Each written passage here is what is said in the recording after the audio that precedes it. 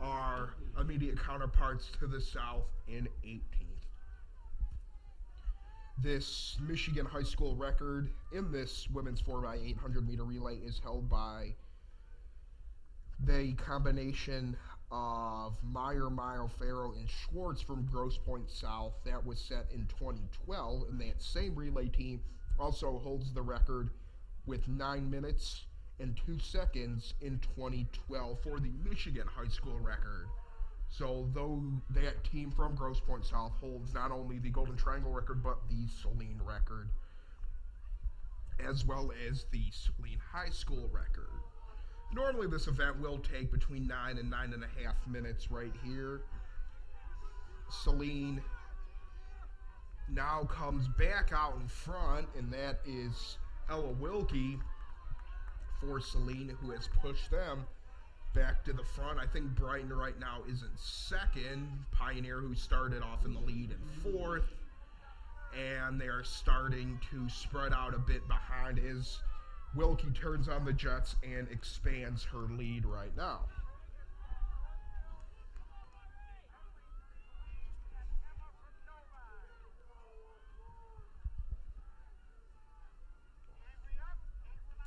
Wilkie still holding serve at the top of the point right there.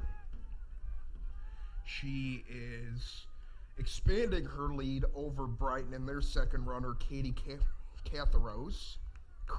Morgan Crompton for Brighton will be their third runner in the women's 4x800 meter relay. The American high school record for this event was set by Roosevelt High School in Maryland in 2008 by the relay team of Lockhart, Johnson, and Stanley. Wilkie, running right here, is ready to pass it off to Fortino for the final leg right here. And Saline is going to take the baton, and they are off and running. Brighton in second. We have a little bit of a relay for third right here. Pioneer briefly held the third spot. However, they are going to pass, I believe that's by Pinkney, in the lineup of Erica Rapp, Mia Garcia, and Molly Belong. Right now, Saline and Wilkie still holding strong right now. We had a little bit of a change-up prior to the opening event right here. Saline Sports has Ella Wilkie listed as the second runner for Saline, but I believe that was Fortino who had the second leg of the relay. Wilkie right now is going to be the closer for the Hornets. Fortino did a really good job right there after Cummings came out of the gate a little slow. She had a lead, got eclipsed, but Fortino did a good job making up the difference and giving Saline a really nice and advantageous lead right here as they come down the home stretch. Wilkie still out in front right here. Pinkney and Pioneer in third and fourth, close behind. I believe that's Brighton in second. And Wilkie trying to turn on the Jets right here and bring this victory home for the Hornets, which would conclude, or which would start, very good stretch right here for Saline. Wilkie, her lead holding serve right now as we enter the final leg of the women's 4x800 meter relay in the first event of both boys and girls events here today. Wilkie right now still holding serve out in front. Her lead looks like it's shrinking a little bit here as they go into the final dog leg. However, she is still staying strong in first right here as we approach the 6.5 minute mark here tonight.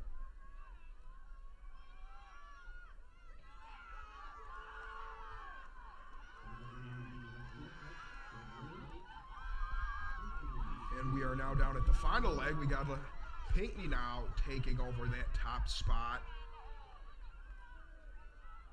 And Saline falls back to second. The Pirates are now out and running. Pinkney now. Saline looks like they might be falling back into the clutches of third right here. Saline and their team is now falling back into third as they lap. One of the lesser known teams, and it looks like we're going to have a three-way battle for the lead. Pioneer out in front, Pinckney in second right now, and Celine really close in third, and we are going to have a relay right here coming down to the final relay. We are now going to get the men's 4x800 meter relay after this event concludes, and then we're going to get the women's 100 meters, the men's 100 meters, and that will kick off all of our events here today. And as we approach the final dog leg right here, Celine right now, it's kind of hard to tell with all these competitors, but I believe Celine's still in third, Pioneer in first, Pinckney in second. And once again, folks, that record time for this event was set by that elite Grosse Pointe South team in 2012 and 2013. Celine right now, this is their A squad that they have running with Cummings, Wilkie, and Fortino. Strong showing right there for the Hornets right now as we approach the final leg of the relay right here. Celine right now is now in second. Pinckney was in second, coming down to the final lap right here, but they and that relay team of Rapp, Garcia, and Belong has fallen. And now these runners are starting to spread out a little bit right here. It's hard to believe as they come down now that the record is a really fast 9 minutes here for the Golden Triangle track meet. Pioneer takes it. Celine finishes in second. Pinckney drops back to fourth. Huron in fifth, I believe. And that will do it, folks, for the first event here tonight. We have, as teams start scattering across the finish line now, as we approach the 10-minute mark of the first event here tonight. Some competitors still got lapped that first event, so they're going to have to make up an extra lap here. When you think of how good Pioneer is as an SEC power on both sides of their track program, be it men's or women's, it's hard to believe that there was a school that was able, from the state of Michigan, to break 8:48, because Pioneer ran that at about 9:15, 9:16. So you're talking about shaving off almost half a minute, which is just simply hard to fathom. And as we approach the 10.5-minute mark, we are going to have the rest of the competitors scoot across the finish line here. Folks, that will just about conclude as Huron trying to make up spot right here. We got a little race. She's going to be able to do it right there. And I believe that will be the end of the girls 4x800 meter relay. Strong showing for Celine. They were able to get out ahead in that opening leg. Fell back a little bit, but did a good job rebounding after Pinckney had briefly overtaken them. Did a good job rebounding and finishing in second. After this, folks, as previously mentioned, we will have the men's 4x800 meter relay here shortly. We did finish with some field events: the men's discus, the women's high jump, the men's long jump, the men's pole vault, and the women's shot put that started at 9:30. Those events have concluded. We will have more field events later in the day, as well as more track events throughout the night here, folks, as we continue here from Hornet Stadium. Been a cold and rainy couple days from, it seems like from here all the way up to the Upper Peninsula. Dearborn Heights struggling with 3 inches of rain, so not raining nearly as much, but still a cold and overcast day right here. We're going to get a little bit of a cool down, and we will be sure to bring you guys the next event we have here.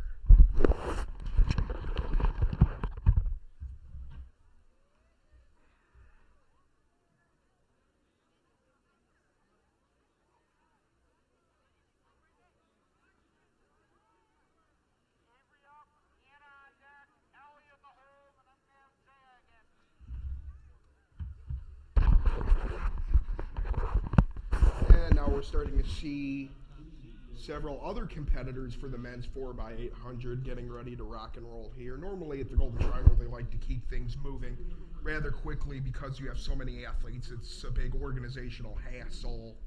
You have so many different schools. It's just a lot of organization and a lot of logistics that go on, along with having a school like Saline hosting the whole thing, which is quite big for a high school in any state, but all the parking is taken up here by 9-10 o'clock, so just trying to shuttle people in can also be quite the hassle. Folks, I'll be on the air with you guys all night as we continue through our events here today. Be on the air until 10 o'clock later tonight.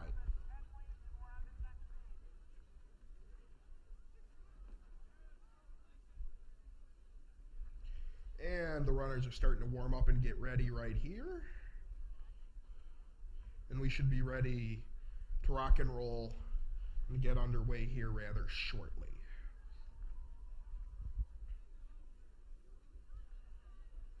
And it looks like we're just about ready to go. Here's the second leg runners are warming up while the first leg runners have taken their marks. You have we heard the judge for the MHSA instructing the runners to make sure that their foot is behind the start line, thereby not assuring a false start. For this event, the men's 4x800 meter relay, Plymouth is in lane number 1, Northville's in lane number 2, Ann Arbor Huron in 3, Grand Blanc 4, Dexter 5, Ann Arbor Pioneer is in lane number 6, Brighton is in lane number 7, Monroe in lane number 8, Brownstown Woodhaven in lane 9, Grosse Pointe North in lane 10, Pinckney in lane 11, Wyandotte Roosevelt in lane 12, Summit Academy in lane 13, Trenton in lane 14, Holt in lane 15, Chelsea in lane 16, Novi is in lane 17, Fenton is in lane 18, Jackson is in lane 19, Toledo Rogers is in lane 20, and White Lake Lakeland is in lane 21. What that normally means, with there only being 8 lanes, is you're going to have a runner, you're going to have 21 of these teams, but they're going to be starting behind. So, for example, the number 9 seed is going to be starting in that number 1 lane, but they're going to be starting back. It's a good way of staggering different runners to make sure that you're able to fit so many different teams onto a track that only has a limited number of lanes. As we get started right here, runners starting to fan out just a bit. For most of these teams and most of these lead runners, this will be their last event, their last event or lap of this first event here, as they will give way to the second heat runners here in a matter of half a lap or so. We got a tight one coming down the home stretch of this first lap right now. It's like they're neck and neck. Huron slowly spanning. Plymouth is right there too, as is Grand Blanc. Grand Blanc going to fall back to third. Right now it's Ann Arbor Huron, led by the relay team of James Cardwell, Jordan Embry, and Carson Dass. That is currently in first. Oh, we got a little spill by one of the competitors. They're able to get back up though and get rolling right here. In that Huron team of, I believe that's Embry, slowly falling into the clutches of Plymouth, and their relay team of Carter Solomon, Jared Warner, and Tyler Musson. And with all 3 runners staggering for the top 3 spot, it's Plymouth, Huron, and Grand Blanc occupying those top 3 spots as we approach the third lap of the men's 4x800 meter relay. Huron still sporting that lead, however Plymouth is nipping at their heels. We got lots of other teams too. I believe that's Tecumseh. Grand Blanc is in 4th. And it's pass for the lead right there. Huron gives up the lead. So we do have a new leader. I believe that is Brighton. Brighton with a normally strong program. Their relay team of Dan Campbell, Sean Foster, and Nathan Singh right now. Currently serving point right here. I believe we are going to have Grand Blanc now work their way back up to second. Their relay team consists of Jerron Bodie, Mark Fisher, and Forrest Emmerling. As we approach about the halfway point of the men's 4x800 meter relay, 4 minutes now elapsed here. Coming down the back stretch, we've had a little bit of stagger in the lead, and in both events so far you've seen teams that have often started off fast fade a little. That's going to be Grand Blanc currently holding Sir Plymouth in second, and Brighton, after briefly starting off in first, goes off to third, and they are now going to be eclipsed as they're in danger of falling out of the top 5. Right now, it's that Pioneer team of Brady Cunningham, Drew Allen, and Zach Williston that have worked their way into the top 3. Grand Blanc still holding serve. They started off in team number 4, Jerome Bodie, Mark Fisher, and Forrest Emmerling. Currently trying to bring home an event here in the medal, more specifically for the Grand Blanc Bobcats out of Grand Blanc, Michigan. For those of you who don't know, it's not too far away from Flint. We might have a little bit of a lead change right here as we finish this lap.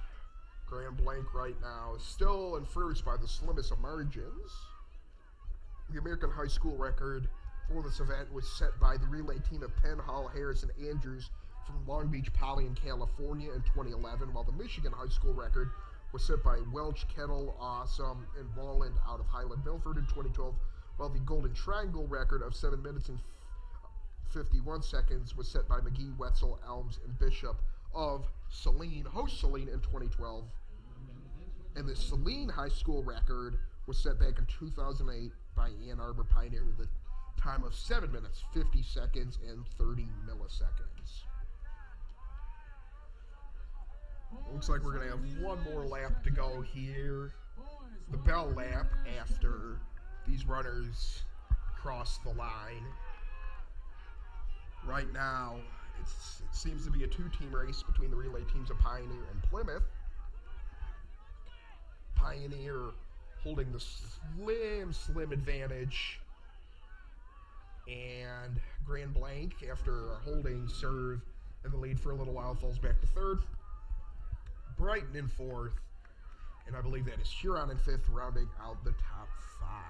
Huron, the number 3 team, and their A team consisting of James Cardle, Jordan Embry, Carson Dass, and Donovan Smith, as previously mentioned.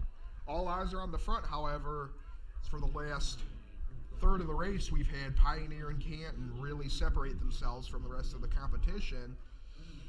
However, it looks like there's 5 different teams that could possibly come out of this, and it's going to be a tight one as we head down to the final home stretch right here. Approach the mark of 7 minutes. And it's anybody's guess as to who comes out of this. Brighton now emerging. Plymouth, I think, is going to drop to third. That's going to be Grand Blanc, who's now working up into third as the final lap approaches. And how do you like that, folks? We've had lead change after lead change after lead change. The Plymouth team of Solomon, Warner, and Musson, I believe that's Musson who's falling back.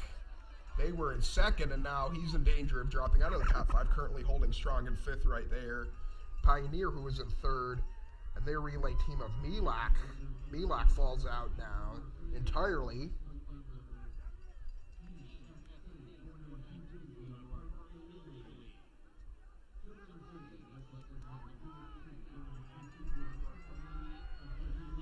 We have Grand Blanc coming out, and I believe that's Jackson Turnbow. Turnbow is going to take it for Grand Blanc as we approach the 8 minutes, 15 seconds mark. Brighton takes second with John Monroe, finishing strong. Huron finishes in third with Donovan Smith. Pioneer comes home in fourth, in Plymouth, and Patrick Burns fall back to fifth. That rounds out the top 5, folks, for the men's 4x800 meter relay. We will now have the women's 100 meter prelim kicking off after this event concludes. As with a long race such as this, the men's 4x800, you're going to have several teams that were lapped as some of these teams continue to make their final run here. Dexter and their relay team going to come across the line with a time of 9 minutes and 7 seconds. White Lake Lakeland and their relay team falling back a bit in this race. They're going to come across in about 9 minutes and 18 seconds. So you're seeing almost a gap of a minute plus between the winning teams and the teams that did not fare so fortunate today, which is quite the distance in any track event.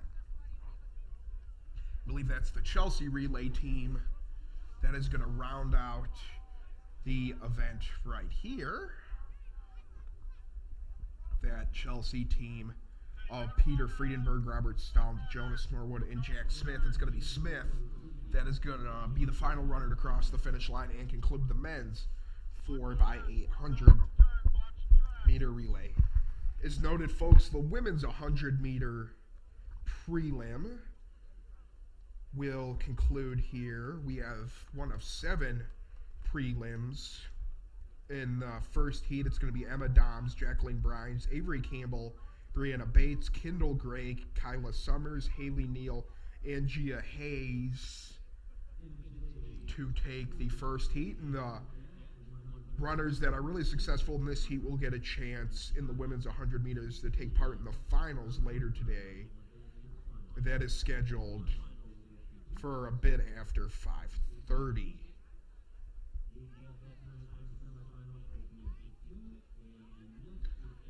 We have a few Celine runners. Temley Schran, younger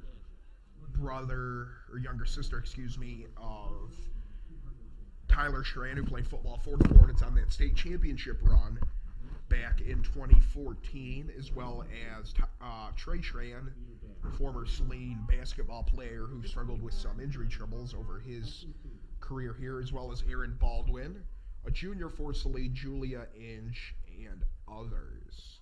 So Celine going to be not squaring off in the first heat right here, but they will have 3 ladies attempting to qualify for the final later tonight. And once again, folks, that is scheduled tentatively for 5:30.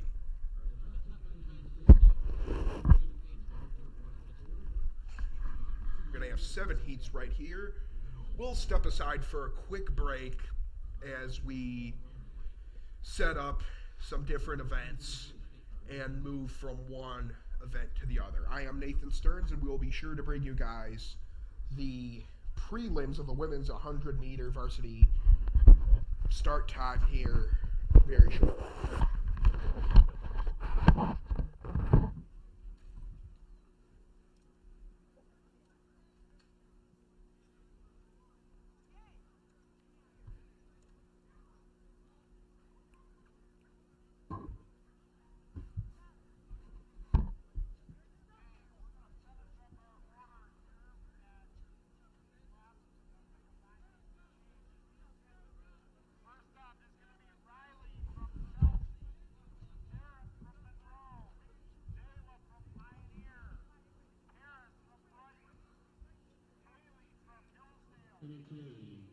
Men's 200 relay, finishing in 8th place, Holt at 8:46.44.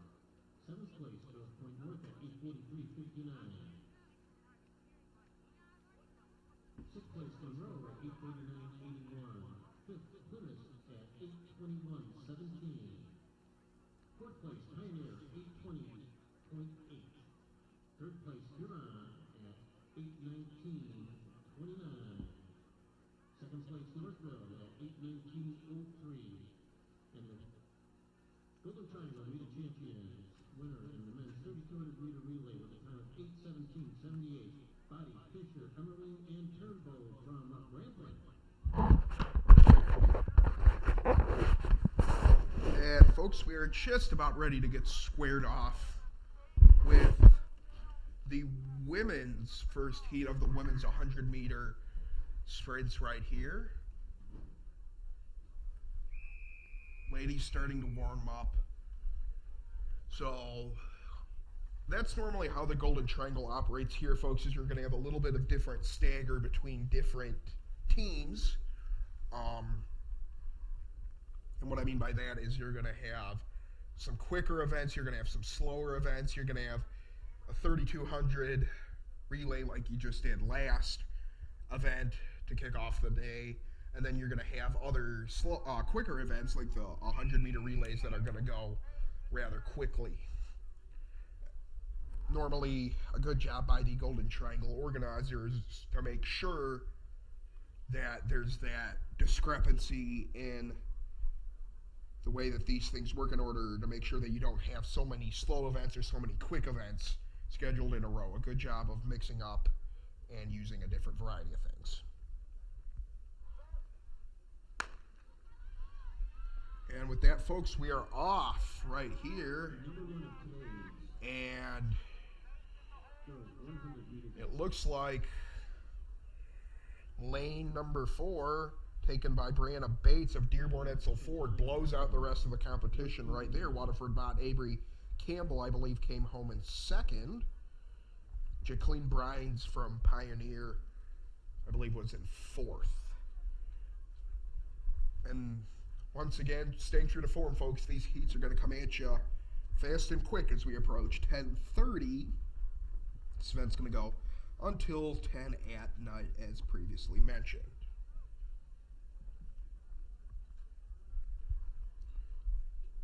And today's sponsor of the women's 100-meter dash. And we are just about ready to conclude and start off the second heat. That's going to be Dana Jackson, who's going to be in lane 1 from Grosport North. Jewel Clark, a senior from Rowe, is going to be in lane 2.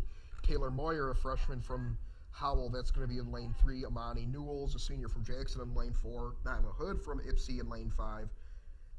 Callie Dickens, a sophomore from Fenton, in lane 6. Nixon Carter, a freshman from Waterford Mott, in lane 7. And Elisa Todd Blackman, a senior from Romulus, in lane 8.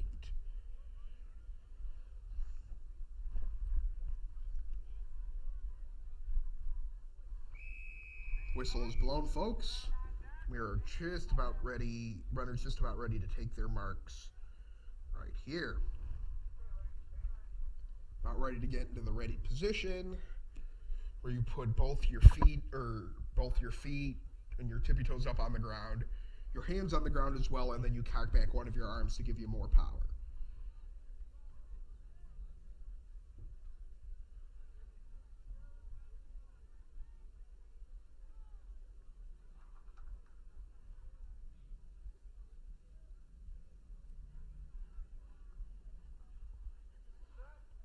And the runners get their mark symbol, and with the pistol, we are off right here. And once again, like the first race, there is a clear and definitive winner. Lucky lane number 4 again, and Amani Newells of Jackson takes it with a stellar run right there. Rest of the runners come across. So I don't know if it's something about starting in lane number 4, folks, but those two runners who have started in lane number 4 have emerged victorious both times by quite a big margin. Runners will wait to get their times, and the runners who normally either win or finish in second will be allowed to compete in the final round here later today. The preliminaries are, if you guys watch NASCAR or any other sort of auto body racing, really it's just a qualifying race more than anything else. You're trying to separate the good runners from the less experienced ones. Because in a final race, you don't necessarily want to have a bunch of beginners in who might slow down the rest of the competition.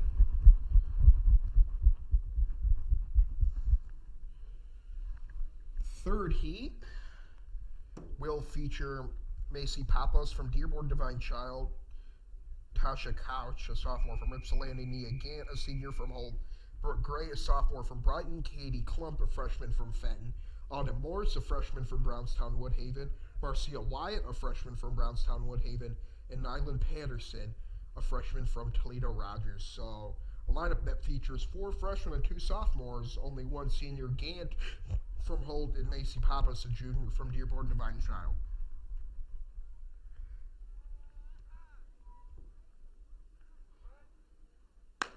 And with that, folks, we are off for the 3rd preliminary race today. And unlike the first 2, we're going to have it coming right down to the wire. And I believe that was Katie Klump of Fenton that took it. The freshman takes it over Gant, who's in lane number 3, the senior from Holt.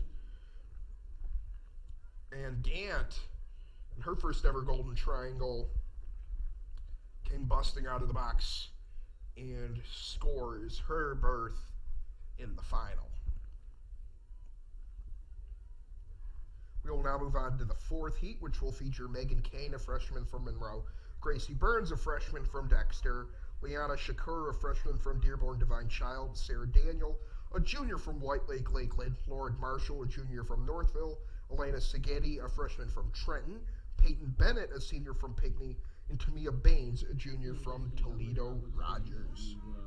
Can access results at SalinResults.com as soon as they're posted.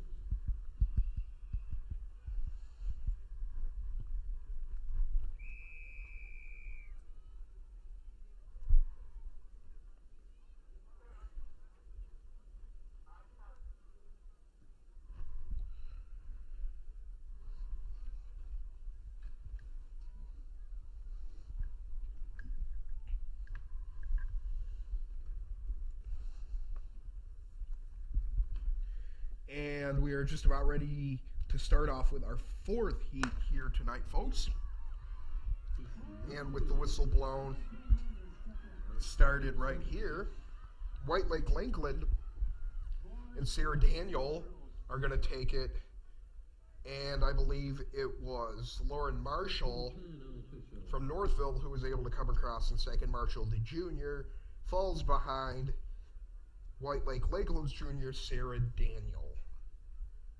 We now approach the 5th heat, which will feature the first Saline competitor of the day so far in the 100-meter sprint, and it will be Julie Inge, who will be in lane number 7.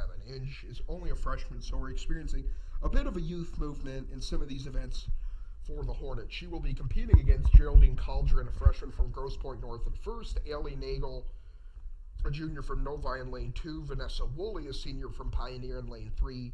Felicity Norris, a senior from Brighton in lane 4. Annabella Sawyer Ewing, a senior from Angola in lane 5. Ariel Williams, a junior from Ypsi Lincoln in lane 6. And Laura Flores, a junior from White Lake Lakeland in lane 8.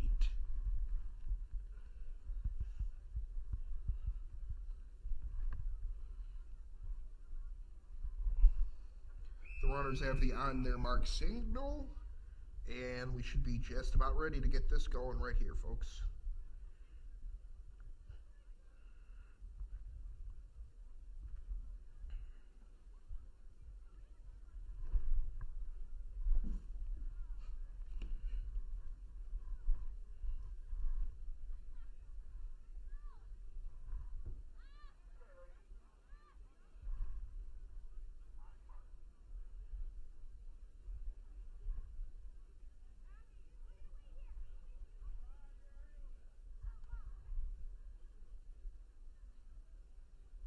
The runners have the on their mark signal. They're about ready to rock and roll right here. The pistol blank is blown, and that will start off the 5th matchup. Inge falls behind a little bit. It is going to be Felicity Norris, a senior from Brighton, who's going to take it in lane number 4. I believe the Inge was somewhere around the back. I don't think she finished in last, but I believe she was anywhere from 6th to 7th. So that will most likely disclude her from competing in the finals later today. Hopefully better luck for Tenley Schran, another freshman from Saline, as she will be getting things started off in lane number 2 for the Hornets. She'll be competing against Anna Ramazzi, a freshman from Farmington Hills Mercy in lane 1. Natalie Alejo, a sophomore from Novi in lane 3. Melanie Safarian, a senior from Northfield in lane 4. Luna Michelle, a senior from Angola in lane 5. Amaria Harris, a senior from MC Lincoln in lane 6.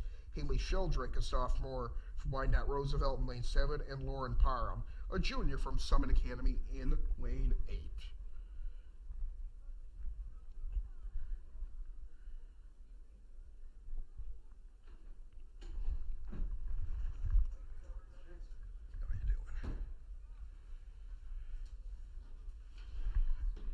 And folks, we're just about ready to get things started in the 6th heat. Once again, Tenley Schran for Saline will be in lane number 2. The runners warming up. Unlike earlier heats, we only have 2 freshmen starting off for this entire heat.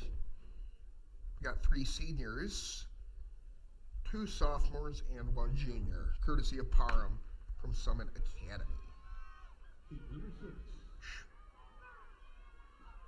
Schran comes in with a time of 13.7 to qualify her for the 3rd seed. Melanie Serafian from Northville is taking that coveted lane number 4. She got the 1 seed. That's how normally these heats work, is the runner who is the fastest in the qualifying races gets lane number 4, which is the starting lane of choice.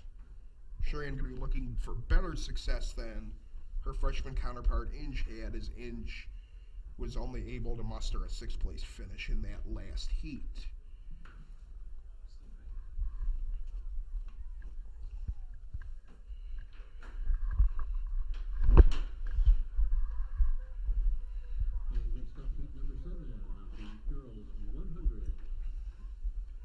Schran and the rest of the competitors taking a little breather right here as we have a momentary hiatus in action before we kick off the 6th heat out of 7. The next heat will feature Madeline Demlo, a junior from Saline. So Saline not starting off in any of the earlier heats, but really concentrated heavily toward the later heats. I guess sometimes it's just the luck of the draw with these things.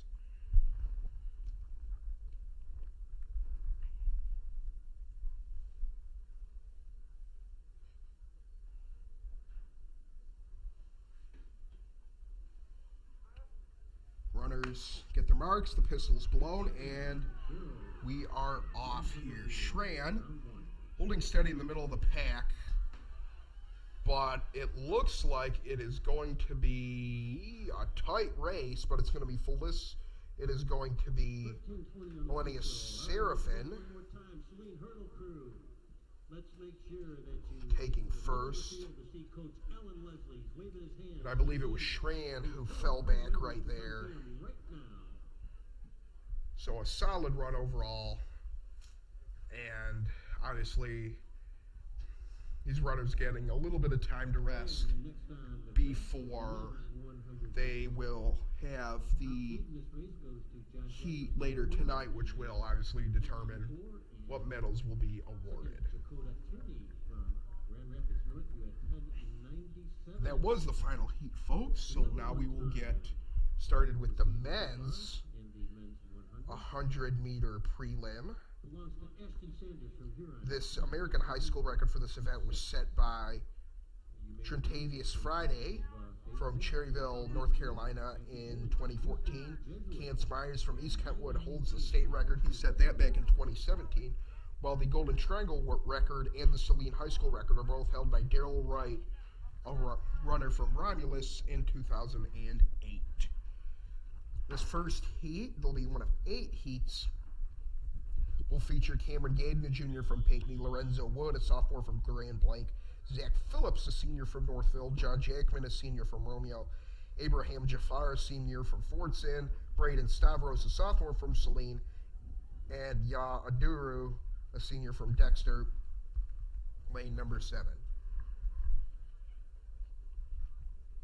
Jackman qualified for the 1 seed in lane number 4 with a time of 10.94. And with that, folks, we are off. And Jackman and Romeo off to quite a good start as he takes it home with a blistering time. Zach Phillips from Northville came in second. And I believe Stavros from Saline was somewhere around 5th or 6th. Stavros, only a sophomore, going up against juniors and seniors, not always an easy task, but if nothing else, a really good learning experience for the young Hornet. And would you like to be greeted by the friendly volunteers at the Saline concession stand? They have to be fed. After this, folks, we will have the women's and men's 100-meter hurdles, which will take a bit of time to set up, so we will step away briefly while those hurdles are set up. So we will be sure to bring you guys all the action from those exciting events.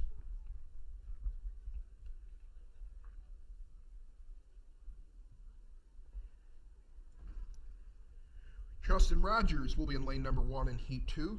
Zach Bell, freshman from Angola. Lane 2, Trevon Davis, a junior from Ypsi Lincoln in lane 3.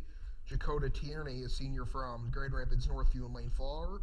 Drew Barnes, a senior from Ann Arbor Pioneer in lane 5. Nino Bronza, a sophomore from Romeo in lane 6. And Jerry Mercado, a junior from Summit Academy in lane 7. With that, folks, these runners are just about ready to take their marks and get things kicked off here.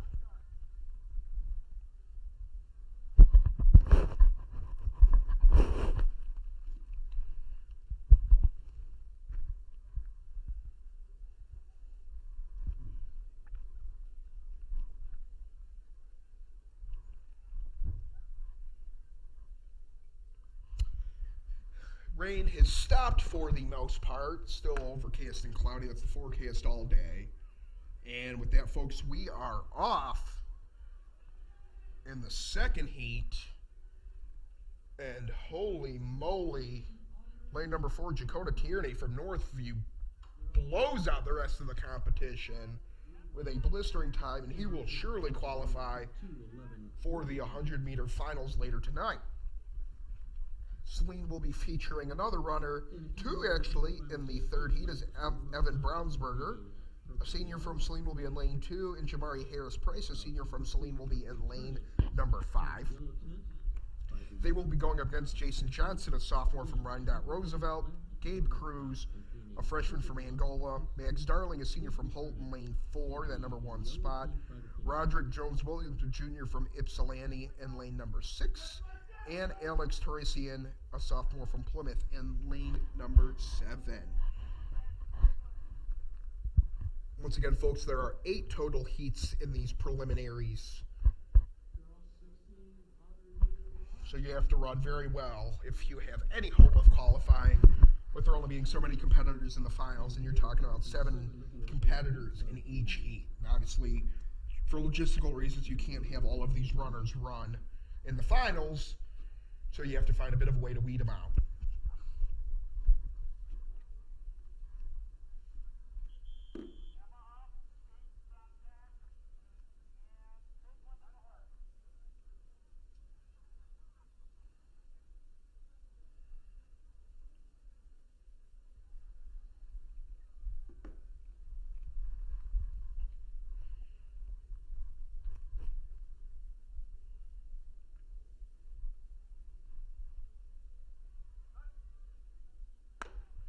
And with that, folks, we are off right here. Price with a solid run, but I think Price is actually going to be able to come home in second.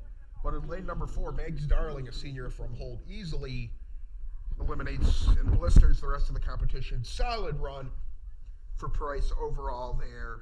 He came in with the second best time, thereby starting in lane number 5. So he does a good job maintaining that One momentum. more time, if you have a silver Mercedes SUV with license plate DXK4923, that's DXK4923. Heat number 4 will feature Dutton Horton, a senior from Grosse Pointe North in lane 1, Christian Warren, a senior from Toledo Rogers in lane 2, Shane Ells, a sophomore from White Lake Lakeland in lane 3, Brandon Miller, a sophomore from Fenton in lane 4, Chris Seguin, a senior from Brighton in lane 5, Nathan Biggs, a sophomore from Dexter in lane 6, and Alan McGraw, sophomore from Grosse Pointe North in lane 7.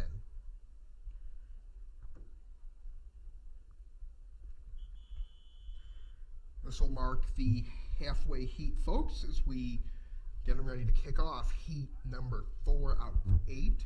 Then we will set up the hurdles, take a quick break, and then get you guys ready for some 100-meter hurdles action, which happens to be my favorite event of the night, because you have these runners coming out of the gun 1,000,000 miles an hour, and obviously when you're going that fast, it just takes an otherworldly level of athleticism to be able to succeed like that when you're going that fast. And we are off here, folks.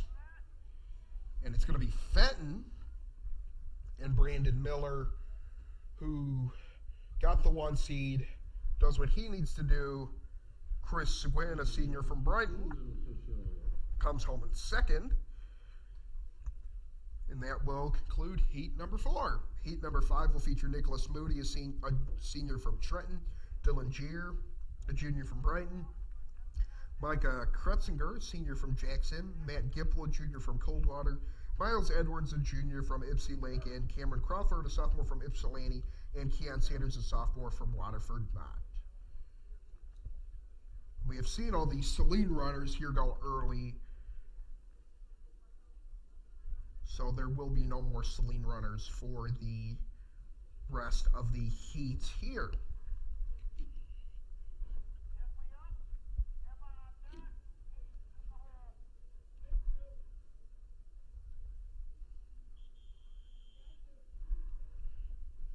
You're about ready to get rocking and rolling here, folks.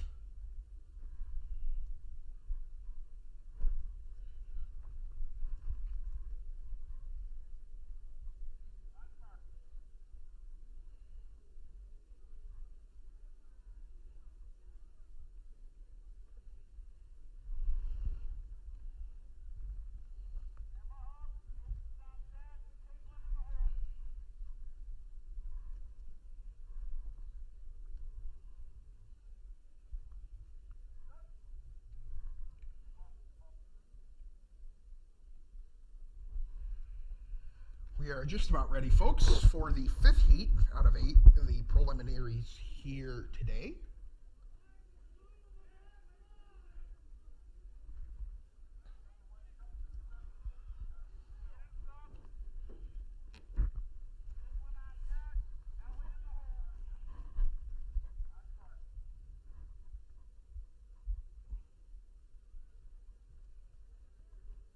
Runners ready, about to take their marks right here.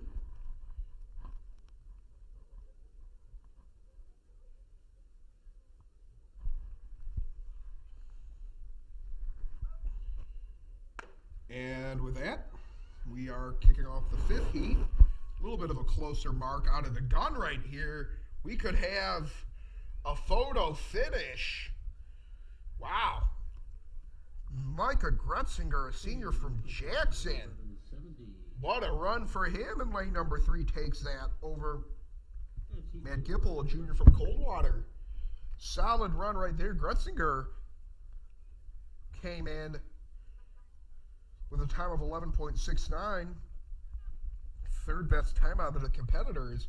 He blows everybody away with that phenomenal run and will take home the surprise win right there. Grutzinger didn't lose by much, but in events like this, it often is a game of inches. This will conclude heat number 5. We will move on to heat number 6, which will feature Kamari Garrison, a sophomore from Rhine Roosevelt in lane 1, Cody Skafansky, a senior from Monroe in lane 2, Charles Hudzinski, a sophomore from Fenton in lane 3. Brandon Kearney, a senior from Northville in lane 4. Nathan Lorimer, a sophomore from Monroe in lane 5. Jacob Green, sophomore from Woodhaven in lane 6. Shamar Napier, a freshman from Ann Arbor Pioneer in lane 7. And Dantes Gregory, a senior from Romulus in lane number 8.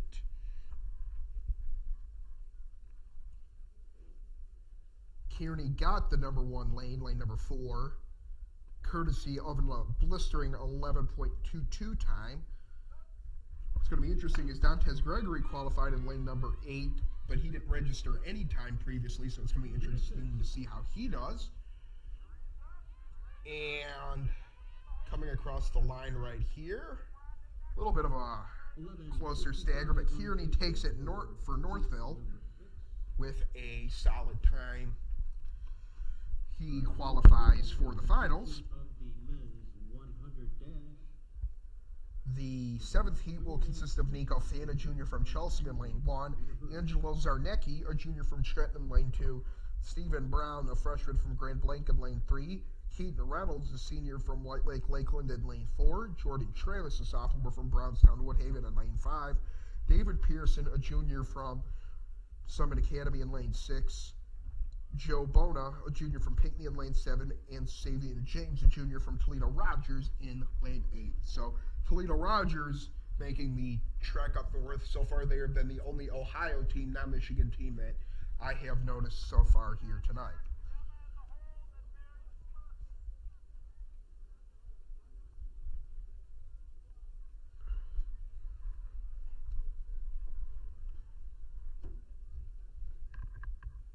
We're just about ready, folks, to kick off the 7th heat out of 8 here.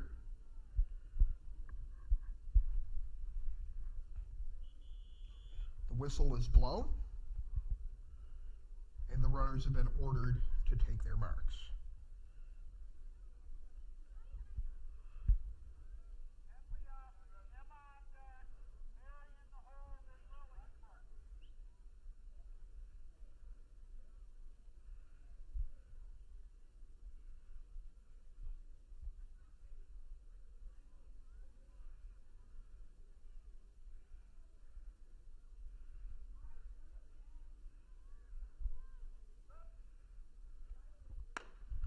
And with that, folks, we are off. And it is going to be Grand Blanc. Wow, in lane number 3 with a solid run. That is Stephen Brown, a freshman, setting his mark here with a blistering pace. Defeats the 1 seed of Keaton Reynolds, a senior from White Lake Lakeland. And folks, now we are about ready to get started with the final heat. They'll feature Javon Claiborne, a junior from Romulus in lane 1. Jay Nadu, a junior from Novi in lane 2. Leon Chen, a senior from Novi in lane 3. Joe Martinez, a junior from Holton in lane 4. Jakari Kirkland, a junior from Grand Rapids Northview in lane 5. Orlando Trader, a freshman from Jackson in lane 6. Masanara Umar, a junior from Waterford Mott in lane 7, and Jaron Inelli, a junior from Chelsea in lane 8. This will be the final heat of the men's 100-meter relay before we set up the hurdles. Just at about 11 o'clock right here at Saline Stadium. We'll be going on the air until 10 tonight, folks. So stay with us. We got a bunch of events for you coming up now and later as we approach the afternoon and evening hours.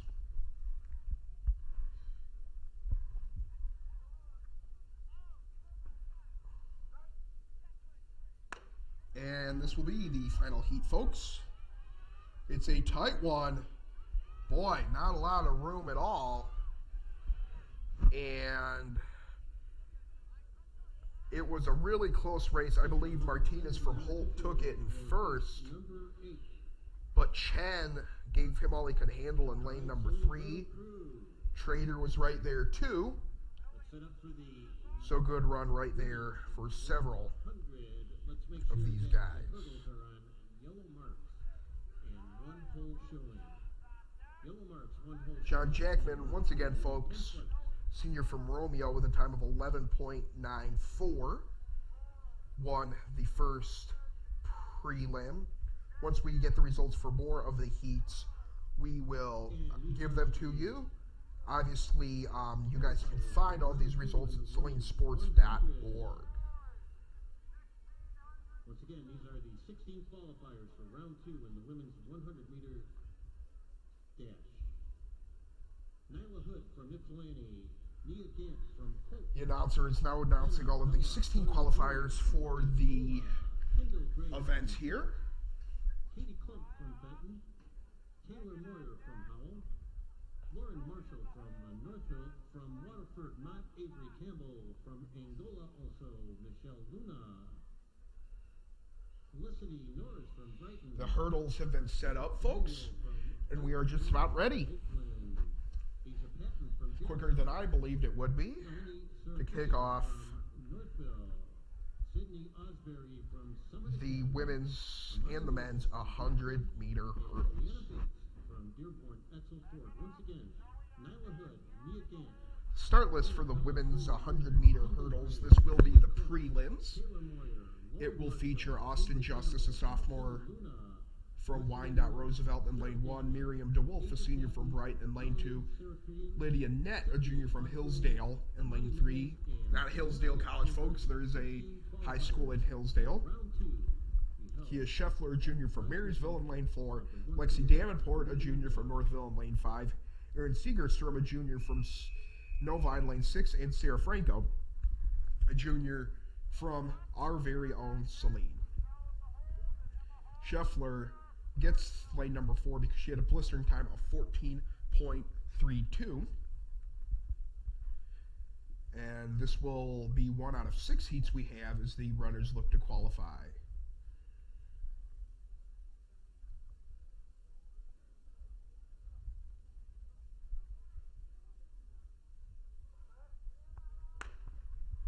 With that, folks, we are off right here.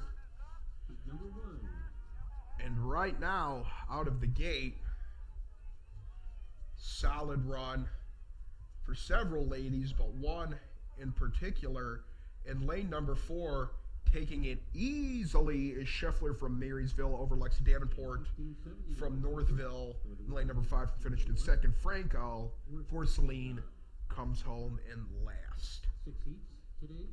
The second heat will feature Madeline Rzepka, a senior from Dearborn Divine Child, Sydney Lazarick, junior from Wyandotte Roosevelt, Dana Avery, junior from Brownstown Woodhaven, Cassandra Campbell, a senior from Fenton, Olivia Soronin, a junior from Pinckney, Evangelia Pipsidikis, a sophomore from Novi in lane 6, Brooke Fisk, a freshman from Saline, and Kalila Rouse, a senior from Romulus in lane number 8.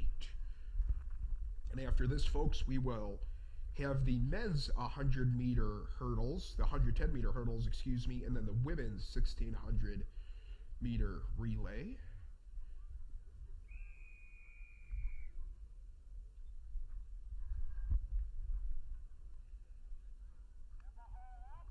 Runners ordered to take their marks here as we approach 11 o'clock Eastern Standard Time. We've already had several events elapse here this afternoon, and we have several more here. More runners warming up briefly and about ready to take their marks here.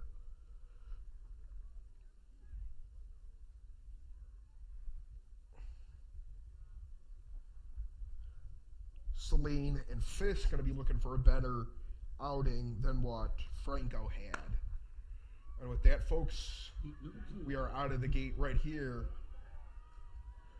And Fisk for Saline has fallen behind a little bit. But that hasn't stopped. I believe that's Campbell. We got a little bit of a trip. That's going to be Campbell in lane number 4, a senior from Fenton who takes it. And I believe, once again, Brooke Fisk for Saline, another Saline competitor, is going to come home in last. So not a great showing here, at least early on for the Hornets in hurdles. Jane Eltevoigt, a junior from Saline, will be in lane number 1 for the third heat. Diana Kriesman, a sophomore from Waterford Mott, will be in the second lane. Donnie Saylor, a junior from Grosse Pointe North in lane 3. Gabrielle Newman, a freshman from Pioneer in lane 4. Sophia Lustig, a freshman from Brownstown Woodhaven in lane 5. Meredith Soul, a freshman from Monroe in lane 6. Sydney Harris, a junior from Grosse Pointe North in lane 7. And Millian Campbell, a junior from Toledo Rogers in lane number 8.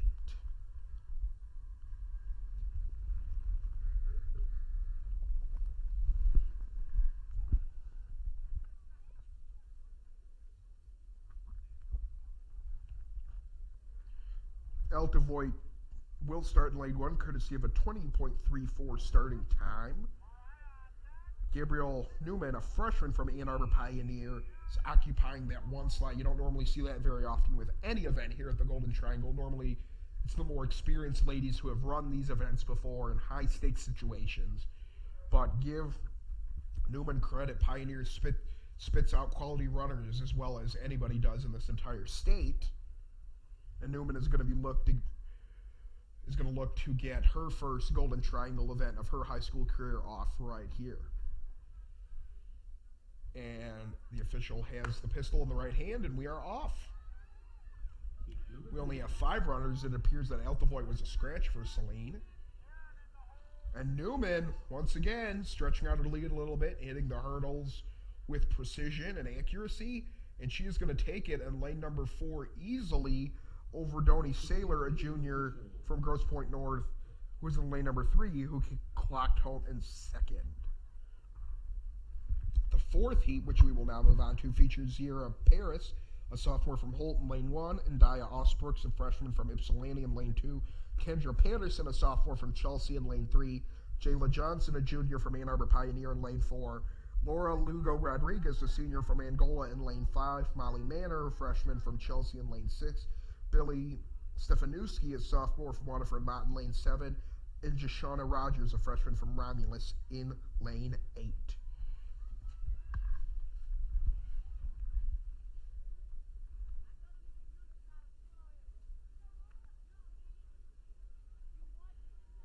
Johnson, a junior from Ann Arbor Pioneer, how many times have we said that already, is in that first lane courtesy of a blistering qualifying time of 15.47 seconds.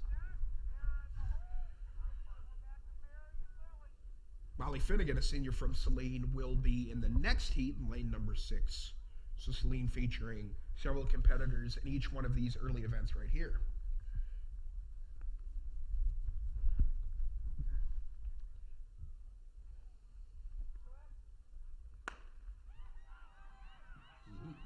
Runners ordered to take their marks in the 4th heat right here. And as we get a beautiful wide shot of the camera courtesy of our amazing video crew and Colin Wagner, it is going to be Johnson who obliterates the rest of the field before Kendra Patterson and Chelsea comes home in second. Just want to give a big thanks to the Saline Live video crew for having me on for another one of these Golden Triangles. This is the 3rd one I've done in a row. And folks, my job's easy. It really is. I get to sit up here and talk and, call different sports that I like doing. Big thanks to our cameraman, Lexi Morgan, who's the one organizing this whole thing, Nathan Bush, our advisor. So they're really the ones that have gotten this whole operation off the ground and have, just really done an outstanding job bringing you guys the high-quality content that you like. We will now move on to heat number 5. Mackenzie McNeil, a sophomore from Holt in lane 1. Jade Dredizek, a senior from Trenton in lane 2. Sarah Ferruzzi, a senior from Brighton in lane 3. Abby Dunn, a junior from Northville in lane 4. Elena Walker, a senior from Dearborn Divine Child in lane 5. Molly Finnegan, a senior from Saline in lane 6. Paige Lachard, a sophomore from Trent in lane 7. And Cheyenne Sandridge, a sophomore from Toledo Rogers in lane number 8. After this, folks, we will move on to the final heat of the women's 100-meter hurdles. And then we will move on to the boys' 110-meter hurdles after this event concludes.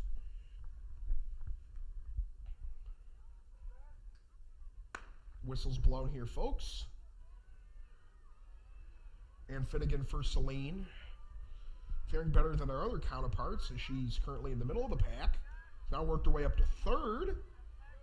And Finnegan for the Hornets is in a dead heat, as we got a photo finish at the front. I believe Finnegan did take third, but it's going to be Ferruzzi and Dunn who are neck and neck. I think Ferruzzi in lane number 3 beat Dunn by a neck. It's kind of hard to tell between Brighton and Northville because they got so similar colors. We'll obviously get you guys the results, but Dunn and Ferruzzi finished in the top 2 slots right there. And in the final heat of the 100-meter hurdles for the girls, we have Micaiah Porter, a sophomore from Jackson in lane 1, Mackenzie Palmer, a junior from White Lake Lakeland in lane 2, Stacia Campbell, a sophomore from Fenton in lane 3, Nicole Bowe, a senior from Dexter in lane 4, Brooke Steer, a sophomore from Dexter in lane 5, Kylie Thomas, a junior from Angola in lane 6, Gabrielle Hires, a senior from sophomore in lane 7, and Nakia Goli, a sophomore from Jackson in lane 8.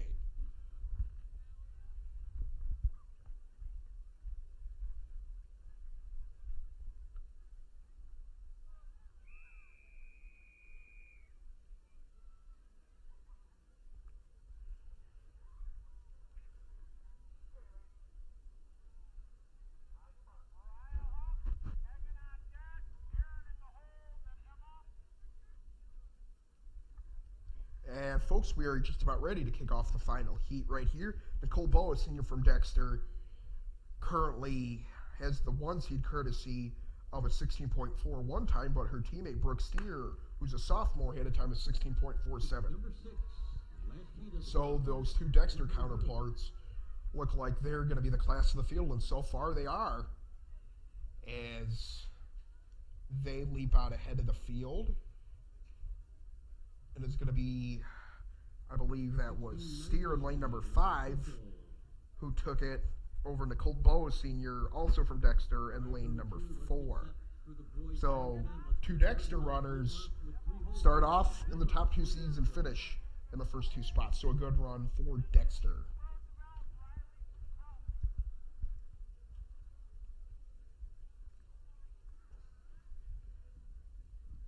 Folks, we'll now move on to the men's side of the 110-meter hurdles. And if you didn't really see anybody hit the hurdles here earlier, once again, folks, this live coverage is provided by the Celine video crew, as previously mentioned. So the Celine video crew consists of ex-Celine alum, like myself, and then current Celine students who bring you guys a lot of these sort of coverage, whether it be obviously the Golden Triangle now, football games in the fall, basketball games, other sports in the winter, and soccer, lacrosse, so on and so forth in the spring. And that's a beautiful overhead shot of the field, and you can just see how many people and how many competitors we have scheduled here so far. We will now get the boys 110-meter hurdles underway. This will be out of 6 heats. The American high school record for this was a blistering pace set back in 2009 by Wayne Davis from NC Southeast. The Michigan record was held by Thomas Wiltshire. It was set all the way back in 1982 and is yet to be broken, while the Golden Triangle record was held by Kentre Patterson of East Lansing in 2016, and the Celine High School record is held by Drake Johnson of Ann Arbor Pioneer, and that was set back in 2011. We will have 7 competitors for the first heat out of 6. Nick Okopian, senior from Fenton, in lane 1. Ross Stoflet, a junior from Chelsea, in lane 2. Jared Wisewaney, a junior from Holt, in lane 3. Malcolm Caldwell, a senior from Plymouth, in lane 4. Graham Jones, a senior from Grand Blanc, in lane 5. Wilson Kasicki, a sophomore from Dexter, in lane 6. And Daniel Mays, a sophomore from Fenton, in lane 7. Celine will have some runners in the third heat, Trevor Kudlak and Nathan Erging. That'll be the first you guys will see of the Celine boys runners here today in the hurdles. And we got one of the hurdles knocked down. That will be a penalty assessed So hold on. I know that that will be lane number 4 in Caldwell out of Plymouth, the senior that leads the field, but he did knock over one of the hurdles back behind, so he will be assessed a penalty, I believe. So it'll be interesting to see out of that. Once we get the result, who will be declared the winner. We'll now move on to the second heat, which consists of Andrew Peabody, a sophomore from Grosse Pointe North in lane 1, Jalen Jackson, a junior from Wyandotte Roosevelt in lane 2, Kevin Davis Jr., a sophomore from Ypsi Lincoln in lane 3, Leo Gabaron, a junior from Ann Arbor Pioneer, who had the number 1 seed and is in lane number 4, Brendan Edoff, a junior from Brighton in lane number 5, Tristan Chalupa, a sophomore from Brownstown Woodhaven in lane 6, and Amir Williams, a sophomore from Grand Blanc in lane 7. And once again, folks, we are now on the second heat of 6. While the girls had 8 heats, the men's will only have 6.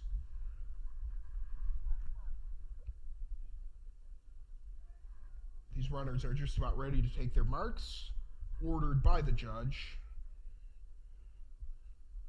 The pistol blank is blown, and we are just about ready to get things squared off here at Hornet Stadium. Beautiful day. Sun's starting to come out a little bit, still a little wet and rainy, but at least it's not pouring like it has been this last 2 days. And Gabaron from Pioneer stretching out a nearly insurmountable advantage. He is able to take the win. Brandon Edoff, a junior from Brighton, will finish in second. So the top 2 seeds for that event finish 1-2. Now you're going to get Nathan Ergay and Trevor Kudlak in lane 2 and 6 for the Hornets. Celine and their hurdles coach, Patrick Canavan, who I'm sure a lot of you guys have heard calling games. I've called games with him before. He did a little bit of live Golden Triangle coverage last year. So definitely a big applause to him for getting the hurdles job. He was the hurdles coach last year. Last year, actually, his first year on the job. He was a very successful runner here in the late 2010, 2011 era. And now he is sharing his wisdom with the Celine runners of tomorrow. Zach Gabnitz for Celine will be in the 4th heat, the heat after this. So Celine having a lot of their runners concentrated in heat 3 and 4. Overall, they have 3 competitors, 3 hurdlers in this event. After this event, folks, we will move on to the women's 1,600 meter relay.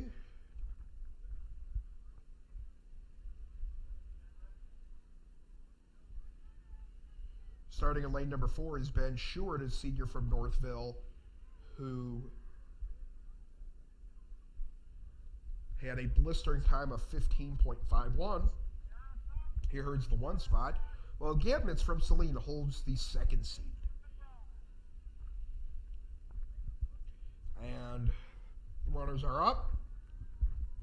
The pistol is blown, and here comes heat number 5. Gabnitz dropping back a little bit.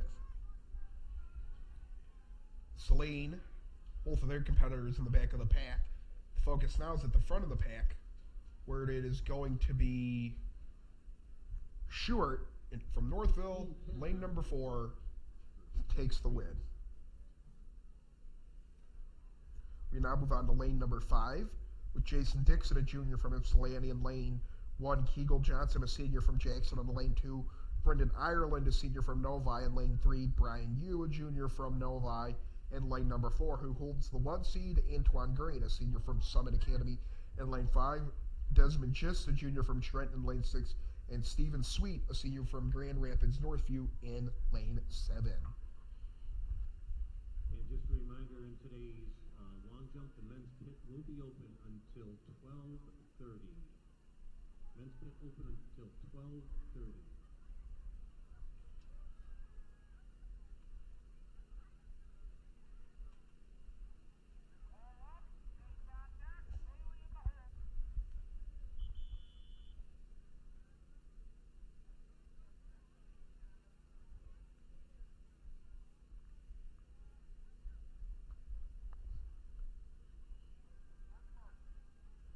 about ready to kick off the fifth heat here, folks.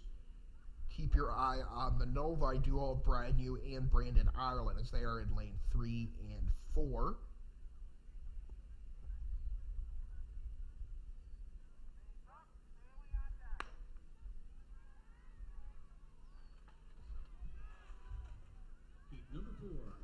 I believe that's Short from Northville, who's going to take it. Gabnet's for Celine in third place. He is going to cross the line, I believe, in fourth.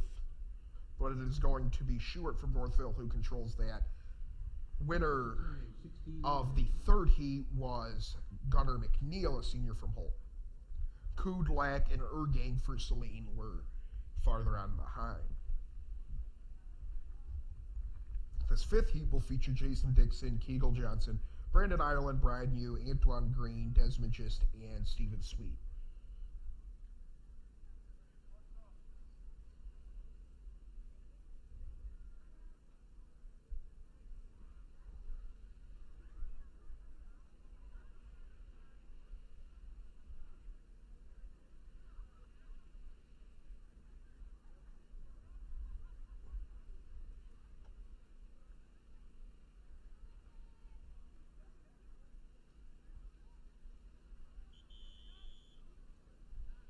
We are about ready, folks, to kick off the fifth heat. Right here. Brian Yu and Brandon Ireland, both two Novi studs. Novi has also a good running program. Novi and Yu, more specifically, a junior from the Wildcats school, is in lane number 4 with that 1 seed.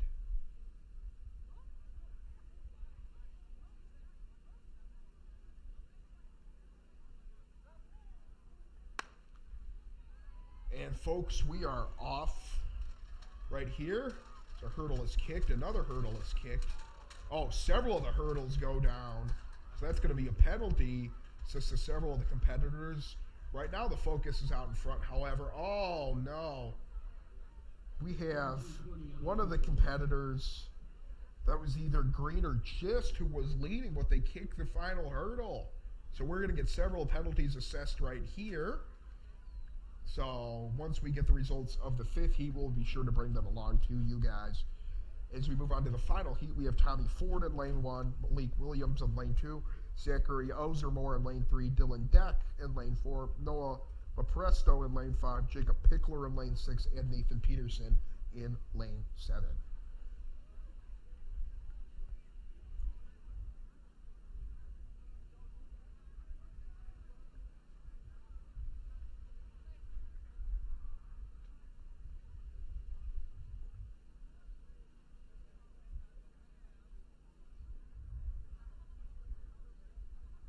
Folks, after this, we will move on to the women's 1600 meter. They have that tentatively scheduled for the afternoon hours. It's going to be interesting to see how that scheduling works.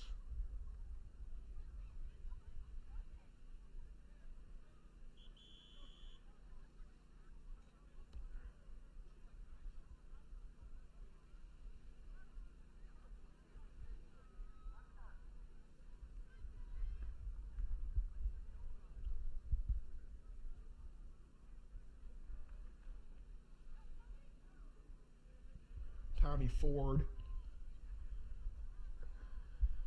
is in lane 1, Malik Williams in lane 2, Zachary Ozermore, Dylan Deck, a senior from Pinckney, currently sporting that 1 spot in lane number 4 with a time of 15.61. Got more hurdles kicked right here. Looks like we could have a little bit of an upset coming down as Deck is being contested heavily, and I don't think he's going to win. Got to hope for that man to trip up. But in lane number 1, Tommy Ford, a senior from Romulus, takes it. Deck, I believe, was second or third. I know one of the hurdles was kicked. Don't know by who. But it wasn't by any of the leaders. Folks, that is the conclusion of the 6 heats. We will now move on to the women's 1600 meter event.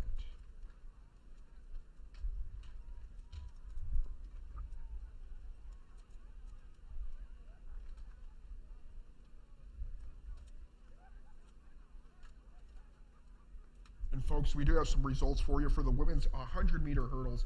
The top overall time belongs to Cassandra Campbell, a senior from Fenton.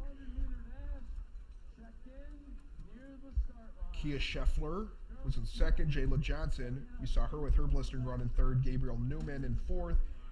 Brooke Steer in fifth. Abby Dunn in sixth. Elena Walker in lanes.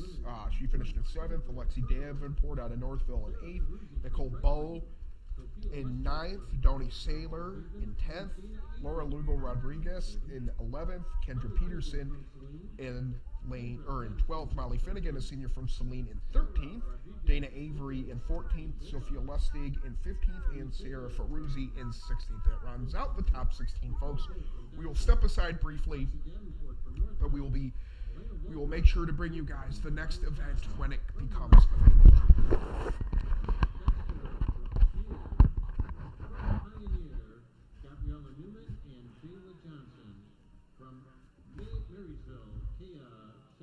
And from Fenton, Cassandra Campbell.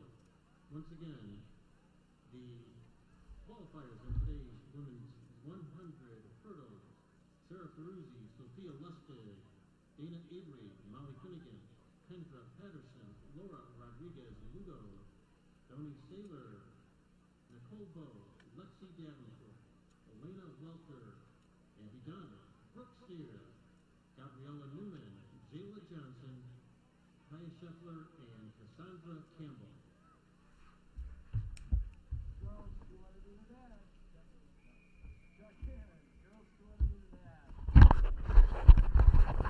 And folks, we are about ready now to get started once again with yet another event right here. The start of the women's 1600-meter run. This is going to kick off the women's 1600-meter run, I believe, and it will, as we have several runners in this event right here.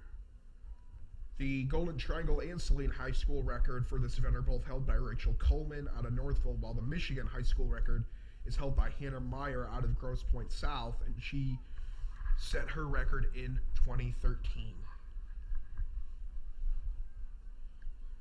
And right now, folks, looks like we have a Saline runner currently out in front. Right here as we have several different runners from different schools out right now.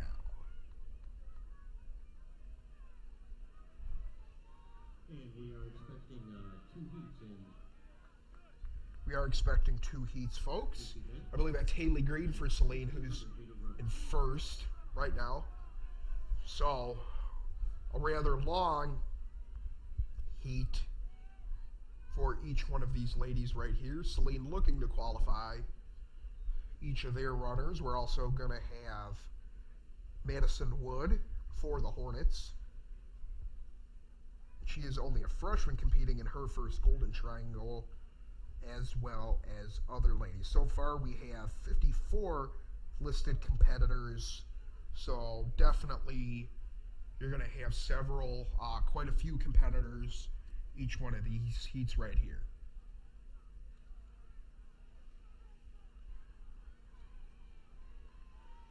By my count, we have about 26, 27 ladies in this first heat.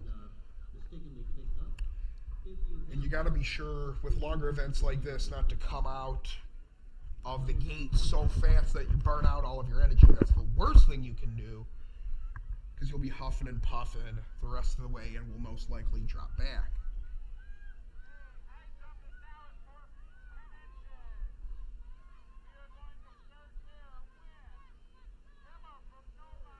Saline still holding on right there. That is, once we get the numbers for you, folks, I believe that is Haley Green, 1484, who is in first. So Haley Green having a solid showing here so far. Green for Saline Saline normally has always been a team that's done especially well at a lot of these longer distance running events. Juliana Romero, Abby Wilson were really successful in a lot of those distance events in Saline's history. David Alberti was really successful on the men's side. Patrick Canavan, Eric Harris, one of the best pole vaulters to ever come out of this area in Washtenaw County. Last year's senior class and years before have really been successful. Saline's normally won more than their fair share of Golden Triangle medals and awards. And now we got a lead change right here. Saline dropping back to second right now, as I believe that is number 795, who is currently leading. That's Haley Aho, a junior from Dearborn Divine Child. Aho currently in first, as she takes over the top spot from Green, who qualified with a time of 5 minutes and 34 seconds. Aho qualified with a time of 5 minutes and 40 seconds, but right now Aho is in the lead right here, and this is, I believe, the bell lap of the event so far. Now, the big thing is you hope that Green didn't come out of the cannon a little too quick, because she was leading, but right now, more than anything else, she just needs to keep it close, needs to stay within striking distance, and she has a chance to strike here as we approach the 5 minute mark. And it is going to come down between Aho and Green. And right now, at least, Aho is in a good shape right now. Green holding strong. If she is able to finish second right here, it will be a very strong run for the junior. But right now, I think it's going to be Aho who's built a good lead. Green in second, as we have a Pioneer runner in fourth. Aho takes it, Green second.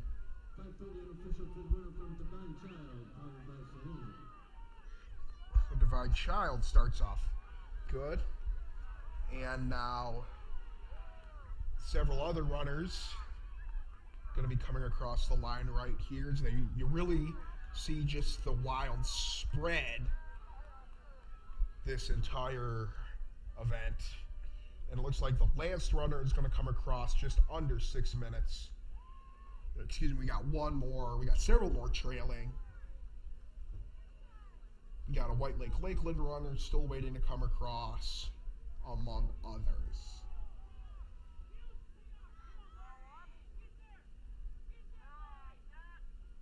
That Huron lady who our camera is panning by.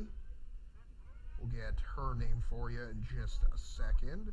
I believe that is Helena Helm, who's going to come across in third to last place right there. And the final runner is from Romulus. And that would be, or Romeo, excuse me, I believe that's Sarah Grebe. Or, no, excuse me, that's Rachel Felstow, who finishes in last.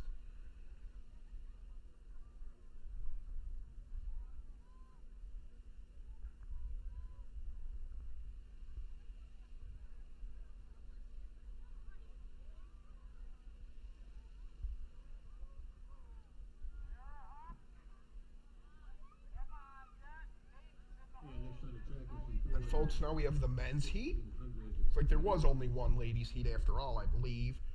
Otherwise, we might have another women's heat after this. Every year, they kind of change up the setup of this a little bit, so it's kind of trial and error trying to figure out exactly what's going on. They normally follow the same general switch, but sometimes we'll switch the heat order around, and you have runners being scratched. So, not always sticking quite to plan. This is now the men's 1600 meter. That right here. The whistle is blown. Celine has Christopher Van Dyke and Simon Pfeiffer competing, as well as Shea Milley, Noah Pelletier, Brennan Codlin, Hunter Bosey, Emmett Berryhill. So Celine with a good showing here. Several competitors, and we are outrunning here. It's going to be 4 laps around this track. These runners all normally start off in a big pack the first lap and a half, but as you've seen with the 3,200 meter race earlier and that last heat, they're really going to start spreading out here as the cream of the crop really start rising to the top. Right now, at least, it's anybody's guess as to who will come out of this alive. Oh, okay. Gotcha. And right now, Pioneer's still out in first, but we have a jumbled mess. Anybody's guess as to who won that as the first lap ends. Still 3 laps to go. You see the official right there holding a lap card, and it shows the competitors how many laps there are to go. 4 total laps around the track here.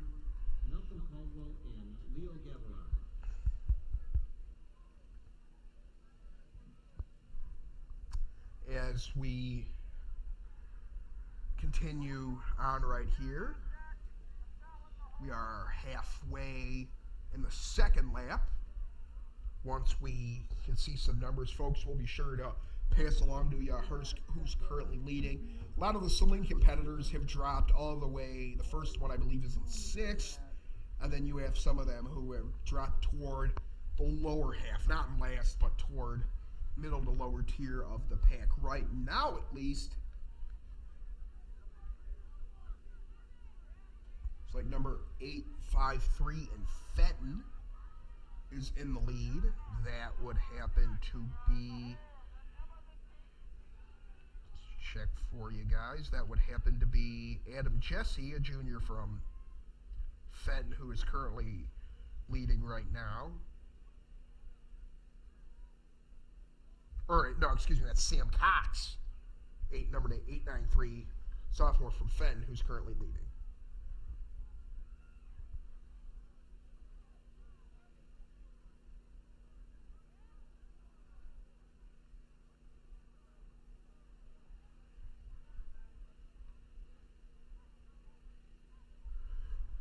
We still have Jesse, who's going to be eclipsed right here. Right here, he's going to drop back into second. You never see a lot of these guys that get off to a fast start. You never see them winning. You either see them drop back. Sometimes they can find a little bit of extra gas in their tank and be able to compete for a win. Right now, we got a change at the front. Right here, as it looks like a Pinckney runner is currently leading, and a Celine runner.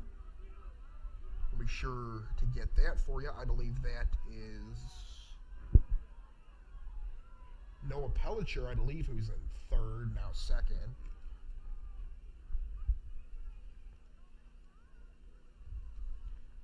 Now lap, folks. Anybody's guess as to who's going to come out of this.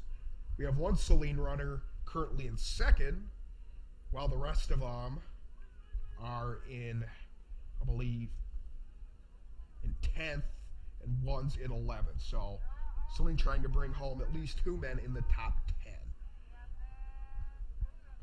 The record for Michigan, the Golden Triangle, and Celine for this event is all held by Grant Blank and Grant Fisher, more specifically. So Fisher holds the Michigan record, the Golden Triangle record, and the Celine High School record. Definitely very impressive indeed.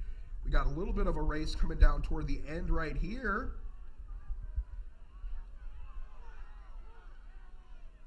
Really close, but I believe it will be Pinckney to take it. Celine in second, and Pinckney continuing their solid run out of Lenawee County.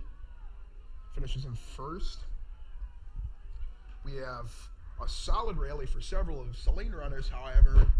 is they got one guy to finish in the top 5 and another one to finish 6th. So several of the runners still making their way across here, folks. Still have several more runners coming out of that final turn. We got one way behind the pack. Gonna wait for him as he enters the final stretch to finish off the heat right here. We got a couple more competitors coming across in lane 1. Time of 5:21, 5:24.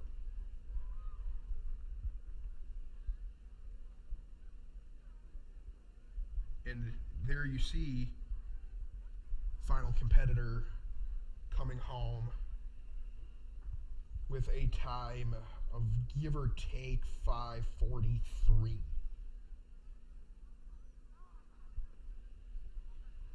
All right, folks, now I believe we're going to move on to the second heat of the men's 1600 meter. Celine featuring 2 more runners in this. We're going to have a Grand Blanc runner as well. Grand Blanc having success in the earlier events. Pioneer with a couple runners, so definitely some power schools to look out for.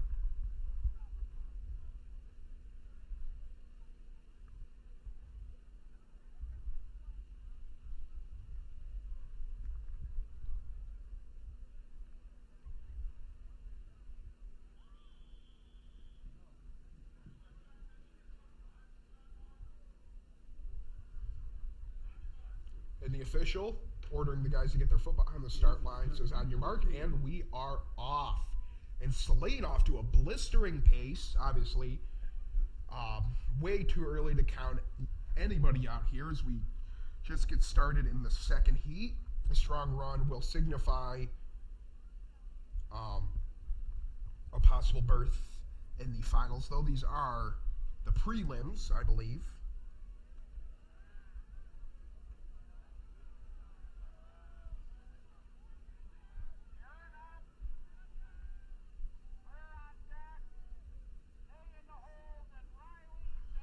Folks, as we come across the first lap, Celine's still out in front.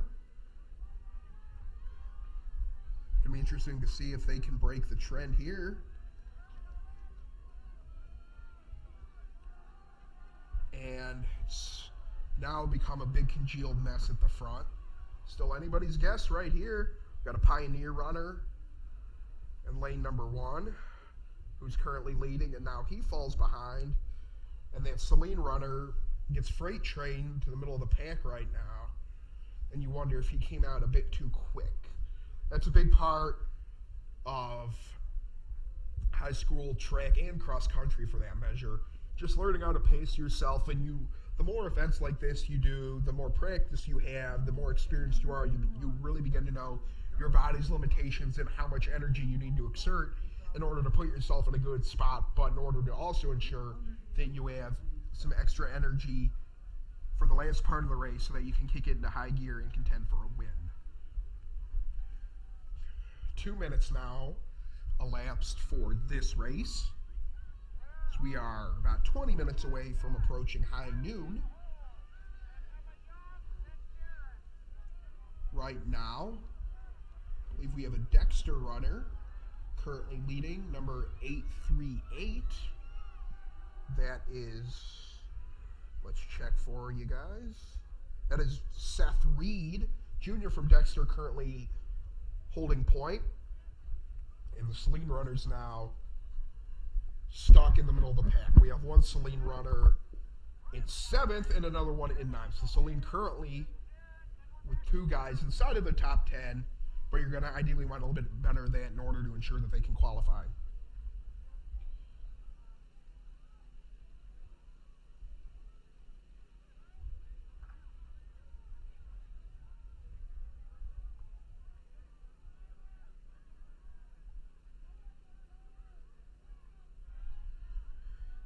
Reed right now still controlling the point right now as we approach the bell lap. Still got a straightaway to go before we reach that mark, but it really is anybody's guess as to who comes out of this alive. There's just a big mess toward the front. And we're going to have another pass for the lead. Reed drops back a little bit.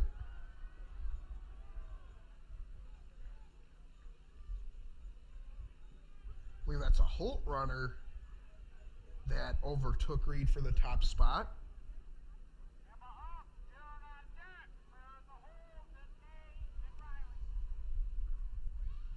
And right now, Celine currently finds themselves dropping back quite a bit.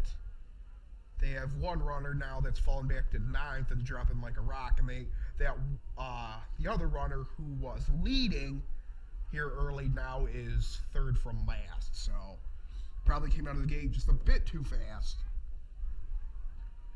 But all eyes now toward the front, right here, as it really is anybody's race. And Reed again, he's back out in front. And he turning on the jets.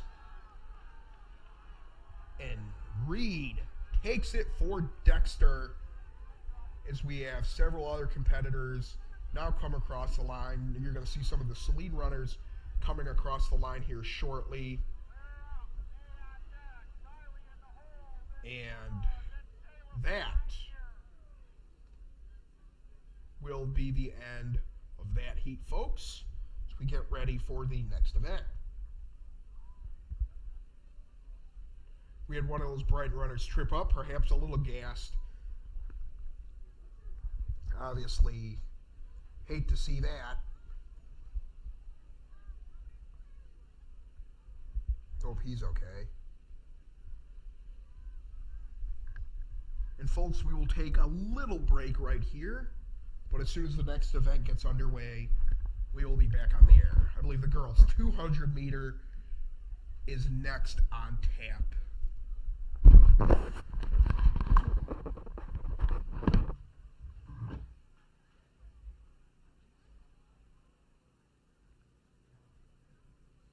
And next up is the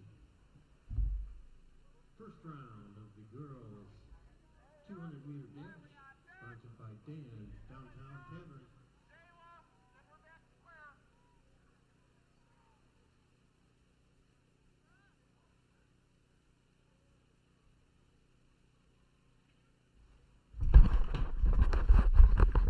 Folks, we're going to get 7 heats for the women's 200 meter dash right here. Should be underway here rather shortly. Celine will be featuring Suzanne Chaparkoff. Her and her brother Chris Chaparkoff have had a lot of success at these events here. Chaparkoff getting the nod in the second heat, as well as Amira Boyd, Lauren Hunt in lane 4 and 5. Hunt for Celine in lane, she will be in heat number 5, but she currently sports the best time, so Celine looking for a little bit more success than they had in the hurdles earlier. Once again, folks, we will be sure to pass you guys along any relevant results, and we'll get you guys ready for the girls' 200 meter relay after this. If you would please get down to the ground so that the timers and the starters can see each other.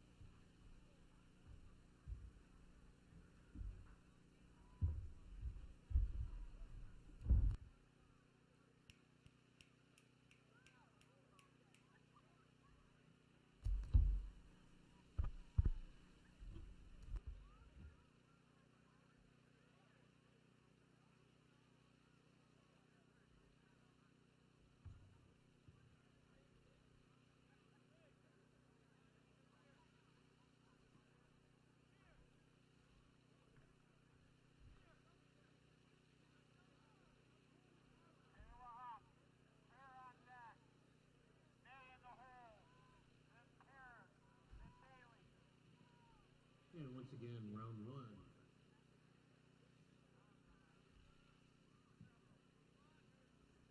Of the women's 200. Scheduled to start here in just a minute or two. Top seed is Brianna Bates from Dearborn Etzel Ford at 25:21.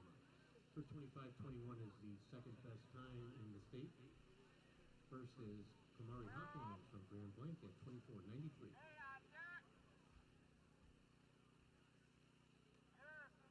Girls 800, you must check in immediately or you will be scratched. Girls 800, check in.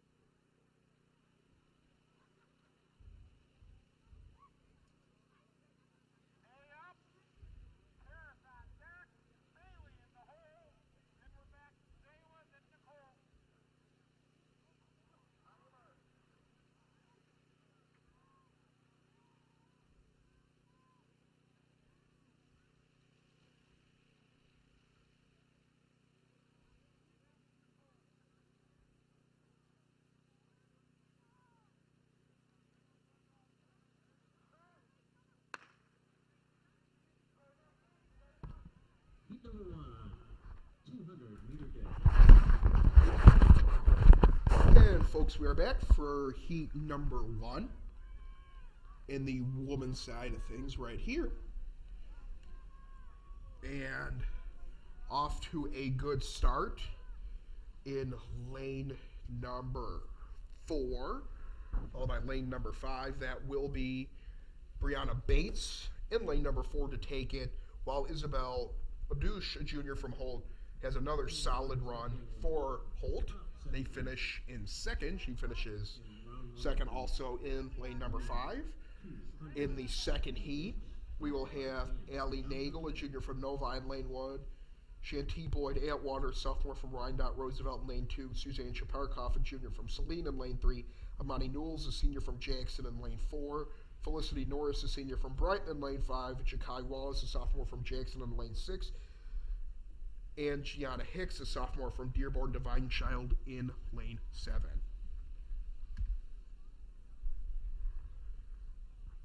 And folks, this is a little bit unusual with the setup that we have here, because as you can notice, the runners are taking their blocks at the opposite end of the track. Normally they've been facing press box side, but instead they are at the other end of the track, and then they are sprinting across toward the start-finish line. It's half a lap race, so makes sense that they're starting over at the other end.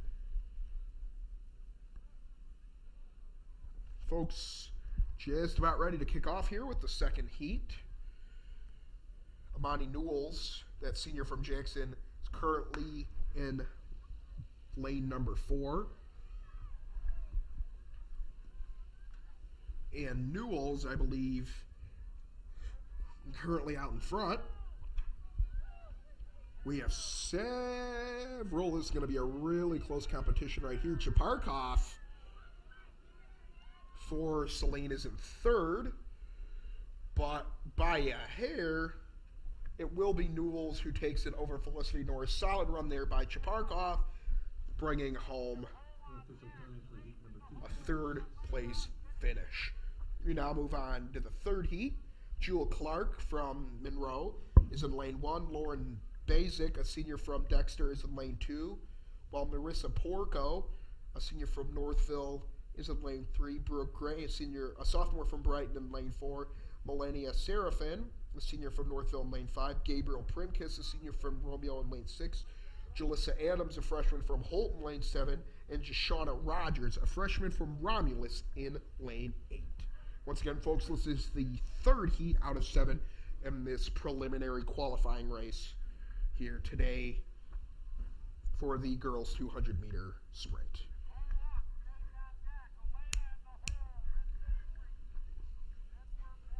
The official barking out instructions, and the whistle is blown, and we should be just about ready, folks, to kick off the third heat here out of 7 for this specified event.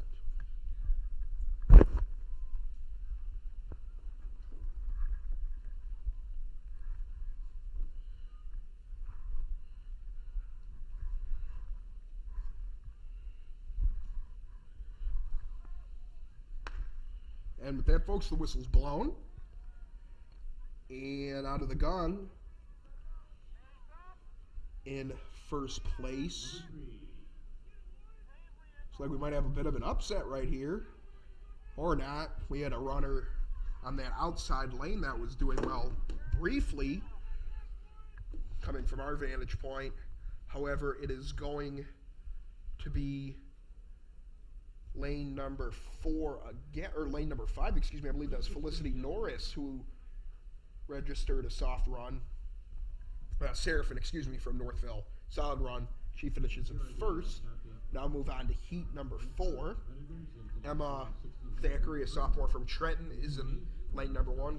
Kalia Hemphill, a senior from Brownstown Woodhaven, on lane 2. Faith Jones, a sophomore from Dexter, in lane 3. While Malia Williams, a sophomore from Ypsi Lincoln, will be in 4th. Annabella Ewing Sawyer, senior from Angola, will be in 5th. Evangelina Parrish will be in 6th for Ypsilanti, while Anna Adneen, a freshman from Woodhaven, and Clea Mitchell, a sophomore from Toledo Rogers, will be in 8th. Third place, Madison Price from Trenton, 5:34:31.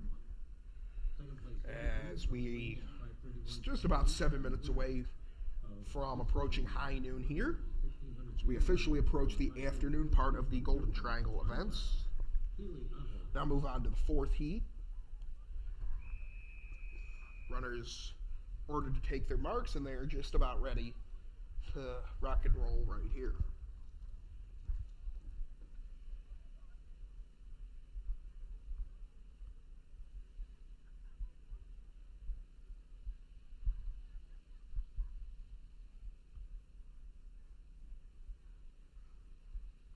Official with pistol in his right hand fires the blank, and we are off, folks, for the 4th heat.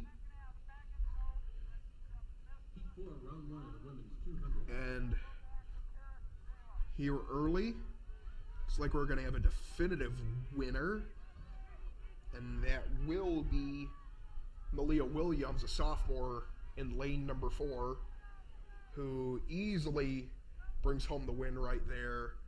Lane number 5 that's Ewing Sawyer from Angola, comes in 2nd, followed by Faith Jones, a sophomore from Dexter, in 3rd. So good run there by Williams, making sure she qualifies after a solid prelim performance. We now move on to the 5th heat out of 7. Saline going to be featuring 2 runs right here. This is probably their best heat and their best chance to get a runner in. Lauren Hunt, a junior from Saline in lane 4, currently holds that 1 spot, while they also have Amira Boyd, who you might recognize as one of the Saline girls' point guards. She's a really good backcourt player, too, so a multi-sport athlete. They will be competing against competitors from Summit Academy, Grosse Pointe North, Chelsea, Ann Arbor Pioneer, Monroe, and Romulus. Hunt right here, really going to be looking to get out quickly, and she's also going to be having to contend with your own teammate Amira Boyd.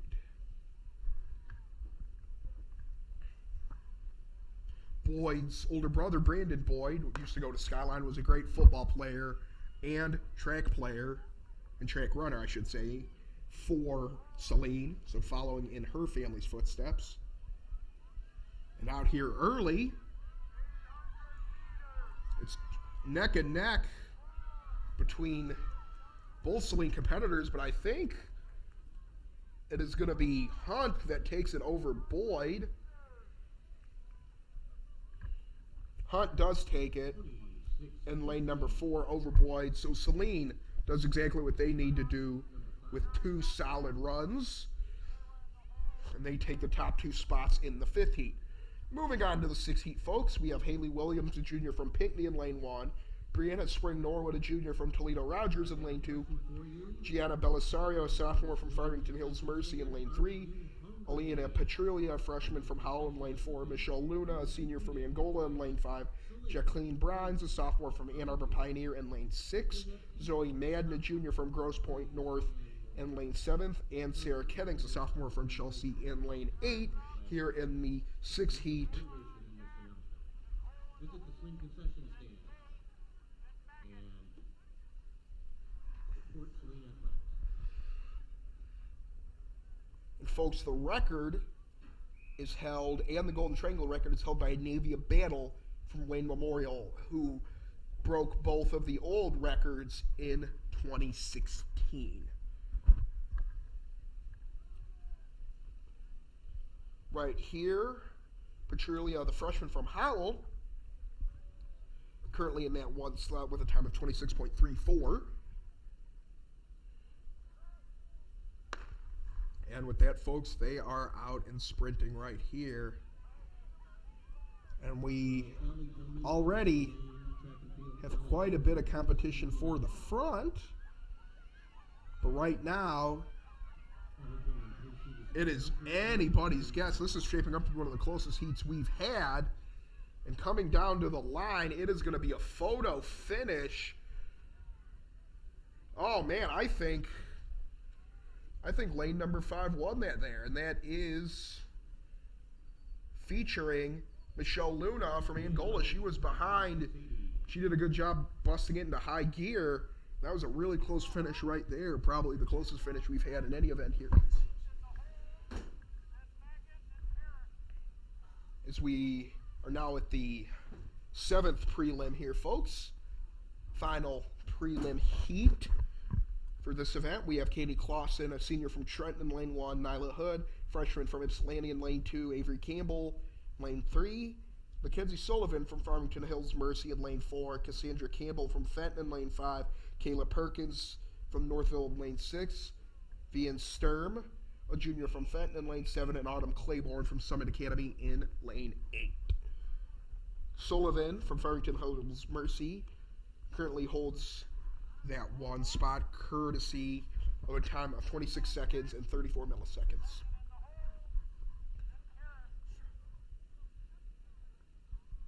Runners being ordered to the line for the final heat, and the official once again blows the pistol to signify the start of the heat right there, and we are off.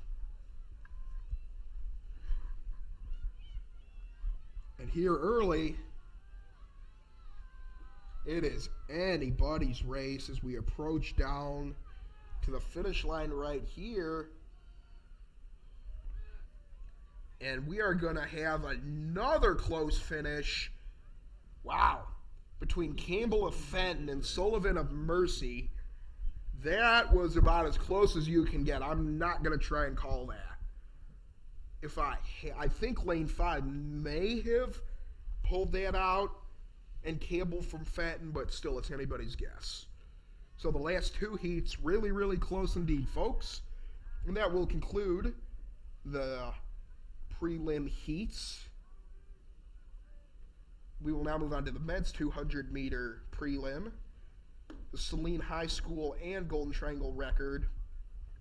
The Golden Triangle record is held by Skylar Bowden of Saline, who held and starts his record in 2015, while James Smith from Ann Arbor Pioneer in 2007 broke the Saline High School record. We move right on to the men's side of things. Kyle Greenwood, who was the starting safety for the Saline football team in their magical run to the Final Four this year. You see a lot of Saline athletes who are dual sport athletes and like to on the side of whether it be basketball, Trevor Rico plays basketball, plays football, or whether it be track and field. Brandon Miller, a sophomore from Fenton, however, is in that coveted 4 spot. And you have 2 runners taking off in the rest of the field and they finally realized it was blown dead. Got a little bit of a false start, and the runners will take their marks again here. A little bit of a false start. Don't exactly know what the cause of that was. It gives me a time to say Carson Deserano, a freshman from Monroe, is in lane 1, while Nathan Garpia, a sophomore from Dexter, is in lane 2. How you doing? Who's the gentleman that's making the announcements? Is that you? No, that's this guy. Can I say something to him or no? Oh yeah, go ahead. Yeah, I'm not exactly.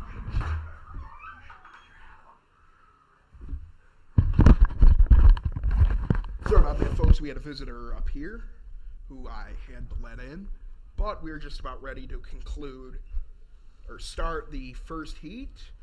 Carson Deserano, a freshman from Monroe, is in lane 1, while Nathan Garpia, a sophomore from Dexter, is in lane 2. Leon Chen, a senior from Novi, is in lane 3. Brendan Miller, a sophomore from Fenton, is in lane 4, while Kyle Greenwood is in lane 5. Julius Johnson, a freshman from Brownstown Woodhaven, is in lane 6. And Dalen Bodie, junior from Wyandotte Roosevelt, is in lane 7.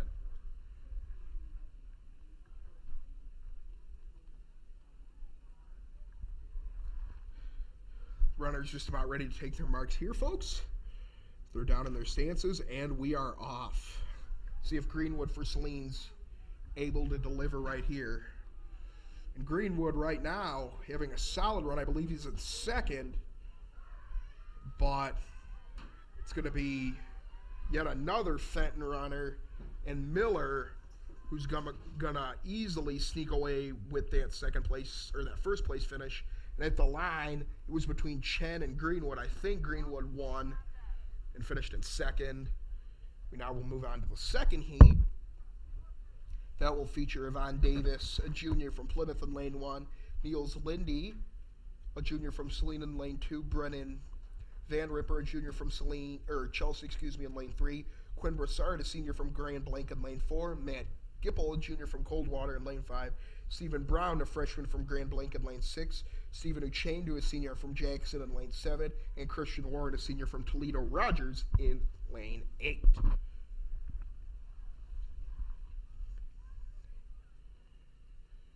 Runners warming up a little bit. And they'll be just about ready to take their blocks here any minute now.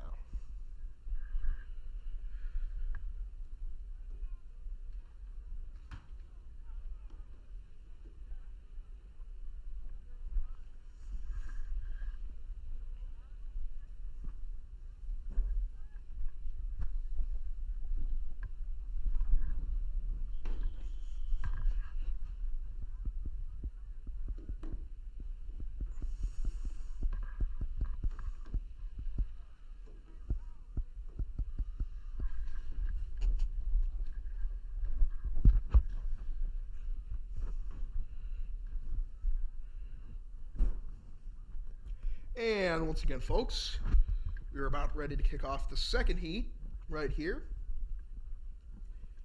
Quinn Broussard, the runner to watch from Grand Blanc, he currently starts in that coveted 4th spot.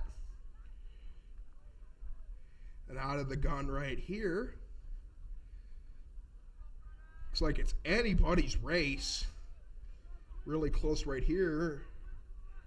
However, I believe it will be Grand Blanc and Broussard to finish in first, while Matt Gipple from Coldwater finishes in second. I believe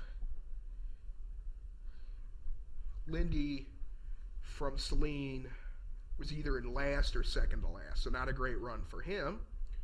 But he's also a junior, so he'll be able to come back next year, learn from what he did today, and figure out what went well, what didn't went well, and we'll fix it. Saline now will also feature another runner in lane number 6, Joshua Rush-Patillo, a freshman from Saline, gets the nod.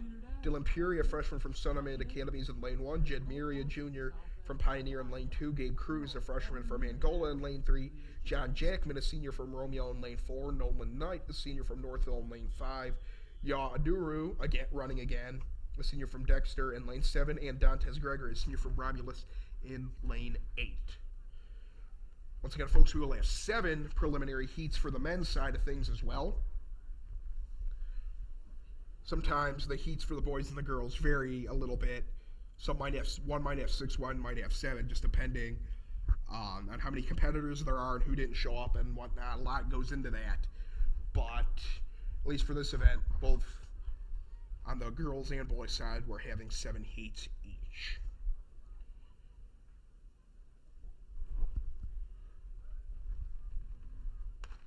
And we are off, folks. And we have anybody's guess. It's kind of hard from that vantage point once they go in, but we have a close race toward the front right here. And I believe, while there is not a big upset and Jackman takes it for Romeo, at first, Dantes Gregory from Romulus comes out of that 8th position and gets a solid runner-up finish, and a solid runner-up finish for Patiu Rush. He finishes in 3rd, so the freshman hanging with a lot of upperclassmen and the big boys and having a solid run. Celine's going to be featuring yet another runner, Caden Winston, a freshman. You've seen a lot of Celine freshmen. So really, Coach is doing a good job getting their guys in the youth movement and getting a lot of those players some much-needed action here. Fred Willis, a sophomore from Ypsilanti, will be in lane 2, while Jesse Lee, a junior from Pioneer, will be in lane 3. Nisarg Diarra, senior from Novi, will be in lane 4. Blake Garrison, a junior from Plymouth, will be in lane 5. While Roderick Jones-Williams will be in lane 6. Michael Trassow will be in lane 7. And Savian James will be in lane 8.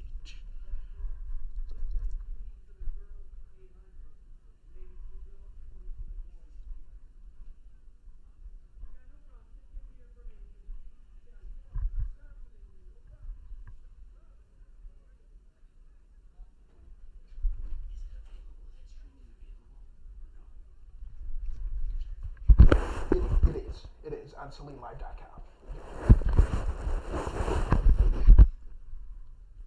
And folks, we should be just about ready to have the 4th heat right now.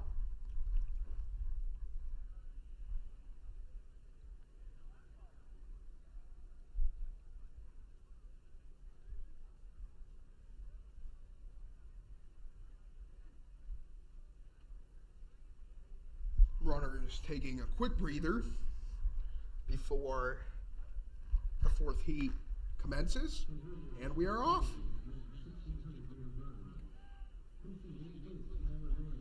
And coming neck and neck down the line is Novi and Plymouth.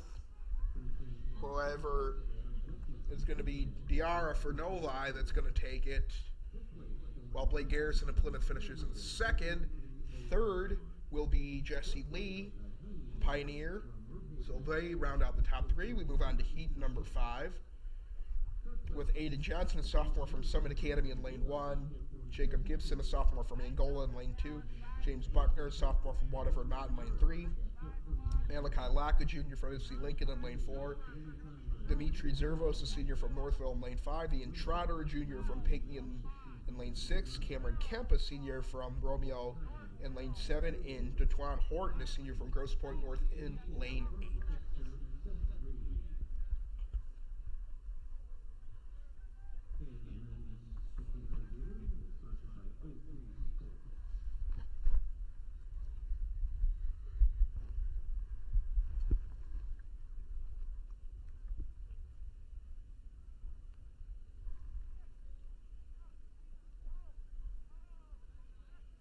About ready to get started with the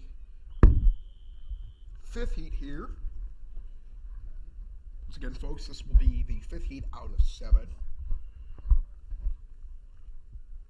The official with the pistol in his hand. It's normally the signal for the runners to get a few more stretches in and then get in the ready position, which they will all do now.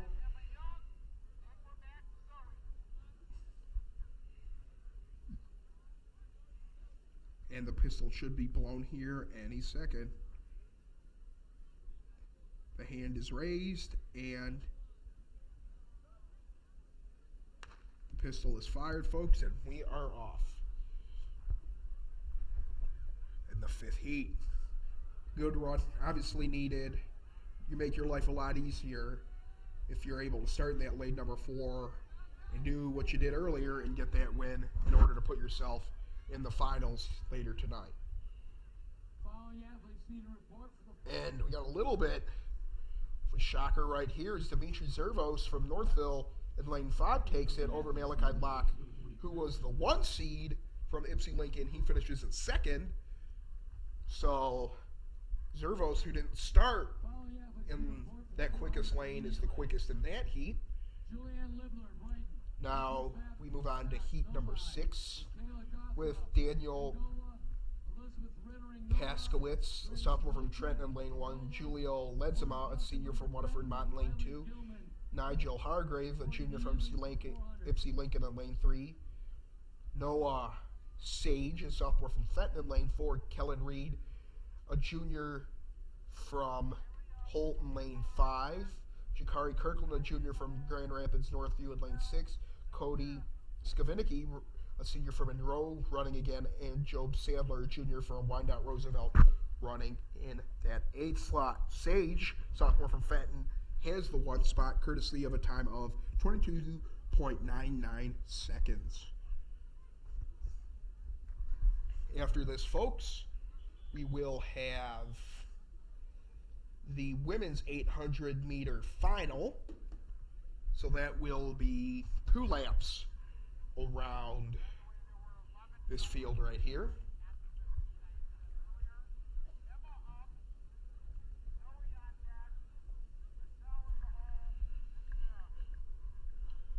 Big thanks to the Golden Triangle staff too for keeping everything moving swiftly.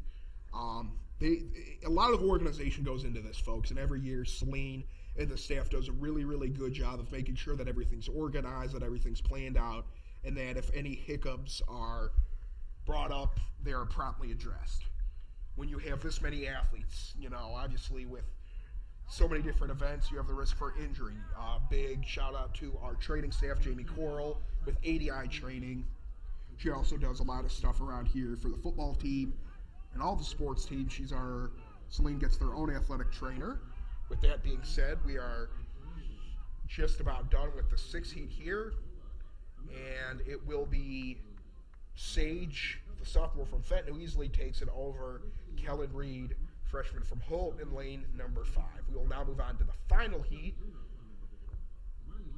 with Alan McCraw, a sophomore from Grosse Pointe North in lane 1, Luke Walter, a senior from Pinckney in lane 2, Gabe Dory, a senior from Trenton in lane 3, Micah Kretzinger, a senior from Jackson in lane 4, Donovan Richardson, a senior from Grand Rapids Northview in lane 5, Logan Vandevoy, a junior from Holt in lane 6, Joseph Brothers, a sophomore from Brownstown Woodhaven in lane 7, and Javon Claiborne, a junior from Romulus in lane 8. Kretzinger, a senior from Jackson, had a time of 23 seconds flat, as did the time of Richardson, who also had 23 seconds flat. So both of those runners are going to be the ones to look out for because they registered the same time, but Kretzinger gets the nod in lane 4. Again, that is Micah Kretzinger and Donovan Richardson, who registered a time of 23 seconds flat. So this could be a heat that goes right down to the wire right here.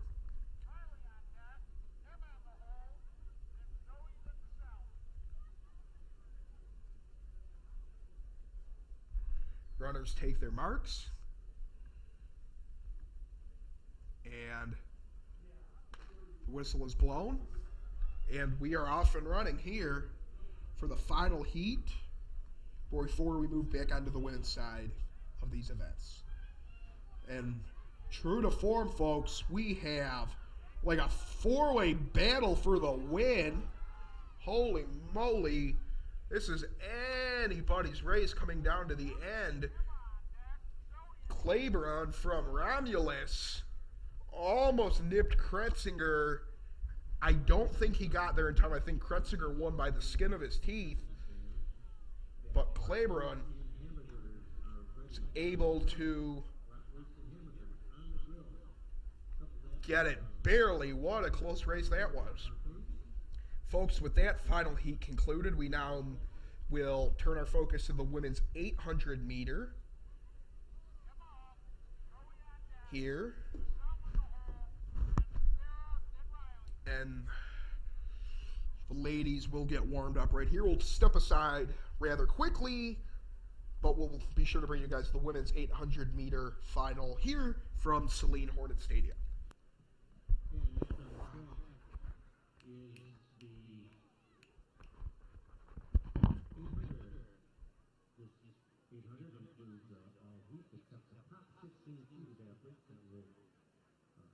Later on in the evening.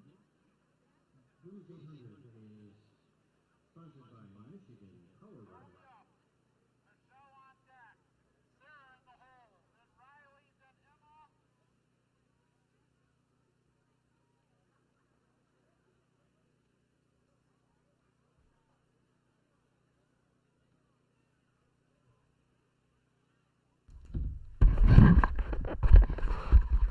And folks, we are just about ready to get back underway right here for the women's 800 meter relay.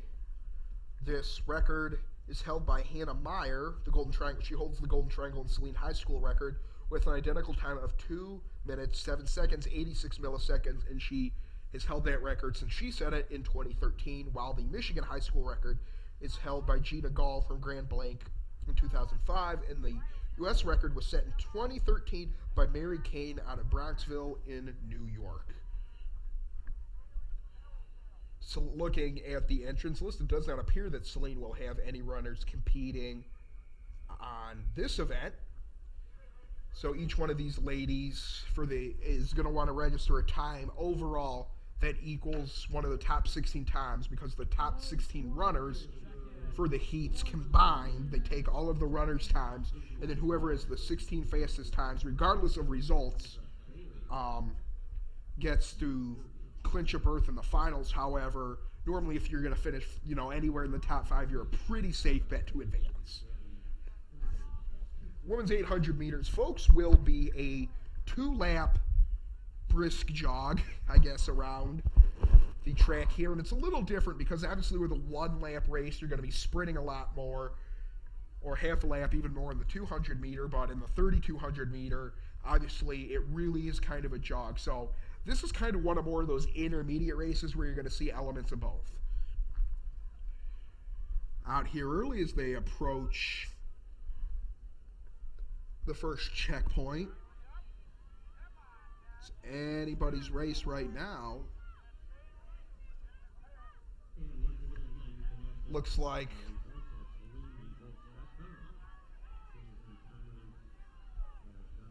Bridge from Brownstown Woodhaven currently leading.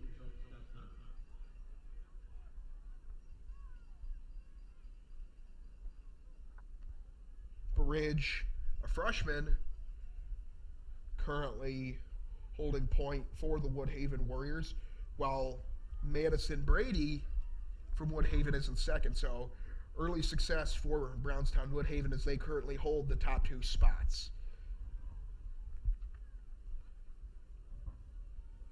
Anytime you're a freshman and can win at any one of these events, you're getting the best runners in the state. Teams are only bringing their really good runners for these events. So you're competing against the best athletes in the state of Michigan, and anytime you can win or prove yourself with a solid finish, you really do prove that you belong here.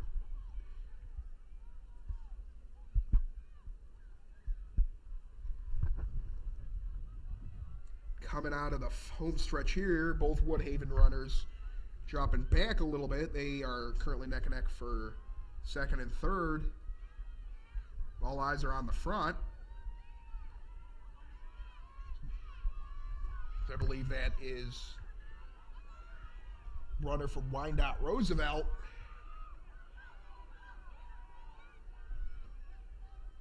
And Roosevelt takes that. Huron is able to sneak into second, while those Woodhaven pair we were talking about finishes third and fifth.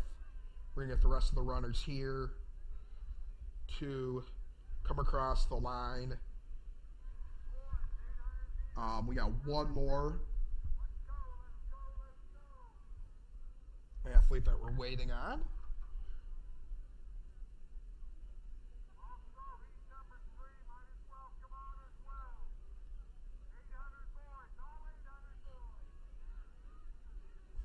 believe that was Bridge from Woodhaven, or excuse me, not Bridge from Woodhaven. That was Caitlin Bezos, sophomore from Wyandotte Roosevelt, who was able to bring that home. Good run there by Bezzo. And unlike, those sprinting events where you get the top line, and especially if you're in lane 4, lane 5, you have a pretty good idea as to who's going to be in first, second, who's going to get those top places.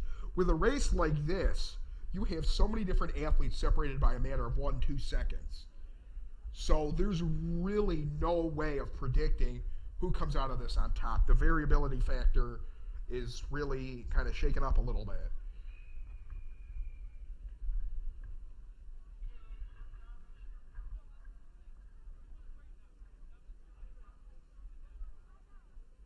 The official blows the pistol, and we're off here. In the second heat of the women's 800-meter race.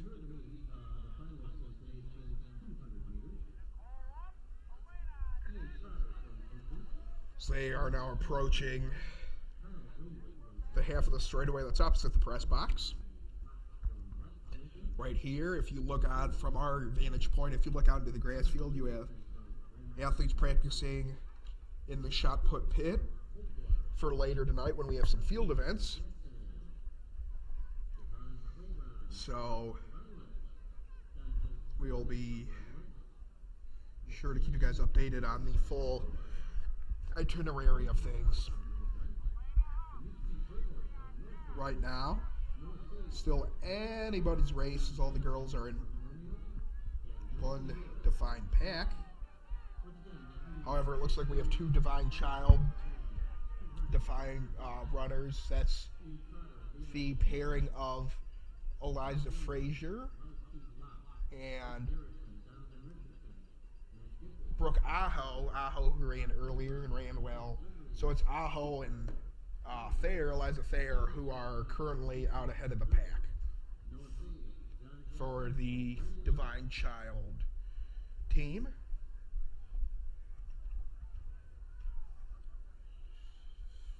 And that Divine Child pairing still holding relatively strong right here. However, we're starting to get a little bit more activity toward the top right here as we approach the home stretch of the second heat. I believe after this we will move on to the men's side. We will. You get a lot of the men warming up here.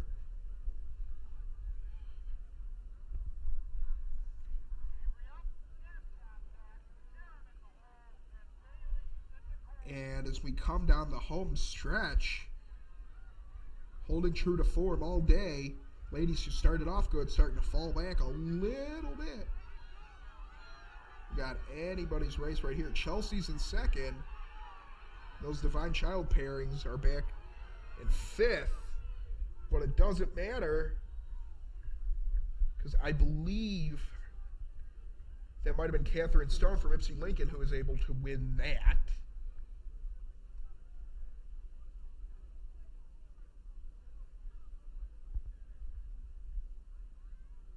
Folks, we'll now move on to the men's side of things. The men's 800-meter relay.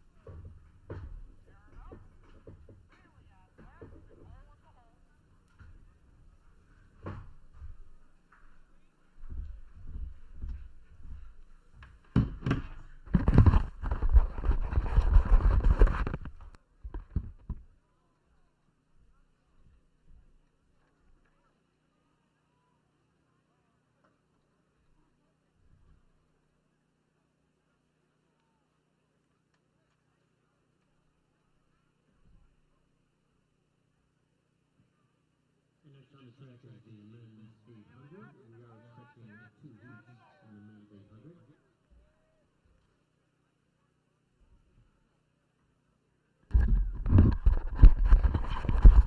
800. Once again, folks, we're about to get underway with 2 heats. They are expecting 2 heats of the men's 800 relay right here. And we should be just about ready to get that kicked off for you guys briefly. And that's what they normally like doing. The golden triangle, that only makes sense, is you have one side of, maybe you have a 100-meter side on the men's side, and then you're going to go over to the women's. You're not going to run, a 100-meter dash and then run a 3,200 right after, without completing, both the boys and the girls side of the 100-meter dash. Out here early, it looks like we have a couple runners that have shot out ahead of the pack. There's a big mess of runners all the way back from 5th to the rest of the field. Right now, at least, still anybody's race. The Golden Triangle and Saline High School record. One is held by Nick Kaiser, who holds the Golden Triangle record from Bedford in 2011, while Logan Wetzel, who is very good, his career in Saline, I was lucky enough to go to school with him, who graduated in 2015. He currently holds that record. Out here early, it's anybody's guess, but there's a big congealed mess. We got a Chelsea runner in the middle of the pack. We got a White Lake Lakeland runner toward the back of the pack. Saline is going to have Jevin Nishioka and Simon Pfeiffer, I believe, running in the second heat, as well as Kyle Lentine, Matthew Thibault. Those 4 will be running in the second heat. Saline will definitely have a strong presence in the second heat. They're going to have 4 runners, which will make up approximately a quarter of the field for that second heat. Come down the home stretch right here as we approach the 1 minute and 44 mark. Trying to get a good look as to see who's currently out in front. It's going to be anybody's race. But, that is going to be so close. So close. Ben Seagram from Grosse Pointe North was leading. And I don't know if he was able to get back to the line in time. That was anybody's guess as to who emerged out of that. Getting ready for the second here folks. And now that is going to feature that Saline heavy lineup of Nishioka, Pfeiffer, and others.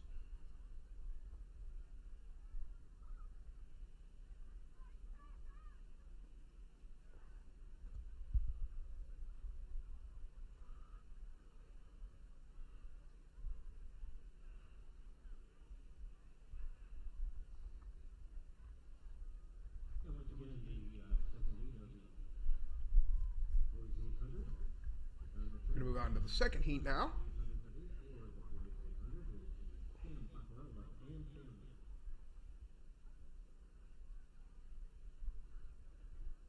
We approach 12:30 here. Golden Triangle moving rather swiftly. Official getting ready to blow his whistle. We should be just about ready to kick things off.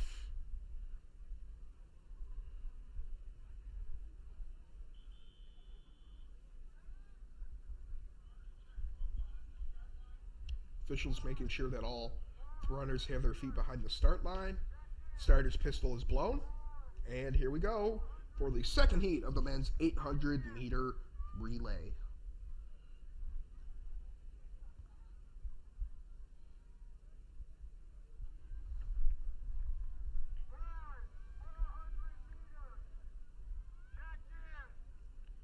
And as we start the first lap here,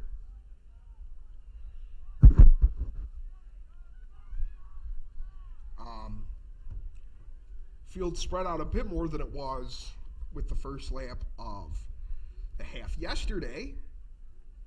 Or not yesterday, excuse me, the last heat.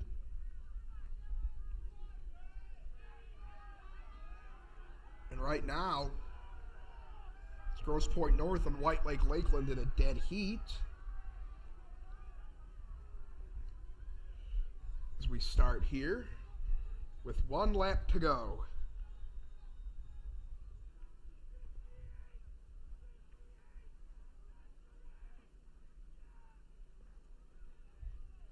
It looks like it's going to come down to Tyler Mann, a junior from White Lake Lakeland, and Grosse Pointe North, and Ben Seagram.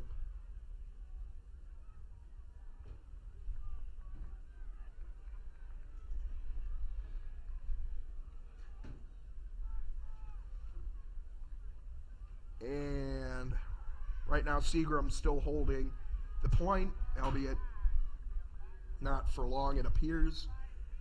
He is going to get eclipsed heading down the final stretch. He's going to see if he's got anything left.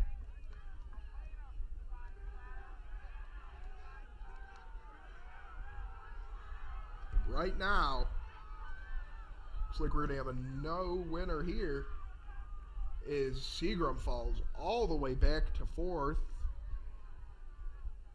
And I believe that was Jesse Brooks Stickless from Holt who was able to win that.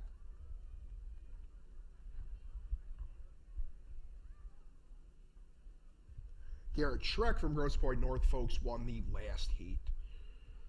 So that concludes, or not, they were expecting 2 heats. I guess we're going to get 3 here.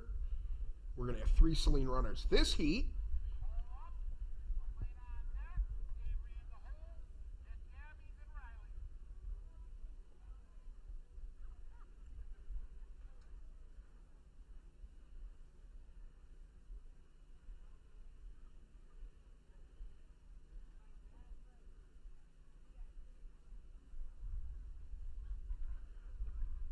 Whistle will be blown. Let's see if Saline's able to have a strong performance here with 3 runners. Nishioka starting on that back line.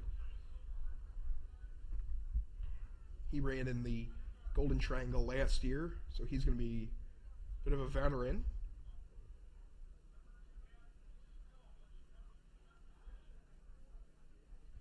One of the runners fell a little bit. It might have been Nishioka. I saw him putting his hand across the line and trying to get back. Now the whistle is blown here. And early on, we got Saline off to a strong start. Nishioka still riding around in the back of the pack.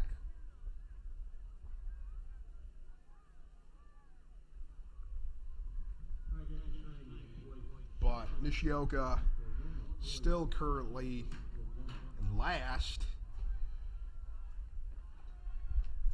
However, you're going to get a lead change right here. Look at that, Simon Pfeiffer from Saline, who's now going to go neck and neck with Lentine. So Pfeiffer and Lentine go neck and neck. And they now drop back toward the middle, and we're going to get a huge mess out in front.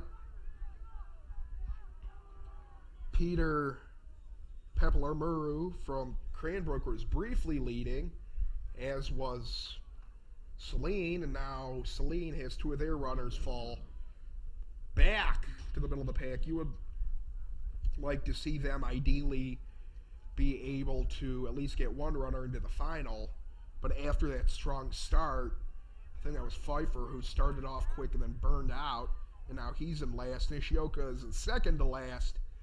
So right now, not a great showing for Saline. However, this will mark the bell lap in the final heat of the boys 100 meter or 400 meter run, excuse me, and that will be Brighton's runner who is able to take it over Ann Arbor Huron.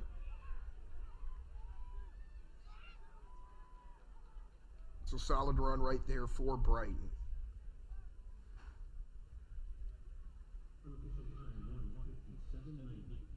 believe that was Scott Spanstra from Brighton who was able to win that.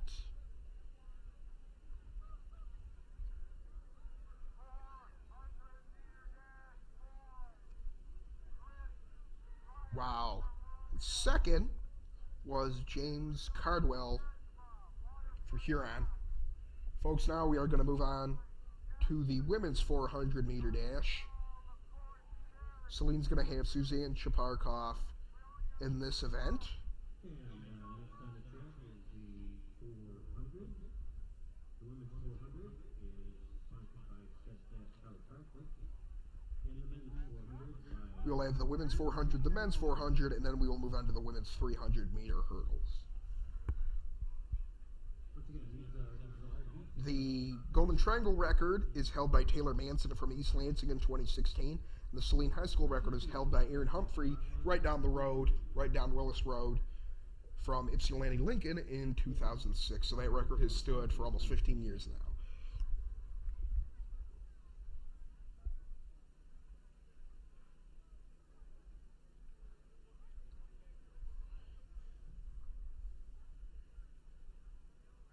Girls 300 hurdlers check in at the 300 hurdle start line. Girls 300 hurdlers check in.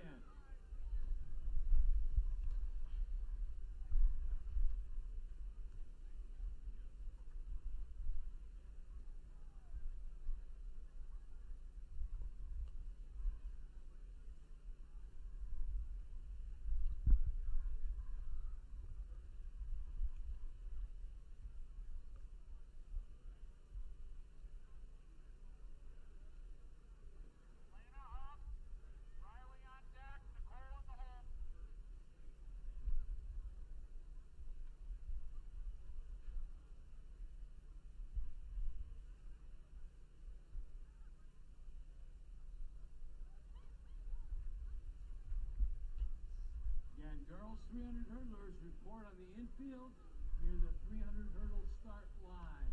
All girls 300 hurdlers check in.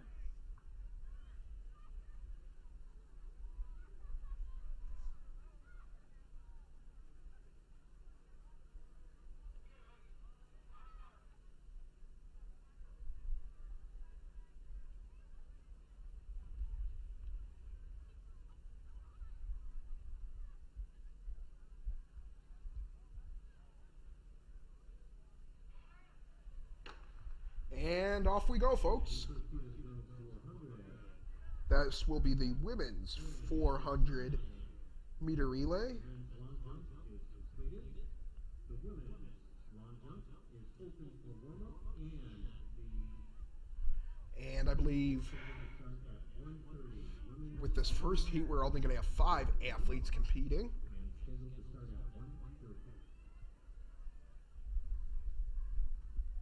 1:30. And once the runners cross the bend right here and come toward our side, we'll be able to give you guys a better idea of who's currently leading. Right now, at least, it appears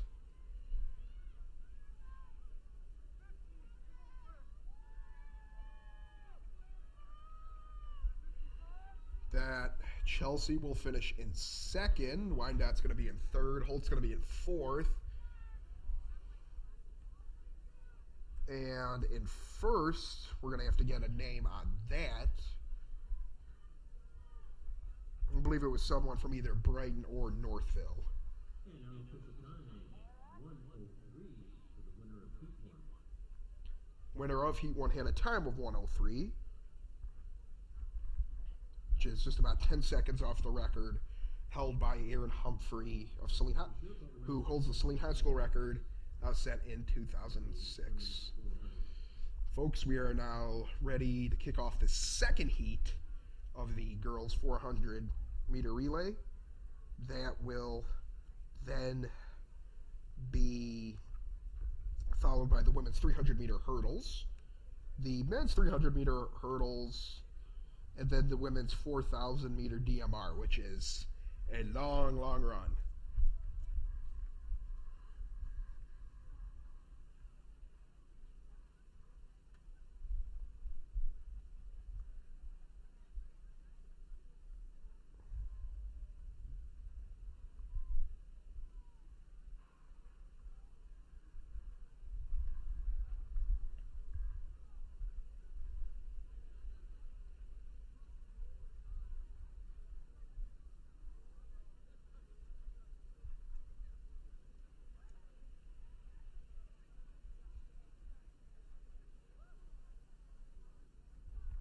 The American high school record for the women's 400 meter was set by Sonia Richards in 2002 out of Florida with a time of 50 seconds, folks. That is absolutely blistering. The Michigan high school record was set by Kendall Baston out of Detroit Country Day in 2013. And we are just about ready, it appears, to get the second heat underway of the women's 400 meter.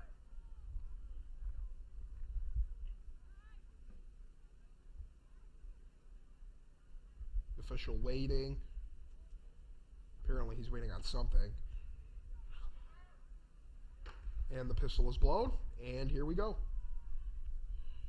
Just going to be one quick lap. And you're seeing how, obviously they're not sprinting as hard as a 200 meter, but there's still definitely a sense of urgency. Because at the end of the day, it really is only one lap, which for me, around one lap around here would take 45 minutes, but for someone actually having any semblance of being in shape, it's going to be a lot quicker than that. So, looks like we have one runner who's just already stretched a huge advantage over the competition. And once she gets around the corner here, we'll be able to give you a better idea of who that is.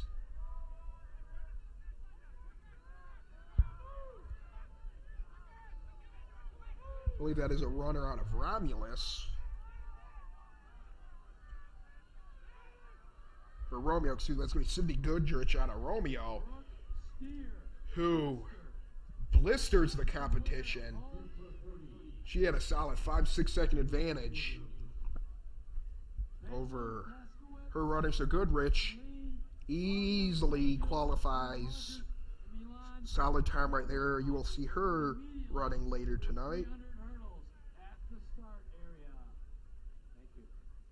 And it remains to be seen if we are going to have another heat. I don't believe we will. Actually, no.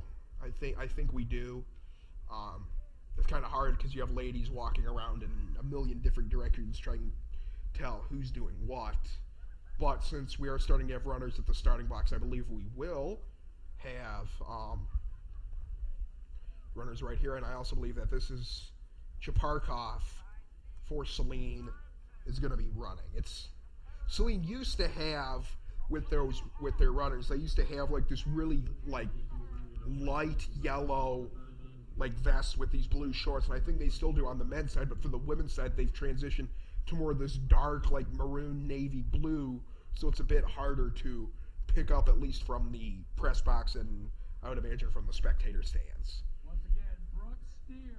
I believe this will be the final heat of the women's 400 meter relay. After that we will be setting up the hurdles, and that will be the women's 300 meter hurdles that will start after this. And in order to get the final heat underway here, folks, off we go here.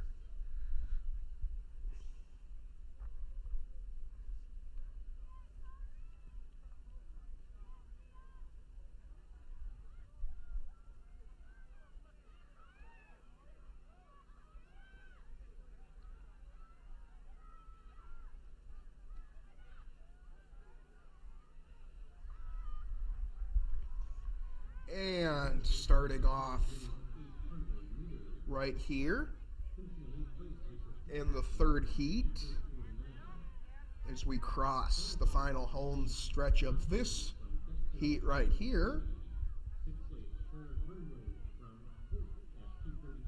It looks like we are going to have a Pinckney runner who's going to come home in first.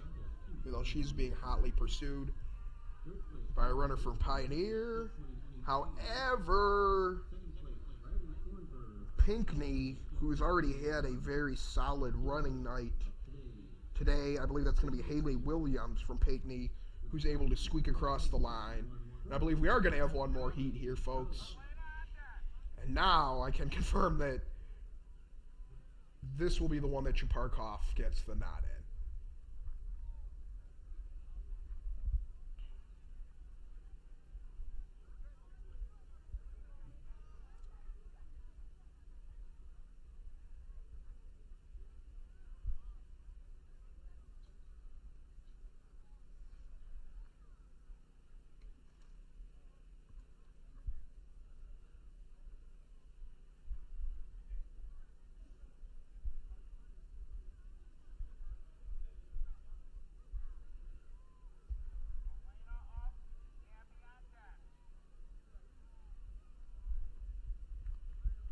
Chaparkov waiting her turn, trying to see if she will be able to allow Celine to have some success here today.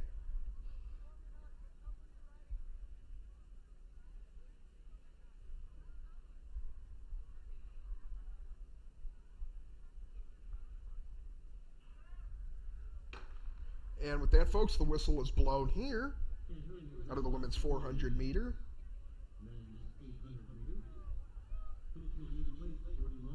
And Chaparkov right now currently in 7th. And out toward the front of the pack, we are currently still waiting for one of the runners to really emerge. Still anybody's race right here. Chaparkov now trying to work her way up to 6th, and she will. But back at the front of the pack right here, turning on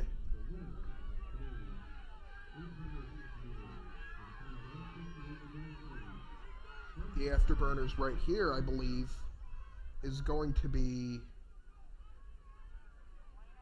Angelique McRae from Northville. Angelique McRae from Northville takes that one.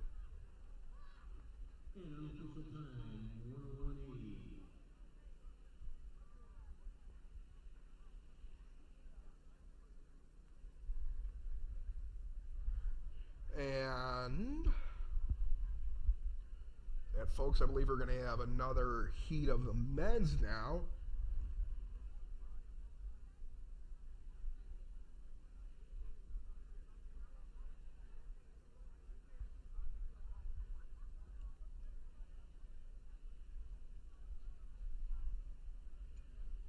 Runners waiting to take their marks here.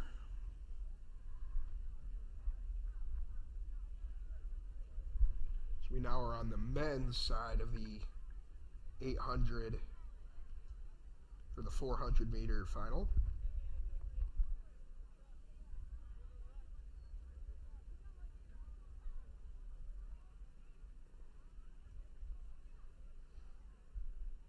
Celine will have no competitors in the men's 800. So definitely going to be not a hometown heavy event right here for the Hornets.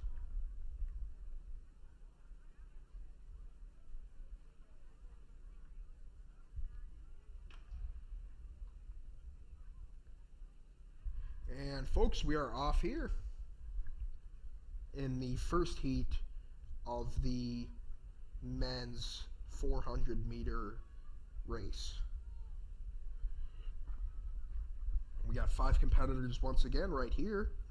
The Celine High School and Golden Triangle record was currently held by Montel Hood of Wayne Memorial, and he broke and now continues to hold both of his records in 2016. While the Michigan High School record is held by Darnell Hall of Detroit Pershing, and he has held that record since 1990, folks. 1990.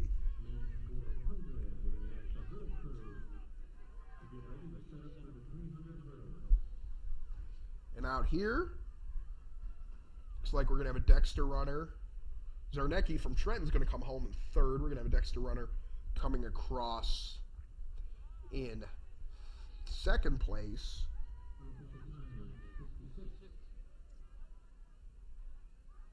I believe that was... We're still going to have to wait and see who the winner of that was. Now approaching the 2nd heat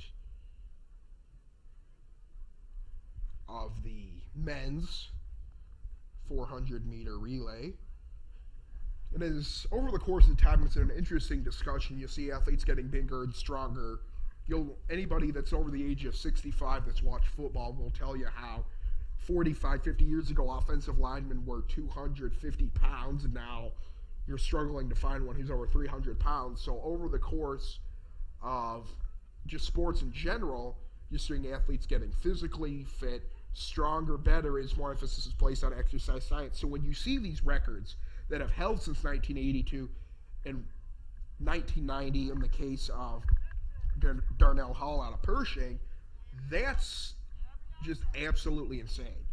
The guy who holds the American high school record, Darrell Robinson, out of Wilson, Washington, has held that record since 1982, folks. So you're talking better part of 35 years he's held that record. And think about how much in 35 years you have seen just this rapid expanse and this rapid explosion of athletes becoming bigger, faster, stronger.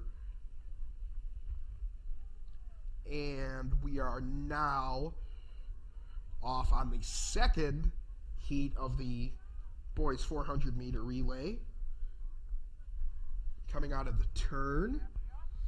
Looks like we have a battle at front.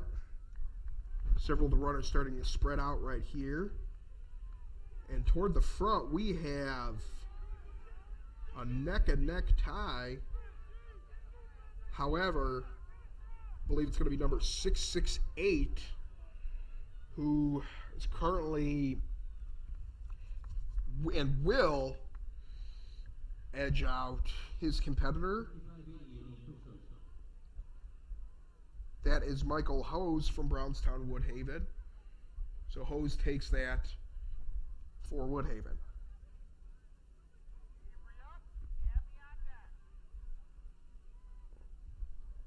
Now going to approach the third heat. Overall, 36 men scheduled to compete. So that will probably be 4 heats, if I had to guess, for the final of the men's 400 meter.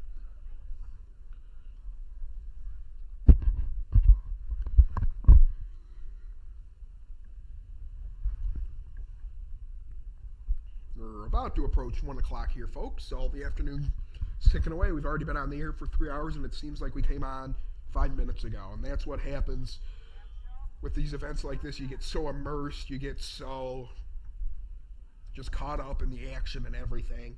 Before you know it, time's just flying by.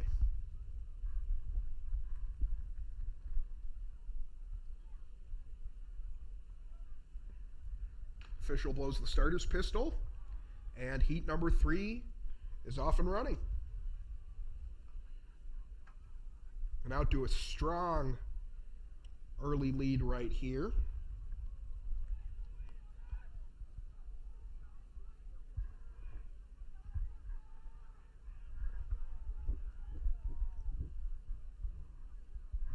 Gonna now head down the back stretch right here, turning into that dog leg.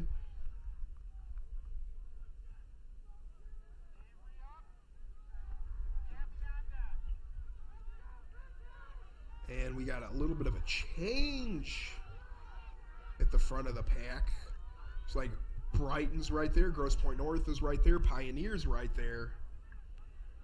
And Brighton, lane number 5, takes it. Pioneer in second. Solid run there for the Bulldogs.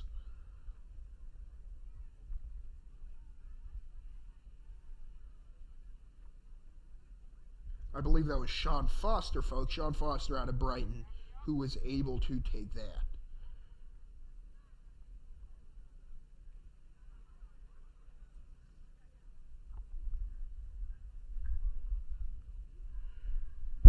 Now getting ready for the final heat here, folks. And we're going to have the final 8 competitors of the men's 400 meter relay for the day.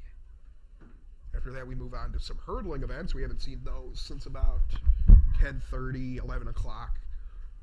So will definitely be a change of pace from the earlier running events that we've had the last several hours.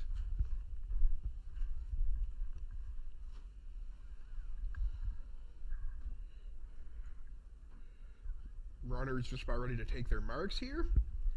And whistle's blown. White flag is up from one of the event organizers, signaling to the official that the runners are just about ready to rock and roll.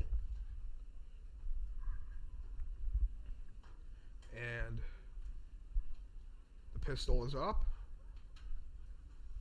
And here we go for the final heat of the 400-meter relay right here.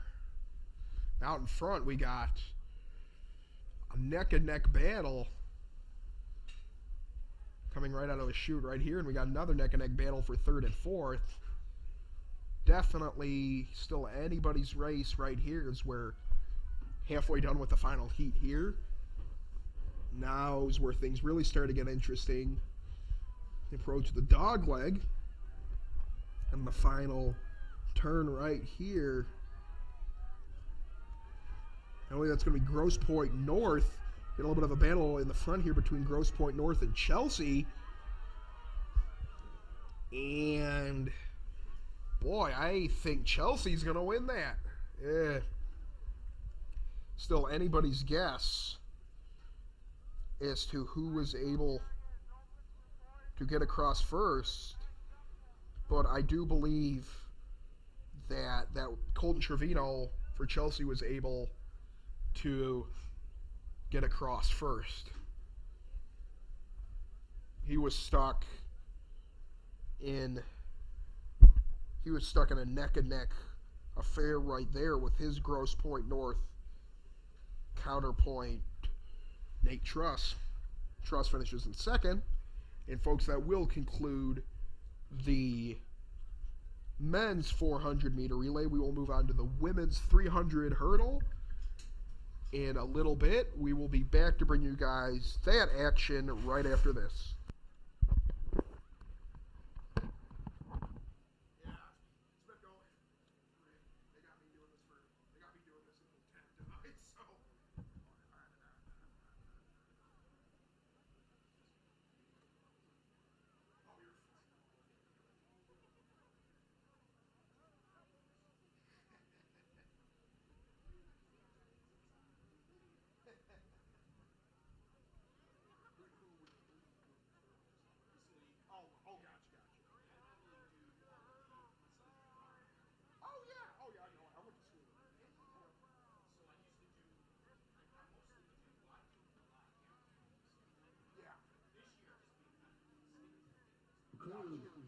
Get set up.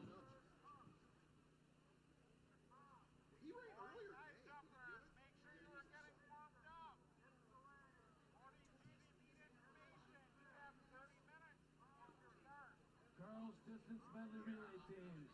Check in at the south end near the goalpost. Girls distance medley relay. Check in.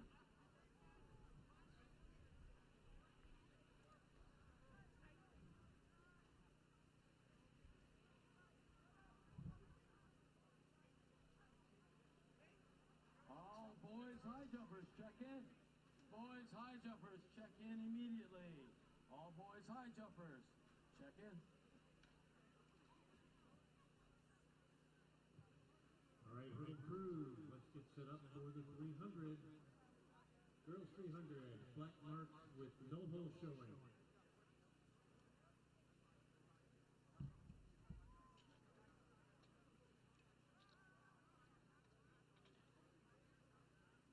Girls distance medley relay teams, check in front of the goalpost at the south end. All girls And welcome back, folks, to this live stream sponsored by the Saline Live crew. Just about ready to start off with the women's 300-meter hurdles. The runners will be starting off the backstretch. The hurdles are on the backstretch of the track right here, but they will be coming around toward that start-finish line right there. You're going to have some hurdles right in front of the finish line. The finish line is going to be that same finish line that we've used for all the events, but they're starting back toward the back corner, that far right corner of the track, just because it's a 3/4 of a lap sprint right here. The Golden Triangle record for this event is held by Micaiah Thomas from Detroit Country Day in 2016, while the Salina High School record is held by Chidima Uche of Ann Arbor Pioneer, and she broke that record holds that record in 2007, while the Michigan High School record is held by Sammy Michelle out of Little Reed City in 2012. And the American record is held by Sydney McLaughlin out of Union City, New Jersey, and she broke that record 2 years ago in 2017. Celine going to be having several runners for this, 3 by my count. Caitlin Paskowitz, as well as Tenley Schran and Sarah Franco will be competing in these different heats here today. We got 33 total entrants for these events, so by my count that would probably mean about 3 heats each for the women's 300 meter hurdles.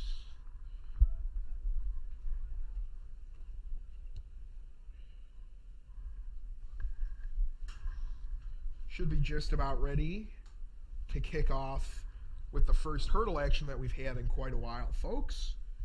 Celine not doing great in the first hurdle event here of the day. Going to be looking for more success here on the girls and the boys side.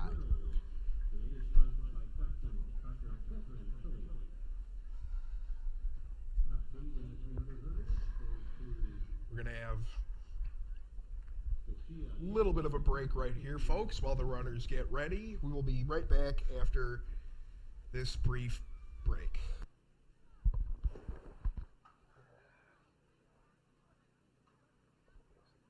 Okay. Take care, man.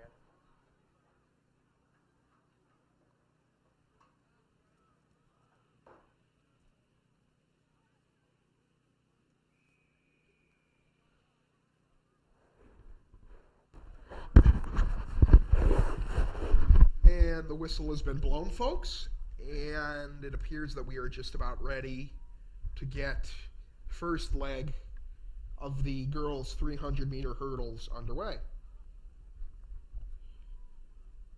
Once again, Tenley Schran, as well as Sarah Franco and Caitlin Paskowitz will be getting the nod for Celine. However, it doesn't appear that there will be any Celine runners in the first heat as the runners come down the backstretch here in this 3/4 of a lap duel.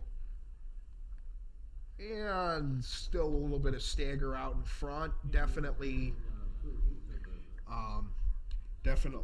a bit of separation, though, out in the front.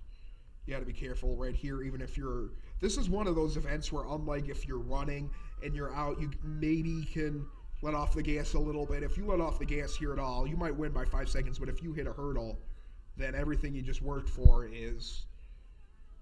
goes down the drain. Out in front right here, looks like we got the 2 Wyandotte counterparts, Pinkney in third. She trips over the hurdle a little bit, however, and I believe it's going to be Wyandotte.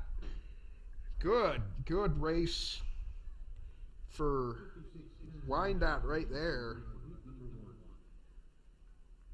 It's the duo of Sydney Breton and Alyssa DeLong of Wyandotte Roosevelt take the top 2 spots. We're getting ready for the second heat right here, and it looks like we're going to have a couple of Celine runners, 1 by my count.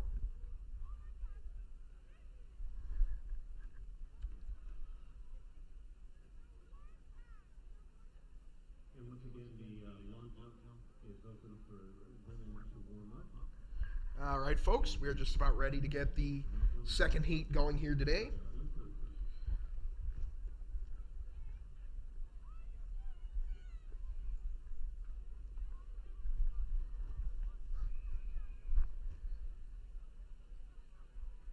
Whistle is blown, and we are just about ready to rock and roll right here.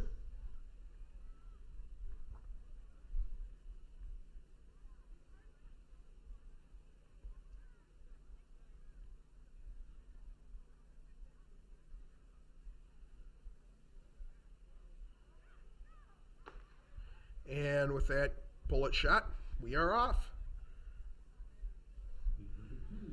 And as we approach the first leg of the hurdles right here, still anybody's race. The hurdles, obviously a really big variable that can trip anybody else up. That's why it's so important to not only have the success to be able to sprint in events like this, but you also have to have longer legs, have to be able to jump in the air quite high so that you don't graze the hurdle, knock it down, and Draw a penalty.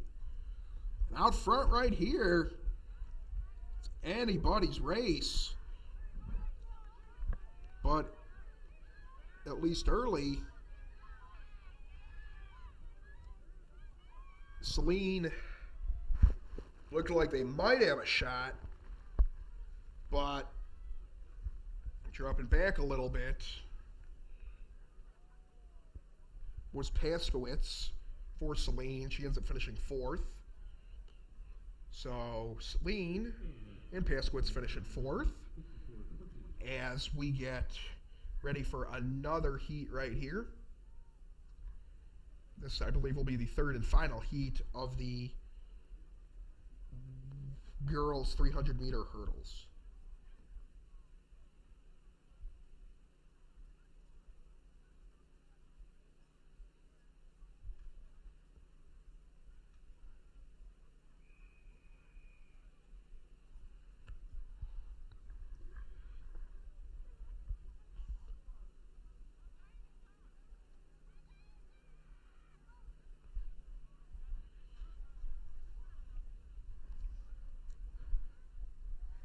And folks, we are just about ready once again to conclude another event here. The women's 300-meter hurdles is underway. The official blows it dead, and the runners are going to go back. That's the second time we've seen that happen today. We saw it happen earlier with some of the sprints down in the other corner on the same side of the straightaway.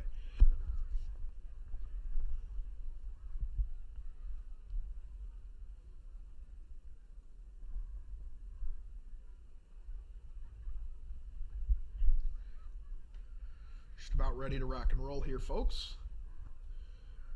Let's see if this time it will not be blown dead.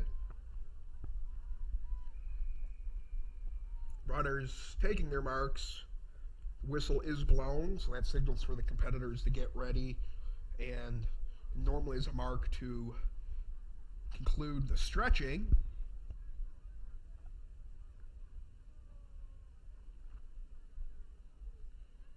We're just about ready to get kicked off right here, folks.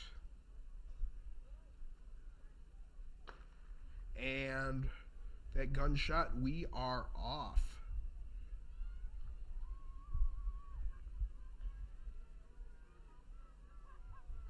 And out of the gate right here, we got a 2-lady battle toward the front, as a couple of hurdles are kicked over, so that's definitely going to play into the final scoring factor. But toward the end right here, as we come down the final half a lap and conclude, it's going to be Chelsea, I believe, in runner 7.63. I believe that's Sarah Kennedy. Oh no, excuse me, that's Molly Manor for Celine, or for Chelsea, who's able to win that. Molly Manor, a freshman, nonetheless, captures that for Chelsea. So Chelsea's got a good hurdler on their hands, and that will conclude the women's 300-meter hurdles. Now we move on to the men's 300-meter hurdles.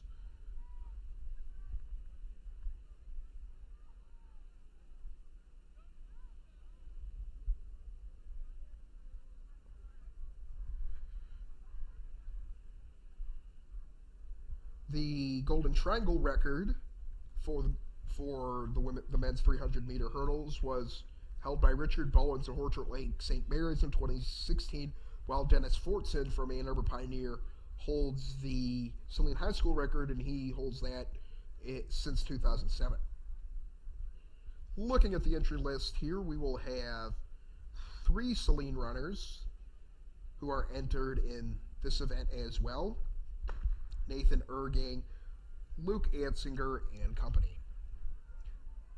That, folks, I beg your pardon, we still have one more women's heat here.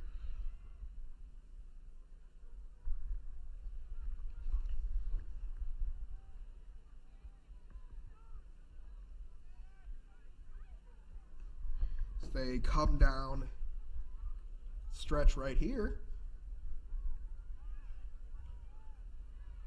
Still, a lot of position to be gained back in the pack.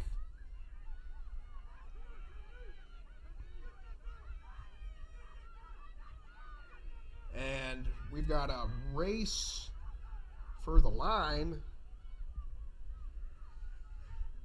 And lane 4 takes it. Time of 50 seconds right on the nose. The rest of the runners conclude, and that will be the end of the women's 300-meter hurdles. Now we will move on to the men's side of things for the first of 4 heats. The American high school record was set by Reggie Wyatt back in 2009 out of La Sierra, California, while the Michigan high school record was set by Kenneth Ferguson out of Detroit, Medford in 2002.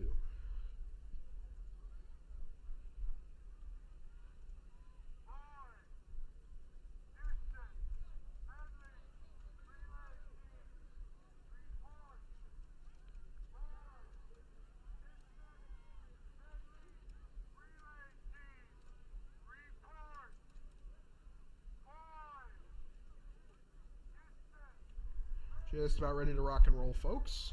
We'll be back momentarily to bring you guys the second half of the 300-meter hurdles.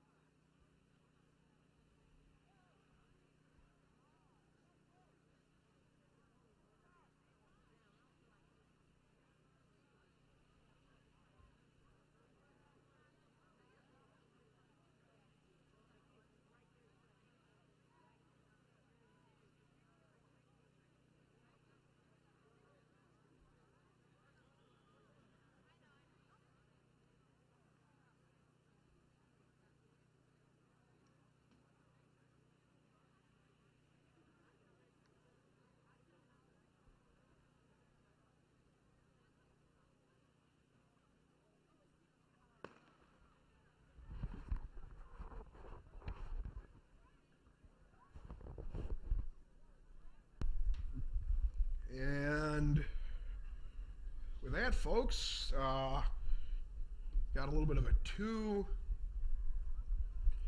race toward the front. Not completely sure if that was supposed to be blown dead or not. Normally you don't see a 2-man race, but nonetheless,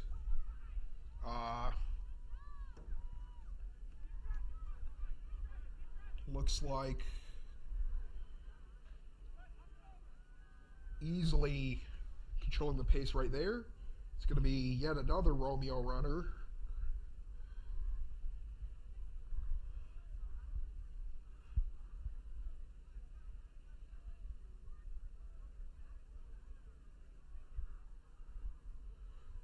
And I believe that will make sure that Romeo, who entered Jess Davidson, as well as Jack Brass, it was one of those two that were able to win. So Romeo takes that.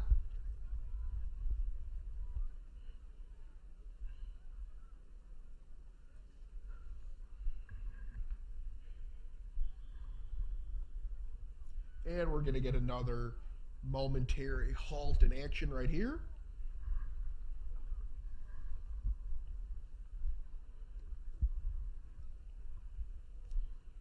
And as soon as we get back underway, folks, we will bring you guys the next step in action for the boys' 300-meter hurdles.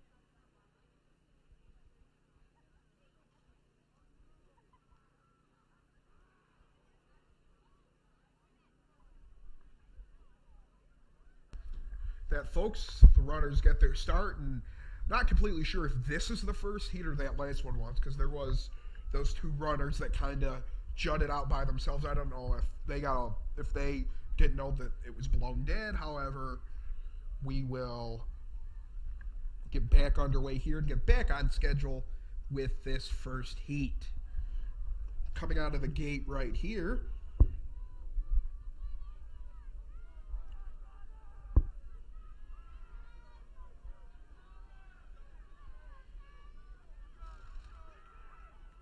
easily building an advantage right now is Trenton.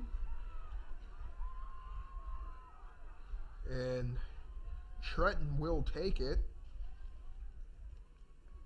I believe that was Nolan Whiteside, a junior from Trenton, who's able to win that rather comfortably. Selena had an entrance in that race, too, I believe.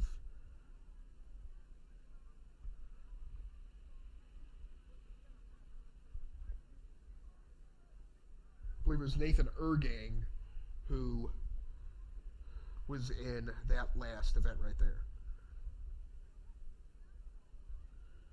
But once again, folks, Nolan Whiteside wins that race right there.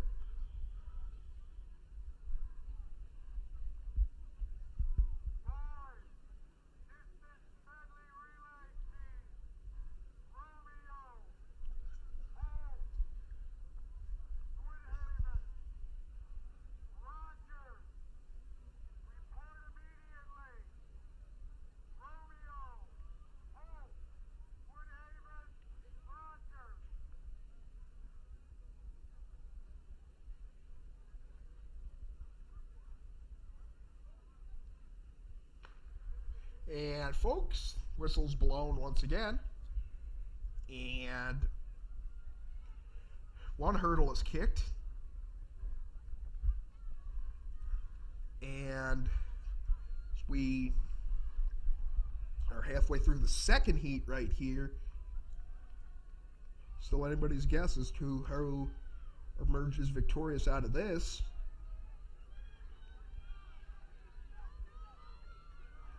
Oh, we got a tight one out toward the front. It looks like it's going to be between Trenton and Holt. However, taking it in lane number 4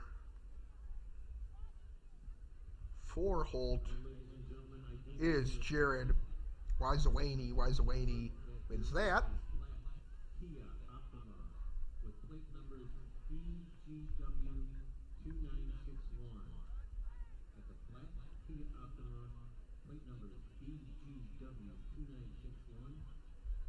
Your car is parked in a no parking tollway zone.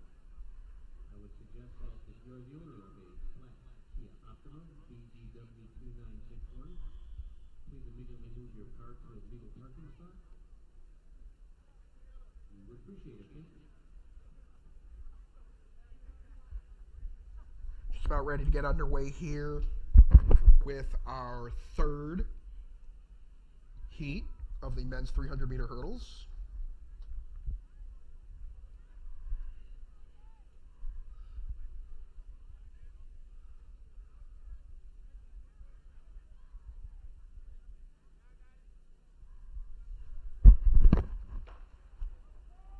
And with that, folks, we are off for the third heat right here.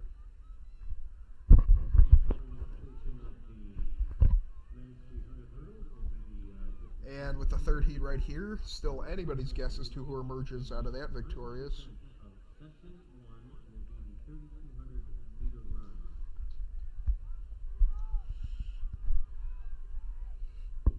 And coming out of the leg right here, coming out of the final turn,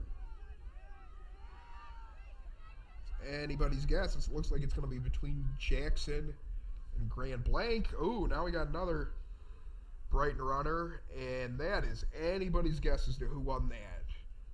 It was some combination of Jackson, Grand Blanc, and Brighton in the top 3.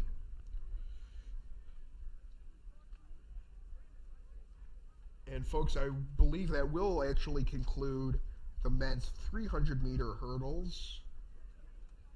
So while they are tearing down the hurdles, folks, we will take a quick break and bring you back with the women's 4,000-meter DMR.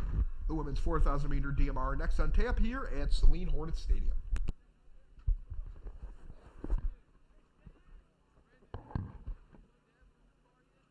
All right, Saline Hornet crew, thank you so much for your efforts.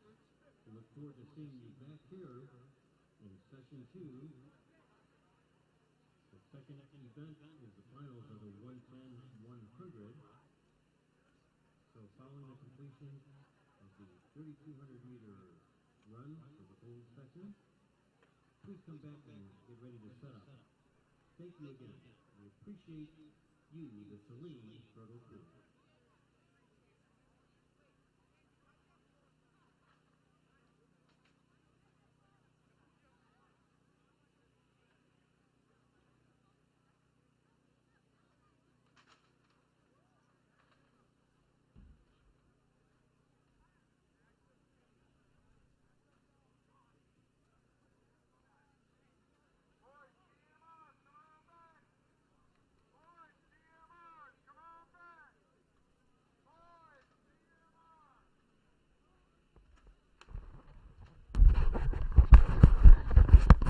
And folks, we're back with the girls 4,000-meter DMR right here.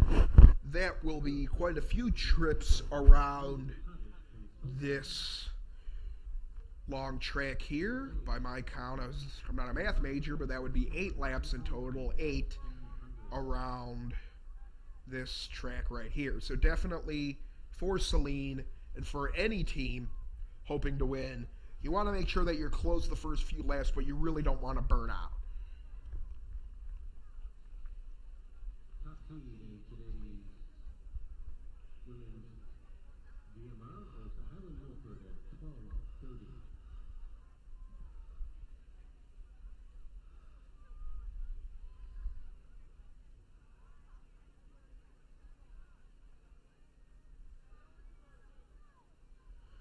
We got several teams here on tap for 4,000-meter DMR. Milford currently out ahead, and you are going to be able to switch, but obviously with a run like this, you want to keep it close, but you don't want to go out so fast that you're out of control handing off the baton. You risk fumbling it, and then you obviously open yourselves up to possibly getting a penalty. The Michigan high school record for this event was set by Morgan Martinez, Sickman, and Morgan from Clarkston in 2006, while the Golden Triangle record was set by Barrett, Zielinski, Awesome, and Hellingathal out of Milford in 2016. Out here early, Milford building a big advantage, Highland Milford. The first athlete listed is Victoria Hellingathal, while Abby Knapp, Olivia Hootsey, and Paige Says are 2, 3, and 4 for Milford. Saline also having a team in this relay. Their A team of Lydia Alig, Ashley DeSimone, Taylor Yaklich, and Claire Endress are team number 3. Overall, we have 16 teams listed here. 16 teams, again, participating in the women's 4,000-meter DMR. Out here early, though, it's Milford already building up half a lap. And Heigenthal, she's got 1 lap to go, and then she will be passing off the baton to her teammate Saline now in second. So she, at least, Heigenthal, doing a really good job of making sure that there's nobody within the same zip code of her right now. And Heigenthal, I'm not sure if this was her older sister or her, but regardless of the fact, it's worth noting that that team of Barrett, Zielinski, Awesome, and Heigenthal that set the record from Milford, I don't know if it's the same Heigenthal or if it's a different one, but regardless of the fact, Milford does normally really, really good at these long-distance runs. And right now, it's just Milford right now is just absolutely in their own zip code.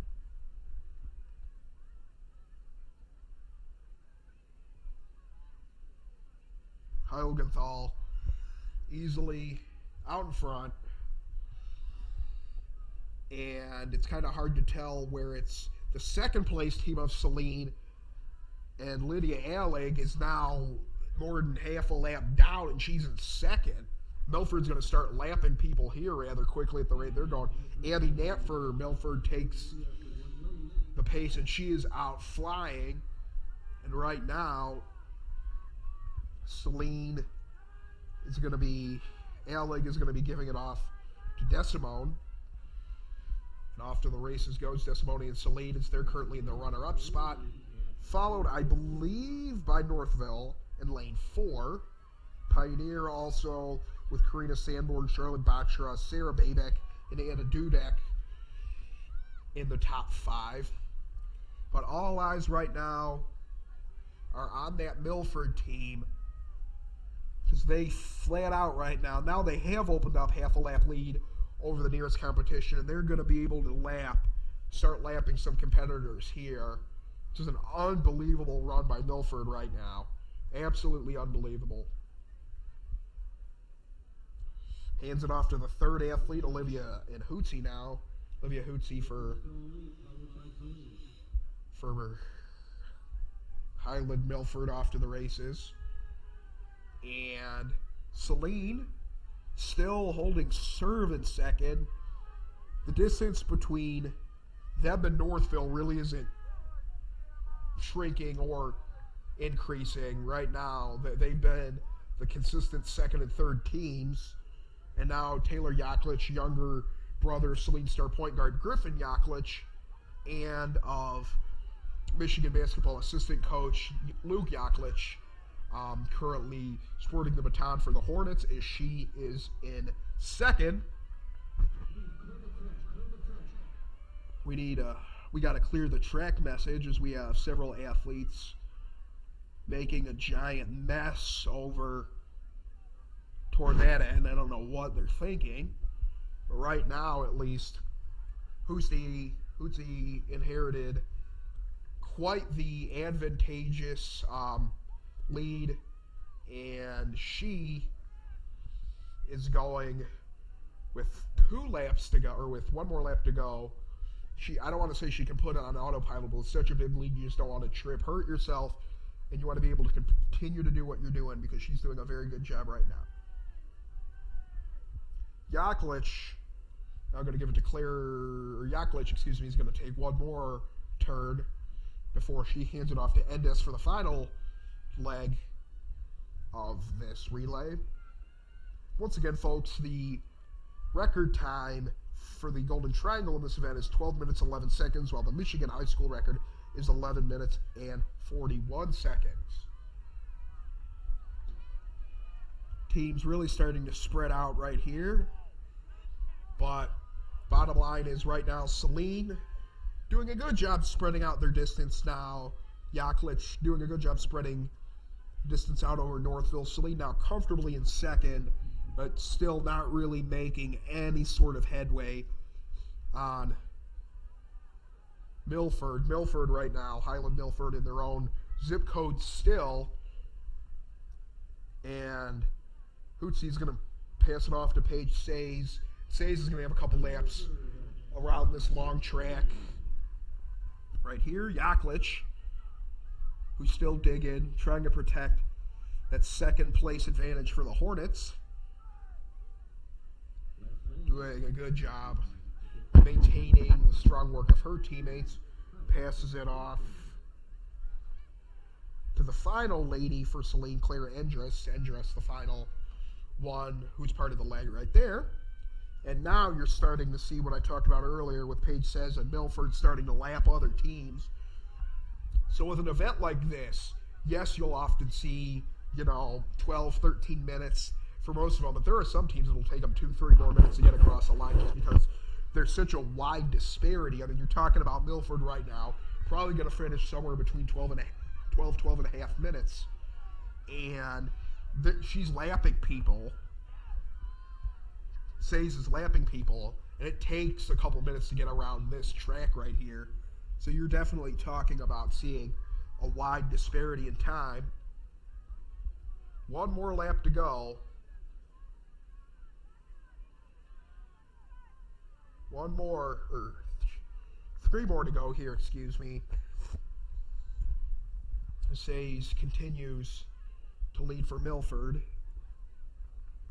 Endress for Saline. Just holding serve right now. Northville still in third, so the top 3 spots have remained literally unchanged. There has been a little bit of a rally, at least lately, by Dearborn Divine Child and their relay team of Eliza Thayer, Macy Pappas, Lily Iquinello, and Aaron Hagerty. They've been picking away at that lead that Northville's had, but so far they're neck and neck, but they haven't been quite able to eclipse them yet. And once again, folks, we are most likely witnessing a Milford massacre on the rest of the field.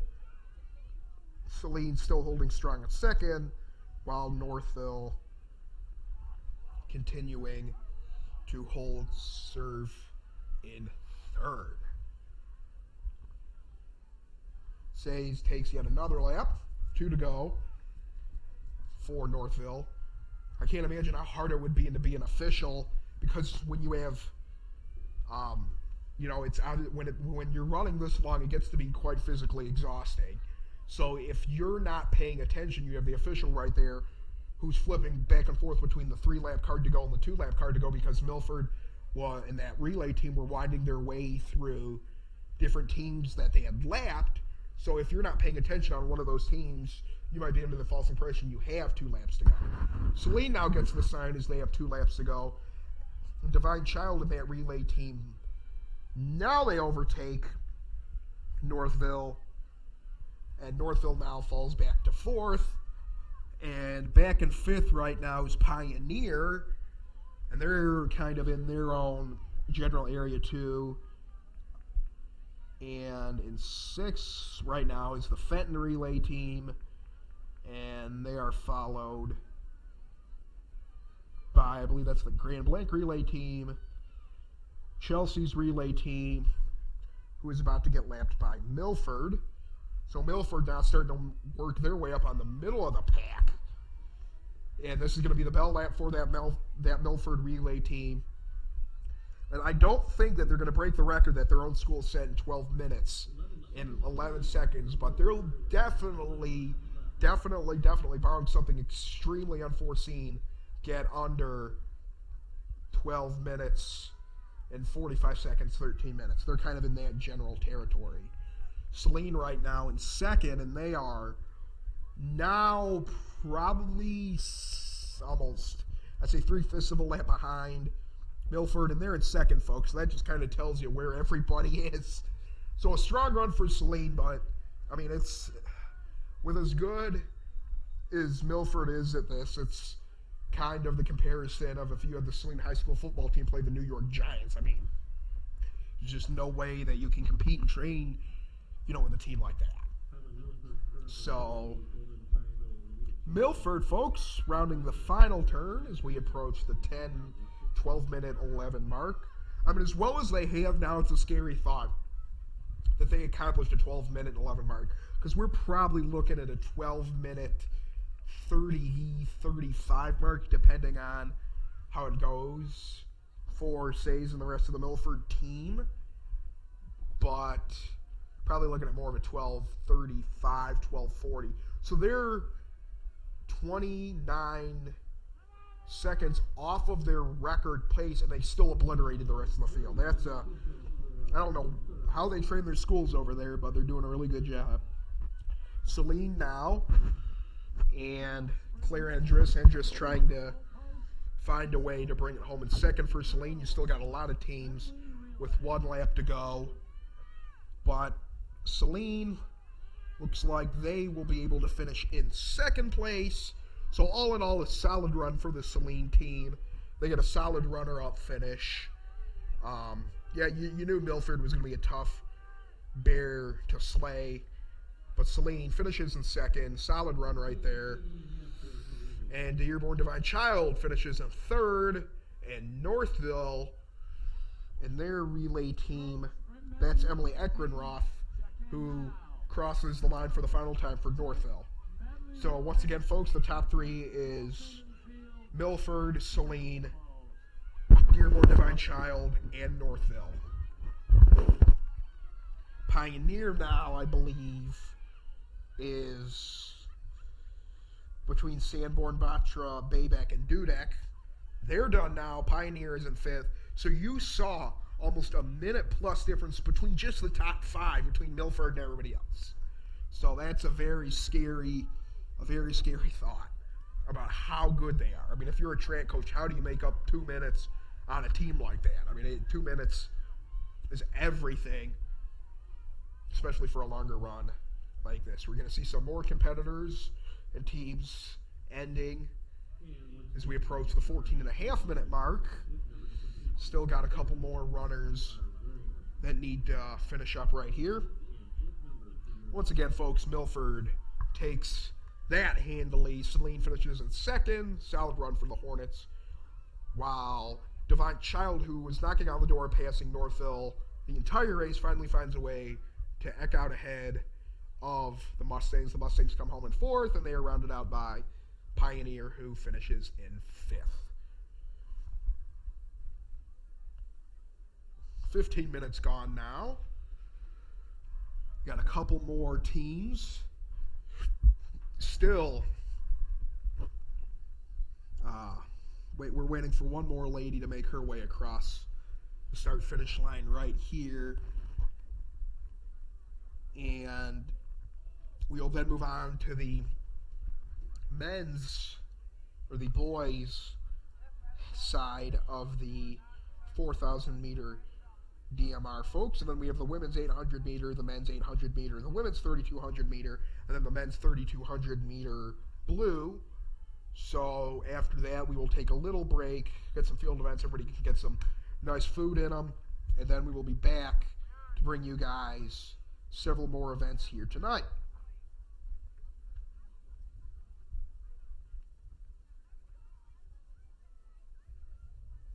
I get ready for the men's 4,000 meter DMR after the final competitor crosses the line right here.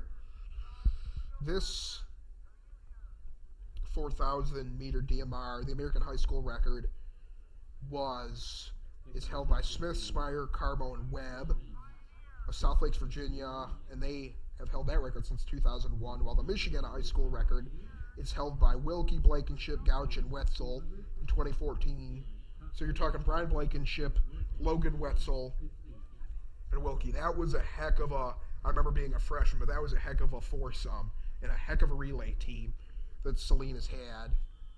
And it doesn't appear, however, that Saline is going to have a team in this, the 4,000 meter DMR. Milford holds the record in the Golden Triangle that they held in 2013. So definitely, once again, Milford a team to look out for. And their relay team of Grant Ballard, Carson Jensen, Gunnar Gustafson, Evan White. A couple of those names we've already listed here today as they have run here early. And unlike other races, folks, if it's not Milford, sometimes it can be hard to automatically assume when a team's shot out ahead of the pack if they're in good shape. Because for any sport that involves running a long distance, as I've said, you have to be able to pace yourself. You have to be able to come out with the right amount of steam, but also have the ability to relax, or not relax, but to be able to conserve a bit of energy and still remain competitive. And once again, that Milford team is slowly inking ahead. Got some other Washtenaw County teams in. Looks like Pioneer right now is in sixth. We got the Chelsea relay team consisting of Will Friedenberg, Dominic Green, Jimmy Alford, and Joseph Norwood in ninth. Right now, Milford holding out a little bit of a lead right here, but it's like a bit of a three-way scrum for the lead up in the front. And then we have, I believe that's Fenton, and it's either Fenton or Northville, who's currently in fourth. And then back toward the end of the pack, we're starting to see a little bit of separation here.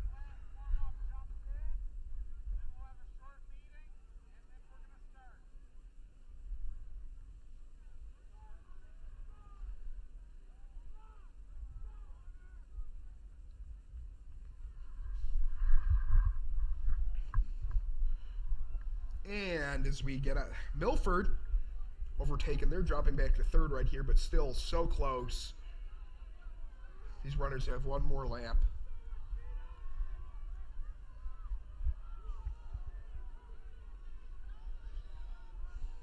And they're still jetsoning it out right now.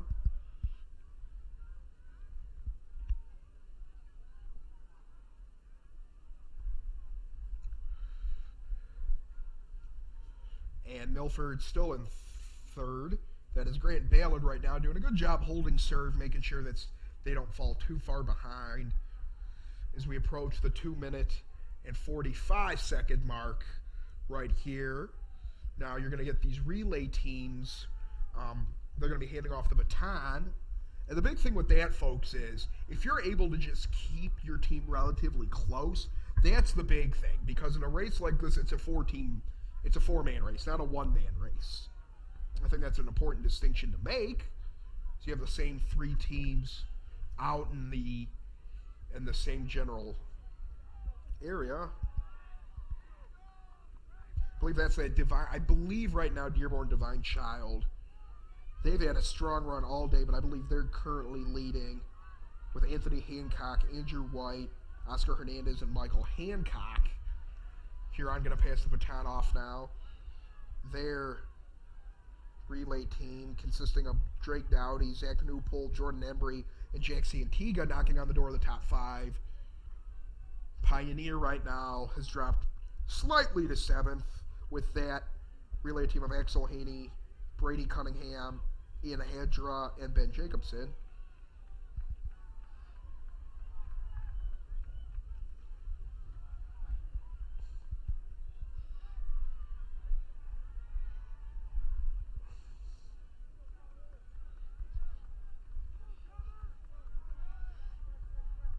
And right now, folks,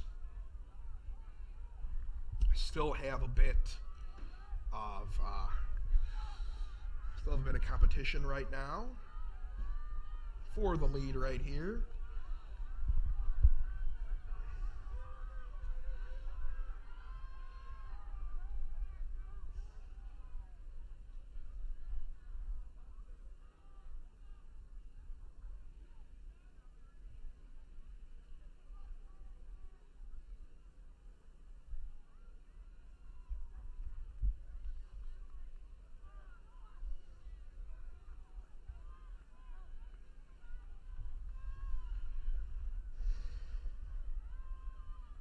Still, both teams, Milford now currently leading. And Milford, with that second team of Carson Jensen, now building out a bit of a lead over the nearest competition. Divine Child still in third. You got other teams, Huron, 7th right now, Pioneer in 8th, so Fenton back in 9th. So right now, I believe that is Northville, that Northville relay team that's in third.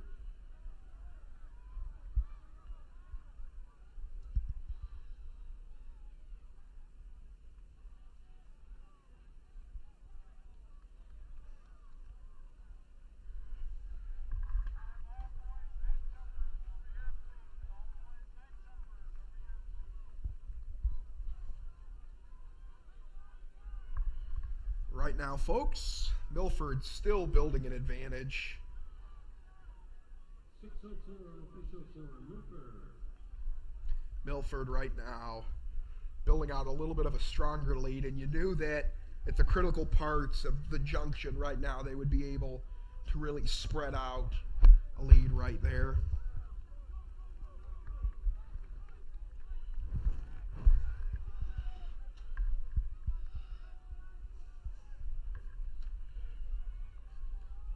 Milford and that relay team still currently out in front. Gunnar Gustafson, I believe now, still in the lead right here.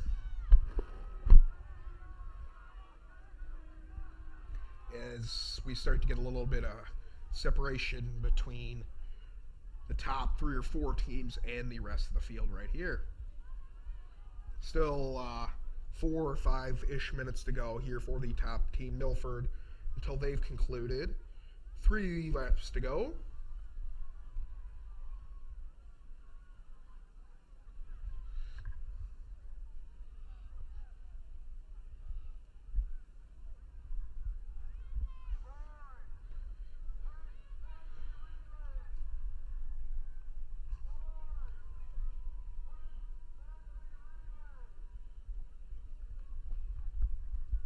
Got a little bit of a lead right here, folks, for Milford.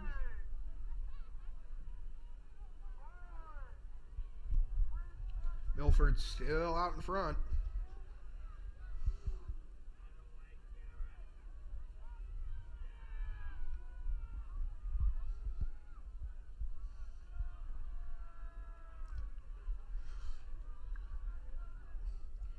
God, a lot of separation in the pack now. Not a lot of side-by-side action going on here, even though that Milford team looks like they're about ready to lap the Trenton team that consists of Joe Zarnecki, Gino Carone, Noah Laurier, and Luke Stackpool.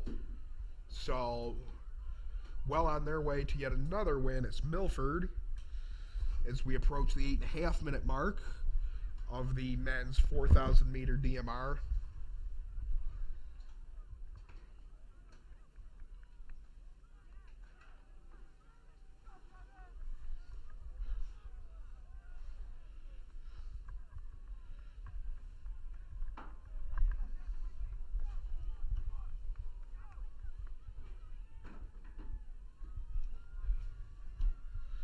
Right now, folks,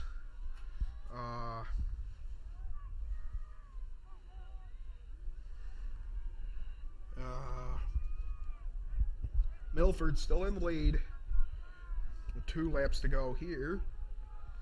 It's be 9 minutes of the laps in this event so far.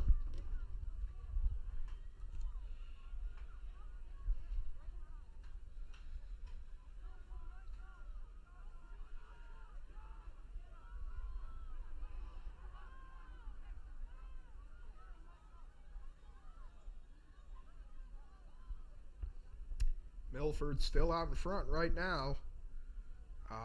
They've lapped that Trenton relay team, and they've started to lap some of the other competitors. Looks like they just went around Chelsea to lap them. And right now, still like the girls' half of the 4,000 meter DMR, you're seeing Milford just pretty much thoroughly dominate the competition. Maybe not. They didn't get off to quite as big of a lead. In fact, I don't think they were leading at the end of the first lap, but this is one of them races when it's not a marathon, or it's not a sprint, it's a marathon. And they are running quite well right now, right here. And that will be it. Milford takes it easily. The time of 10 minutes in give or take 20 seconds. We're going to wait for the rest of the teams here to finish off.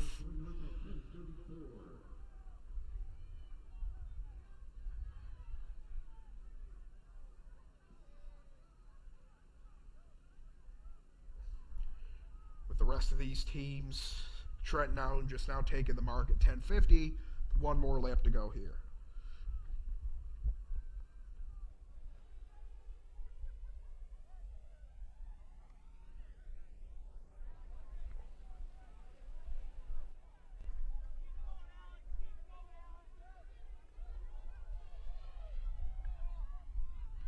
One lap still to go for some of these competitors right here.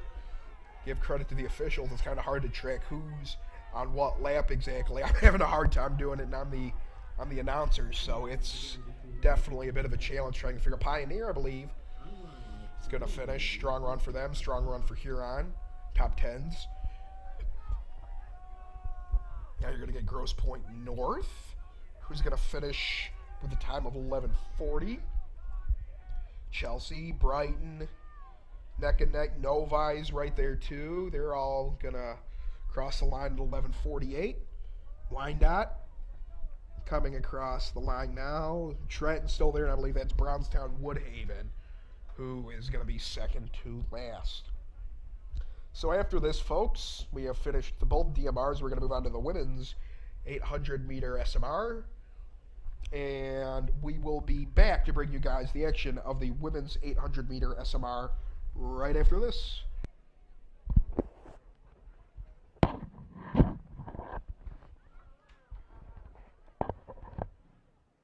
And here are the results of today's women's shot put, finishing in 8th place. Madeline Shannon from Dearborn Divine Child at 31.9 1/2.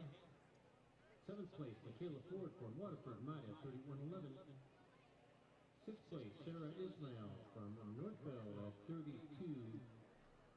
feet 1/2 inch. 5th place, Kendallyn Beasley from Monroe Jefferson at 32.8. 4th place, Lily Degard from Howell at 32.10 1/2. 3rd place, Cecile Steck from Novi at 33.10. 2nd place, Jessica Davis from Angola, 37. And the winner of the Golden Triangle Meet Champions Women's Shot Put at 37.7 from Pioneer at Aranola, Dundee.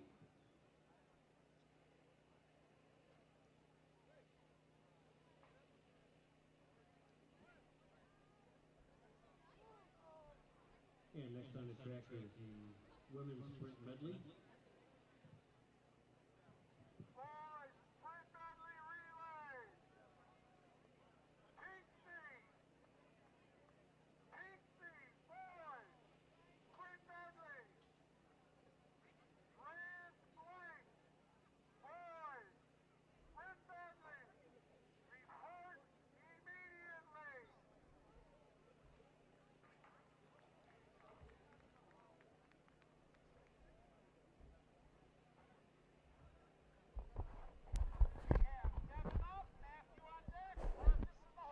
And folks, thank you guys for who are tuning in with us today. Looks like we are just about ready to kick off the next event of the women's 800 meter SMR. This is the final. The American high school record is held by Solomon Dorsey, Lee, and Solomon of Long Pali Beach, California, and they set that record back in 2003, while the Michigan high school record is held by Hill, May, Honwright, and Jones of Detroit, Mumford in 2005. Well, Northville broke the Golden Triangle track record last year with a time of with Marshall, McCollum, Athos, and McNamara in 2018. Ladies on the sprint medley are 100, 100, 200, and 400. Just about ready to rock and roll here. And it looks like Celine will have their A and B teams going. Madison Demlow, Madison Snyder, Emma Driscoll, and Taylor Yaklich are the A team for Celine, while Julie Inge, Natalie Colano, Caitlin Norman, and Steffi Bentley are the B team.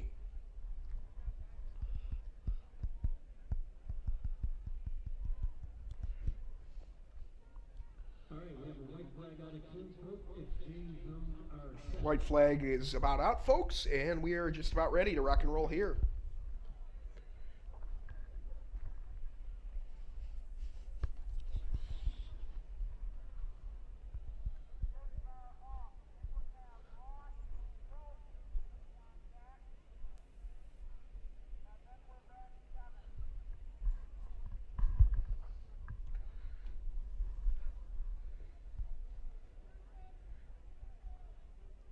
Like we're just about ready, folks, but once we get underway here, we will bring you guys.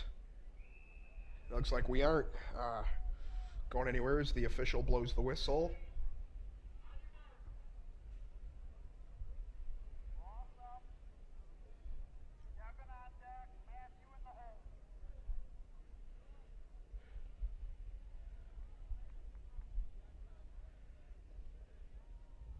Still waiting. And off we go right there. So you're going to get a sprint right here, as it is an 800 meter dash. So you are going to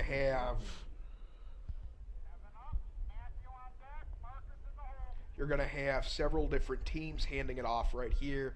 So they go down the back. It's a 2-lap sprint. And looks like at least here early,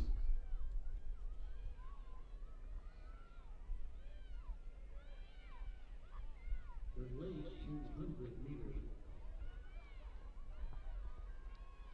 least here early.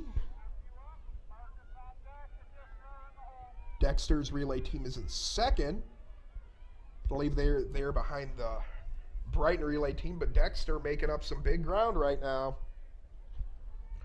And Dexter right now, and their relay team of Emma Hall, Brooke Steer, Gracie Burns, and Laura Basic currently neck and neck trying to eke out a gutsy win.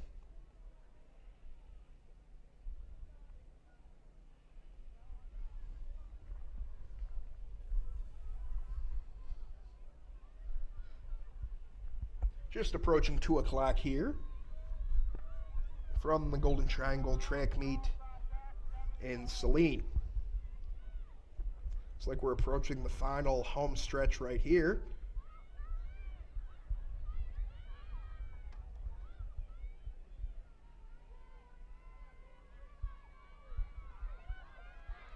And as we head down the final leg right here, I believe Dexter's going to take it. Strong run for the Dexter Dreadnoughts and their relay team. So they set a good time, 2 minutes even. That's a good run for Dexter. Trenton now crosses the line, and we're going to get, or I believe that's Woodhaven, excuse me. And we're going to get another heat going right here.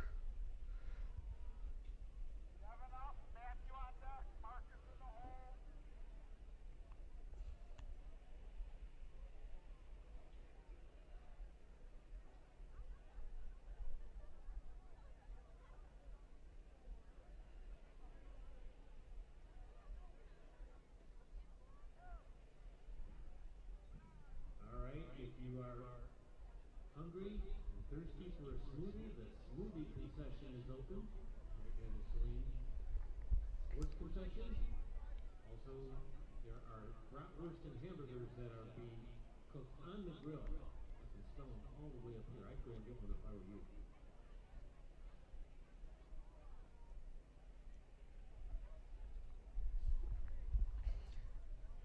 Just about ready to get the second heat going here, folks. We have a red flag out of one.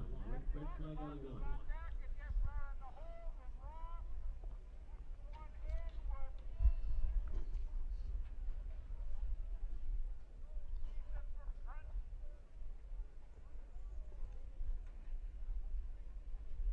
And white flag out of one. How about two? We have a white flag out of two also. Both exchange zones are set.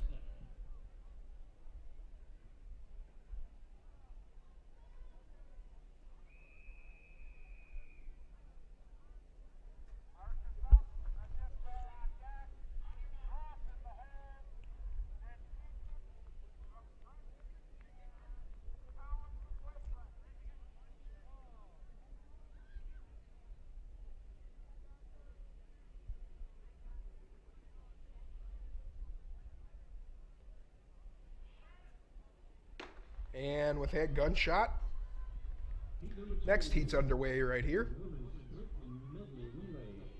in the 800 meter relay.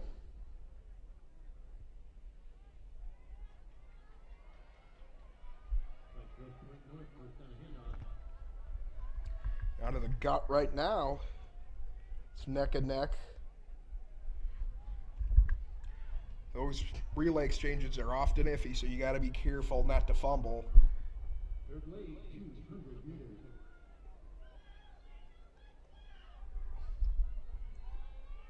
Right now,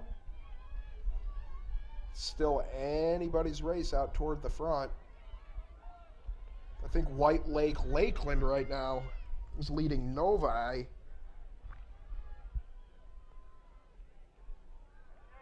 Novi and their relay team of Natalie Alejo, Ellie Nagel, Elizabeth Rittering, and Elizabeth Babcock are now dropping back to second. Actually, I think that leading actually is Toledo Rogers with Ariana DiMaggio, Madison Evans, Nyland Patterson, and Jalea Loggins. All right, we're going to get you hungry again. Honey's Pizza, the Black Trailer on the walkway. And Toledo Rogers portion of their proceeds are going back to the track program. Honey Pizza. Rogers and that A team still out in front right here over Celine, who now is in second.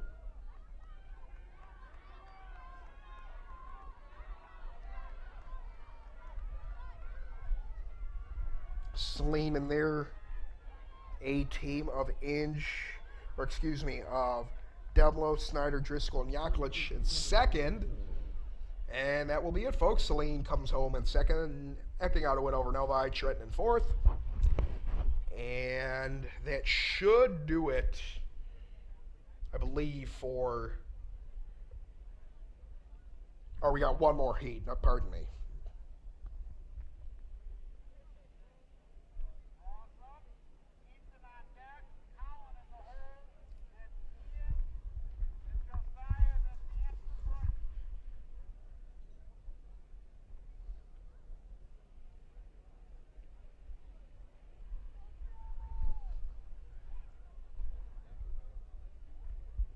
One more heat, folks. And it looks like it'll be the Celine B team of Julie Inge, Natalie Colano, Caitlin Norman, and Steffi Bentley, who will be finishing this heat off. We have a white flag out of one. How about two? We have a white flag out of two. Both exchange zones are set.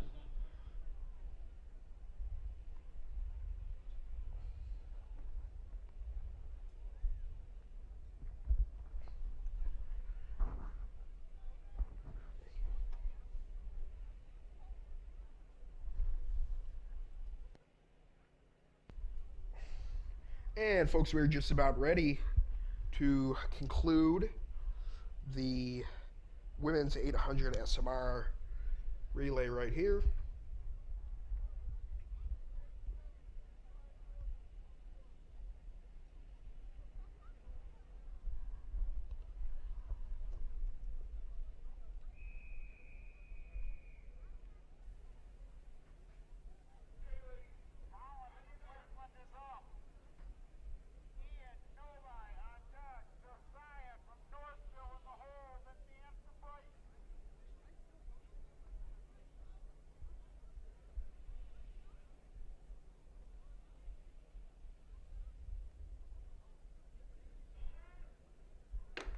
With that gunshot, folks, we are off. And off to a quick early advantage is Celine. 100, 100, 200, 400. That's the sprint method. I believe that is the Celine A team of Demlo, Snyder, Driscoll, and Yaklich. Celine's B team doing a good job coming in second. Right now, it's all about the Hornets right now, as they are doing everything they can to hold a lead. But holy moly, Celine falling back now. You got a new leader. I believe that's Northville, who just blew out of the water. Celine now falling way back in that B team. Pinckney neck and neck. And Divine Childs right there too. And Northville is off to the races. What a run right there for Northville. Their A team of Perkins, Sala, Porco, and Juan doing everything they need to do right now in order to win. However, Celine, after leading early, is falling to dead last, and now they're back to 7th. But now we got another lead change after that big lead by Northville evaporates. Northville back to 2nd.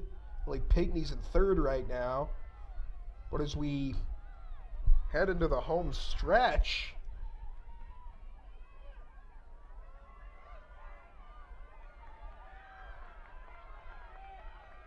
Northville is going to finish in 2nd. I think it's going to be Farmington Hills Mercy that takes it. 154, 15. Celine, it's a good job All right, finishing if you in 3rd. They get a good last second burst. And that will conclude, folks, the women's 800-meter relay. We will be right back to start off with the first heat of the men's 800-meter relay. To the concession stand. It's on the veranda. There's a blue tent as you're walking towards the concession stand on the left-hand side, right up against the building. That is the awards area, and it's on the veranda. We encourage you to go as soon as possible. If you wait, you're subject to a long line towards the end of the meet. So please pick up your medals as soon as possible to avoid long lines towards the end of the meet. Thank you.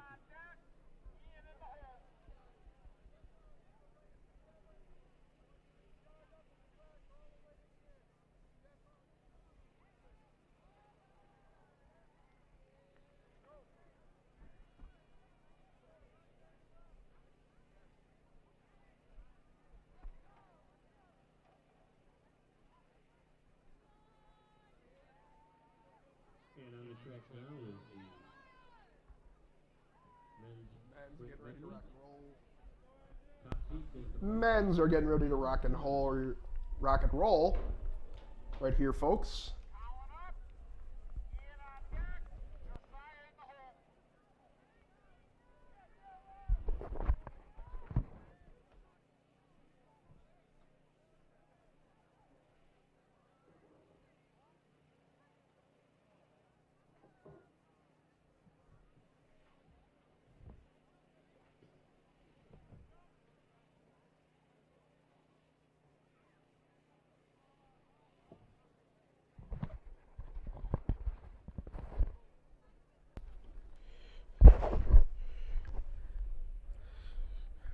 Welcome back, folks, to the 2019 annual edition of the Golden Triangle Track Meet. Just about ready to kick off the first heat right here. So we're rounding out the top half of our events scheduled here today, excuse me. Then we will have the bottom half later this afternoon.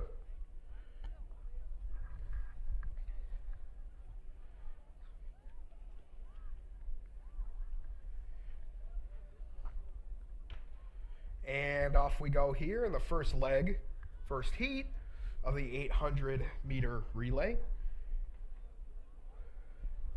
And out in front right now, it looks like it could be anybody's guess as to who's going to emerge victorious out of these different relay teams. Looks like Chelsea right now is in last. Somebody's guess as to who's winning right now as we approach the final leg. Just absolutely blistering right now. And that is Grosse Pointe North, I believe. That is currently holding serve in the leadoff spot. Dexter's in fourth. But that Grosse Pointe North team of Kenny Williams, Walter Walker, Andy Safor II, and Zachary Ozermore currently out in second. And Grosse Pointe North right now still leading. Chelsea now quite behind the rest of the pack. And right now, this is the final lap, so if you've got anything, whatever, you got to find, you got to dig deep, because this isn't a long race. That's why normally with these shorter events, you're going to see more heats because you have more competitors. Obviously, for a longer race, you're going to be able to, whatever, a little better.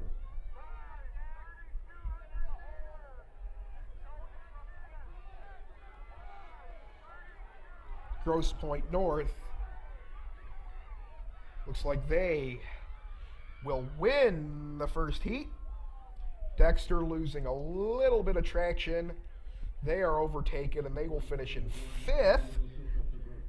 And Chelsea right now way back, so both of the Washtenaw County teams not having great runs here. Chelsea finishes it up, and that will round out the first heat.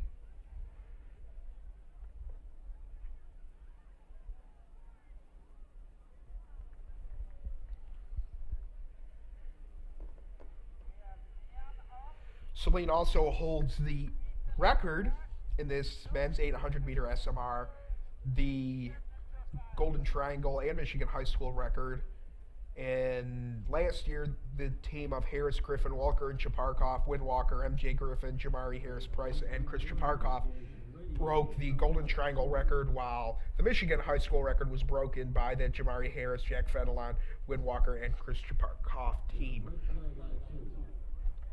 It's about ready, folks, to get underway with the second heat here.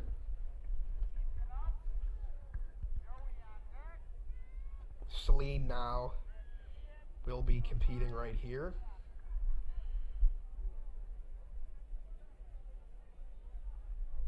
I believe it's going to be Celine's B team. I think that's Isaac Zambek who's going to be starting off right here. That Celine B team consists of Gavin Lytle, Evan Brownsberger, Robert Huckabone, and Isaac Zambek. But that Celine A team of Jamari Harris Price, Braden Stavros, Joshua Rush Patiu, and Andrew Victoria is definitely one of the big ones and one of the favorites to look out for.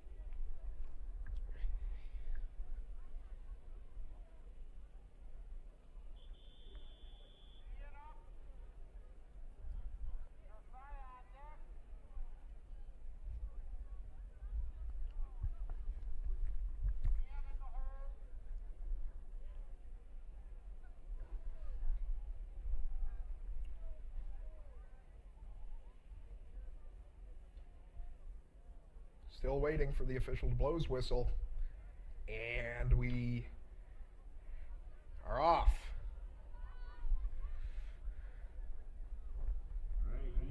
And starting off for that Celine B team, I believe, is Gavin Lytle. And anytime your B team's running, you know, and doing a good job in the top two, wow. Talk about turning on the afterburners. Braden Stavros, mercy. Now he's going to hand it off to Rush Patillo, and holy moly, Celine's B team right now is turning on the Jets over Romeo. And that is going to be Celine right now as they hold the advantage after that first lap, and now they're going to need to give it to Zambek. And Zambek right now, as he kicks it into high gear. Zambek ever increasing Celine's lead a little bit, and Zambek right now needs the quickest lap of his life right here. But Celine's B team right now is scorching the competition. Wow. You don't often see a B team be able to run with this level of success. Zambek's got to have a little extra in the tank right here, but right now he's in good shape. He's got one more straightaway. Anytime you can see the finish line, you just got to look at that finish line, imagine that finish line, and you will be just fine.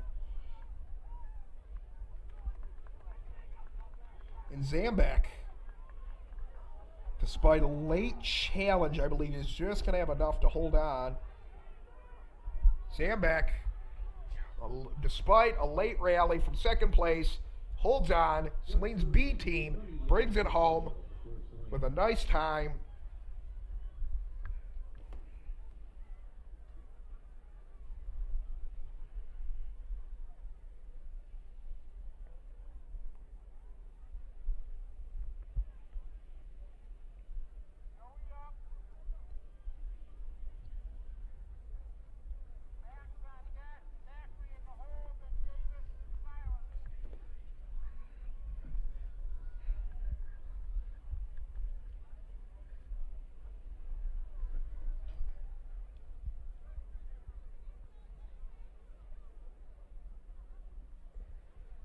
Exchange zone 1, are you ready?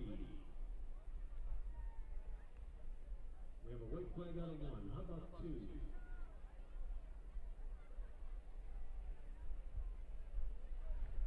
And folks, I believe this is going to be the last heat for Celine. It remains to be seen if this is going to be the last heat in general.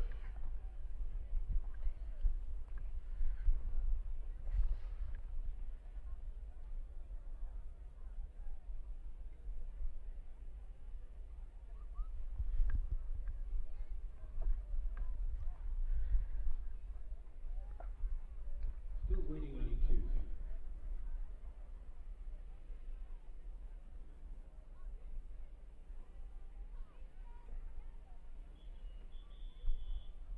We have a white flag out of 1 and 2.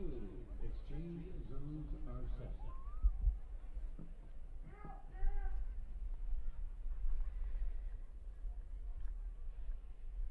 Whistle the pistol. Jamari Harris Price ready to hopefully take Celine to victory right here.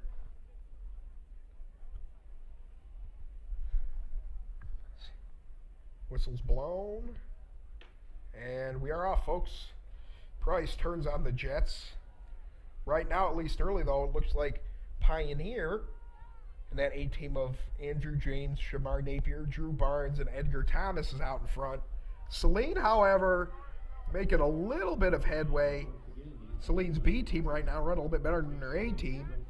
Celine's A team is making up a little bit of ground. They're trying to dig into the top three. Solid run out of the gate right here by Patillo Rush. Right now, Celine falling back a little bit. Novi, Brighton, Fenton in the top three. Celine right now in fourth. And it's going to be up. Celine wants to win. It's going to be up to their final A-team runner.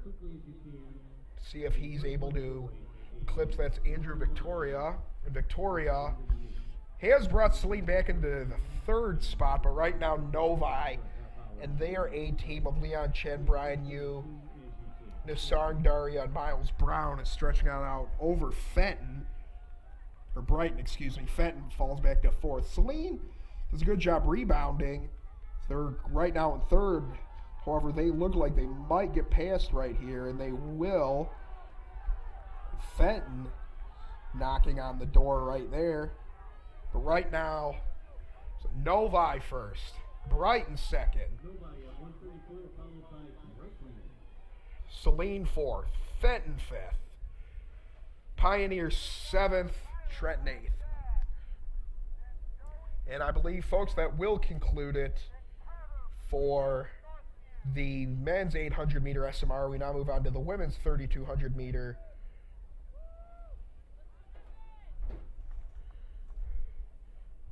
And folks, we will step aside briefly while they get that set up, and we'll be back to bring you guys the women's 800 meter SMR.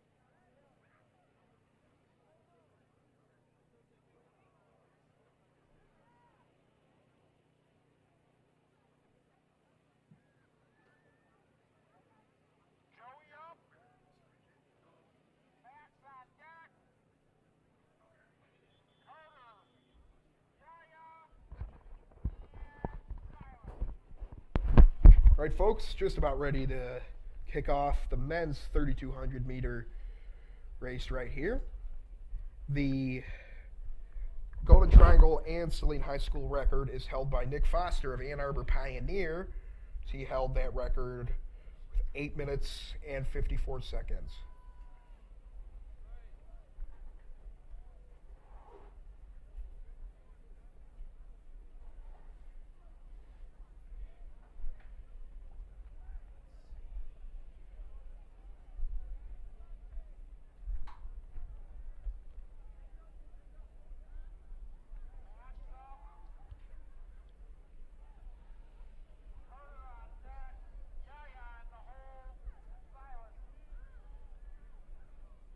Kelly, would you please pick up your phone? Right now, looks like Huron is neck and neck with Chelsea.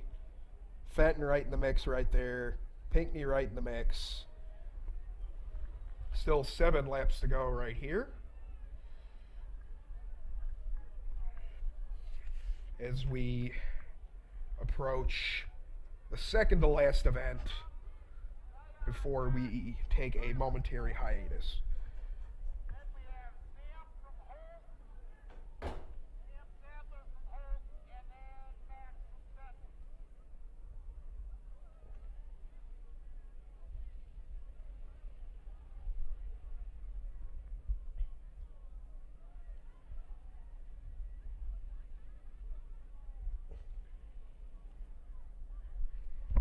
And right now, Chelsea's still in the lead, even though they are neck and neck. I believe coming down stretch, we should get a better clue of who they are competing with. Fenton in 4th. I believe that might be Divine Child who they're neck and neck with. Chelsea right now, and Huron and Fenton all in that general area.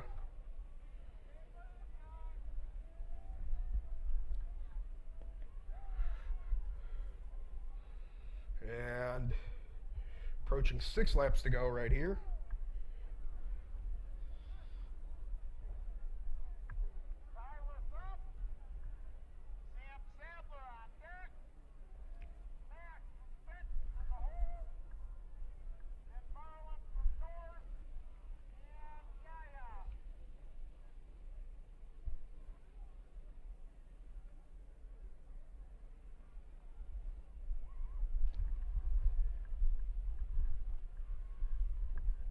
Still not a lot of separation right here, folks. 3 minutes and 10 seconds elapsed now.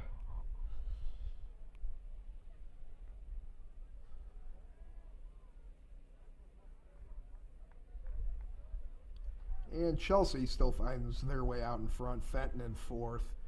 Huron in 3rd. Chelsea also has a B team runner who's in 5th. Several runners right now competing.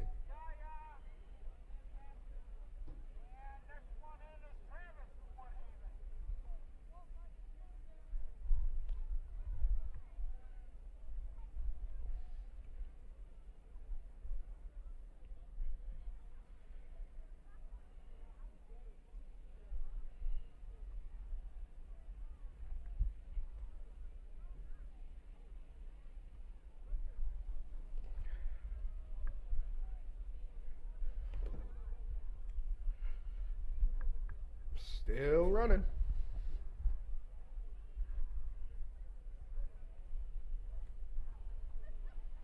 Chelsea, Fenton, Huron, still 2nd, 3rd, 4th.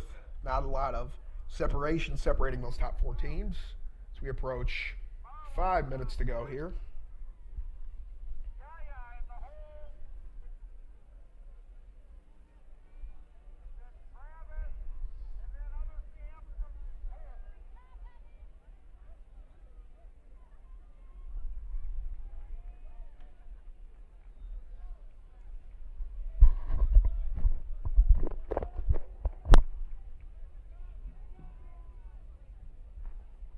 We're down at 4:58. 4 to go in the men's 3,200 meter blue section. The 3,200 blue section is sponsored by the Fortino family and your realtor, Elkie Van Dyke. 4 laps to go here.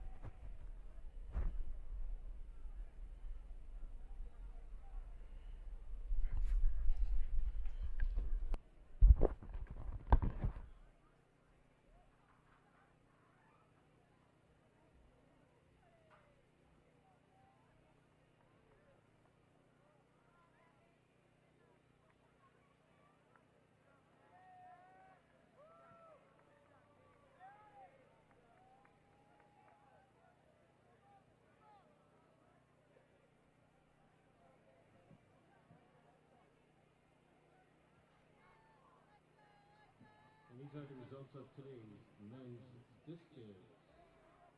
Finishing in 8th place at 127, Peyton Bruce from Hope. Finishing in 7th, Jalen Williams from Grand Rapids Northview at 131.2. 6th place, Nathan Smith from Hillsdale at 132.2. 5th place, Ryan Rinich from Hillsdale at 136.2. 4th place, Aaron Penton Costa from Angola at 137.8. In 3rd place, Ben Villafuerte from Angola at 143.1. In 2nd place, Ela Heidemus from Hope at 145.6. And the winner of the men's discus Golden Triangle Meet of Champions at 148.4 from Gibraltar Carlson, Zayden Reinhardt.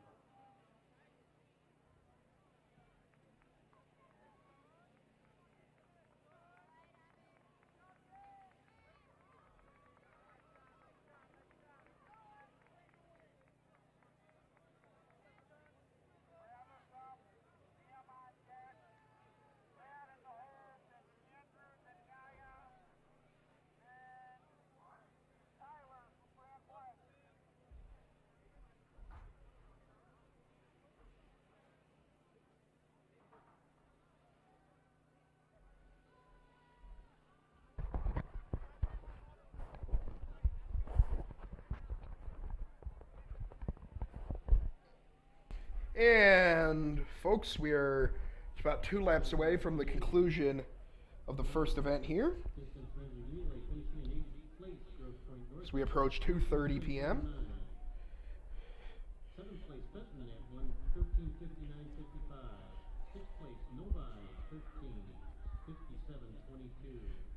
5th place Pioneer at 1:13. Pioneer currently in 5th right now. 4th place Northville at 13:30. Northville in 6th,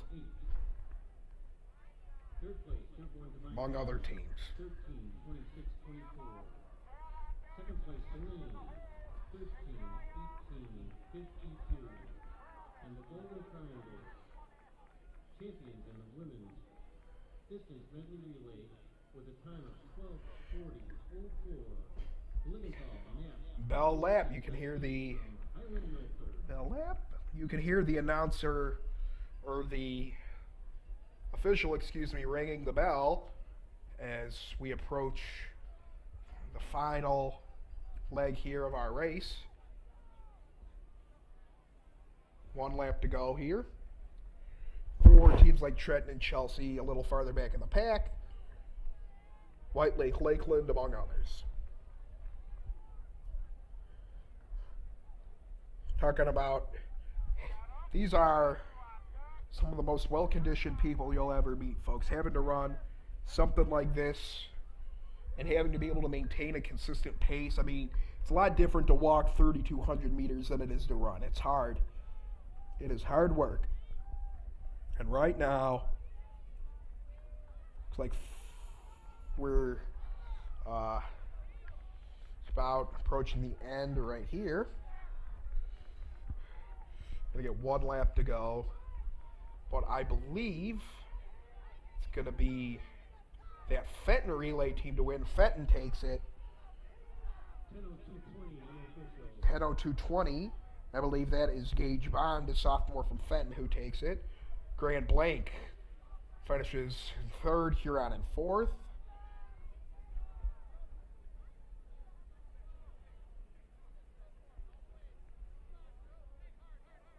And that is Evan Ridnour for Huron, who finishes in 3rd. Solid run. And the Grand Blanc duo of Jonathan Buck and Jackson Turnbow. So it was one of those two, either Turnbow or Buck, that was able to finish 2nd. Once again, folks, wrapping up the men's 3,200 meter race. Fenton wins. Fenton and Gage Bond more specifically.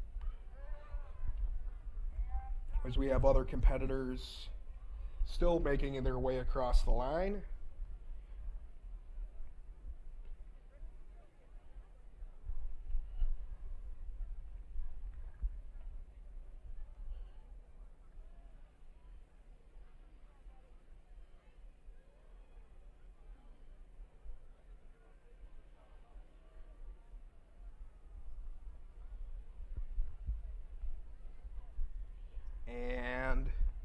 Got one more runner.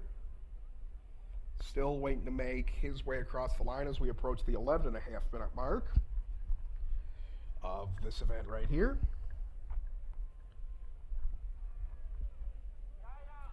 And folks, as we cross the line with 11:50, we shall now move on, I believe, to the girls' half of the 3,200-meter race, and we will be back to bring you guys that action after this. All right, ladies and gentlemen, that completes the first session, session 1, that started at 10 o'clock on the track. The schedule from here is as follows. At 5 o'clock, we will have the Swing Teacher Appreciation Award. Immediately after that, we will have the Assistant Coaches of the Year. And following that will be our introduction as well as our national anthem. Session 2 is scheduled to start at 5:30. We understand that there is a lot of time in between the completion of this session and the start of session 2. We did not realize that it would take this quick to get it done. We'll take that into account for next year. If you do plan on leaving the facility and coming back, folks, we have concluded session 1. We will get back away with session 2 at approximately 5:30 p.m. So once again, folks, we are signing off for session 1. That ends session 1, and we will start again at 5:30. Thank you, guys. that will be followed by the Assistant Coach of the Year Awards. And at 5:20, 5:25 will be the introduction and our national anthem. Session 2 scheduled to start at 5:30. And athletes, we've got a break.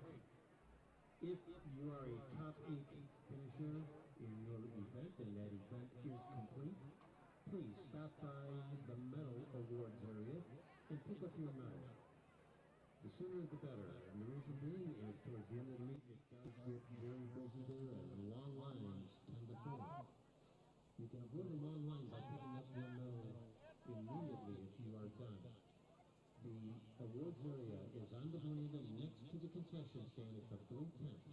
It'll be on your left-hand side as you're walking towards the concession area. Please pick up your medals quickly.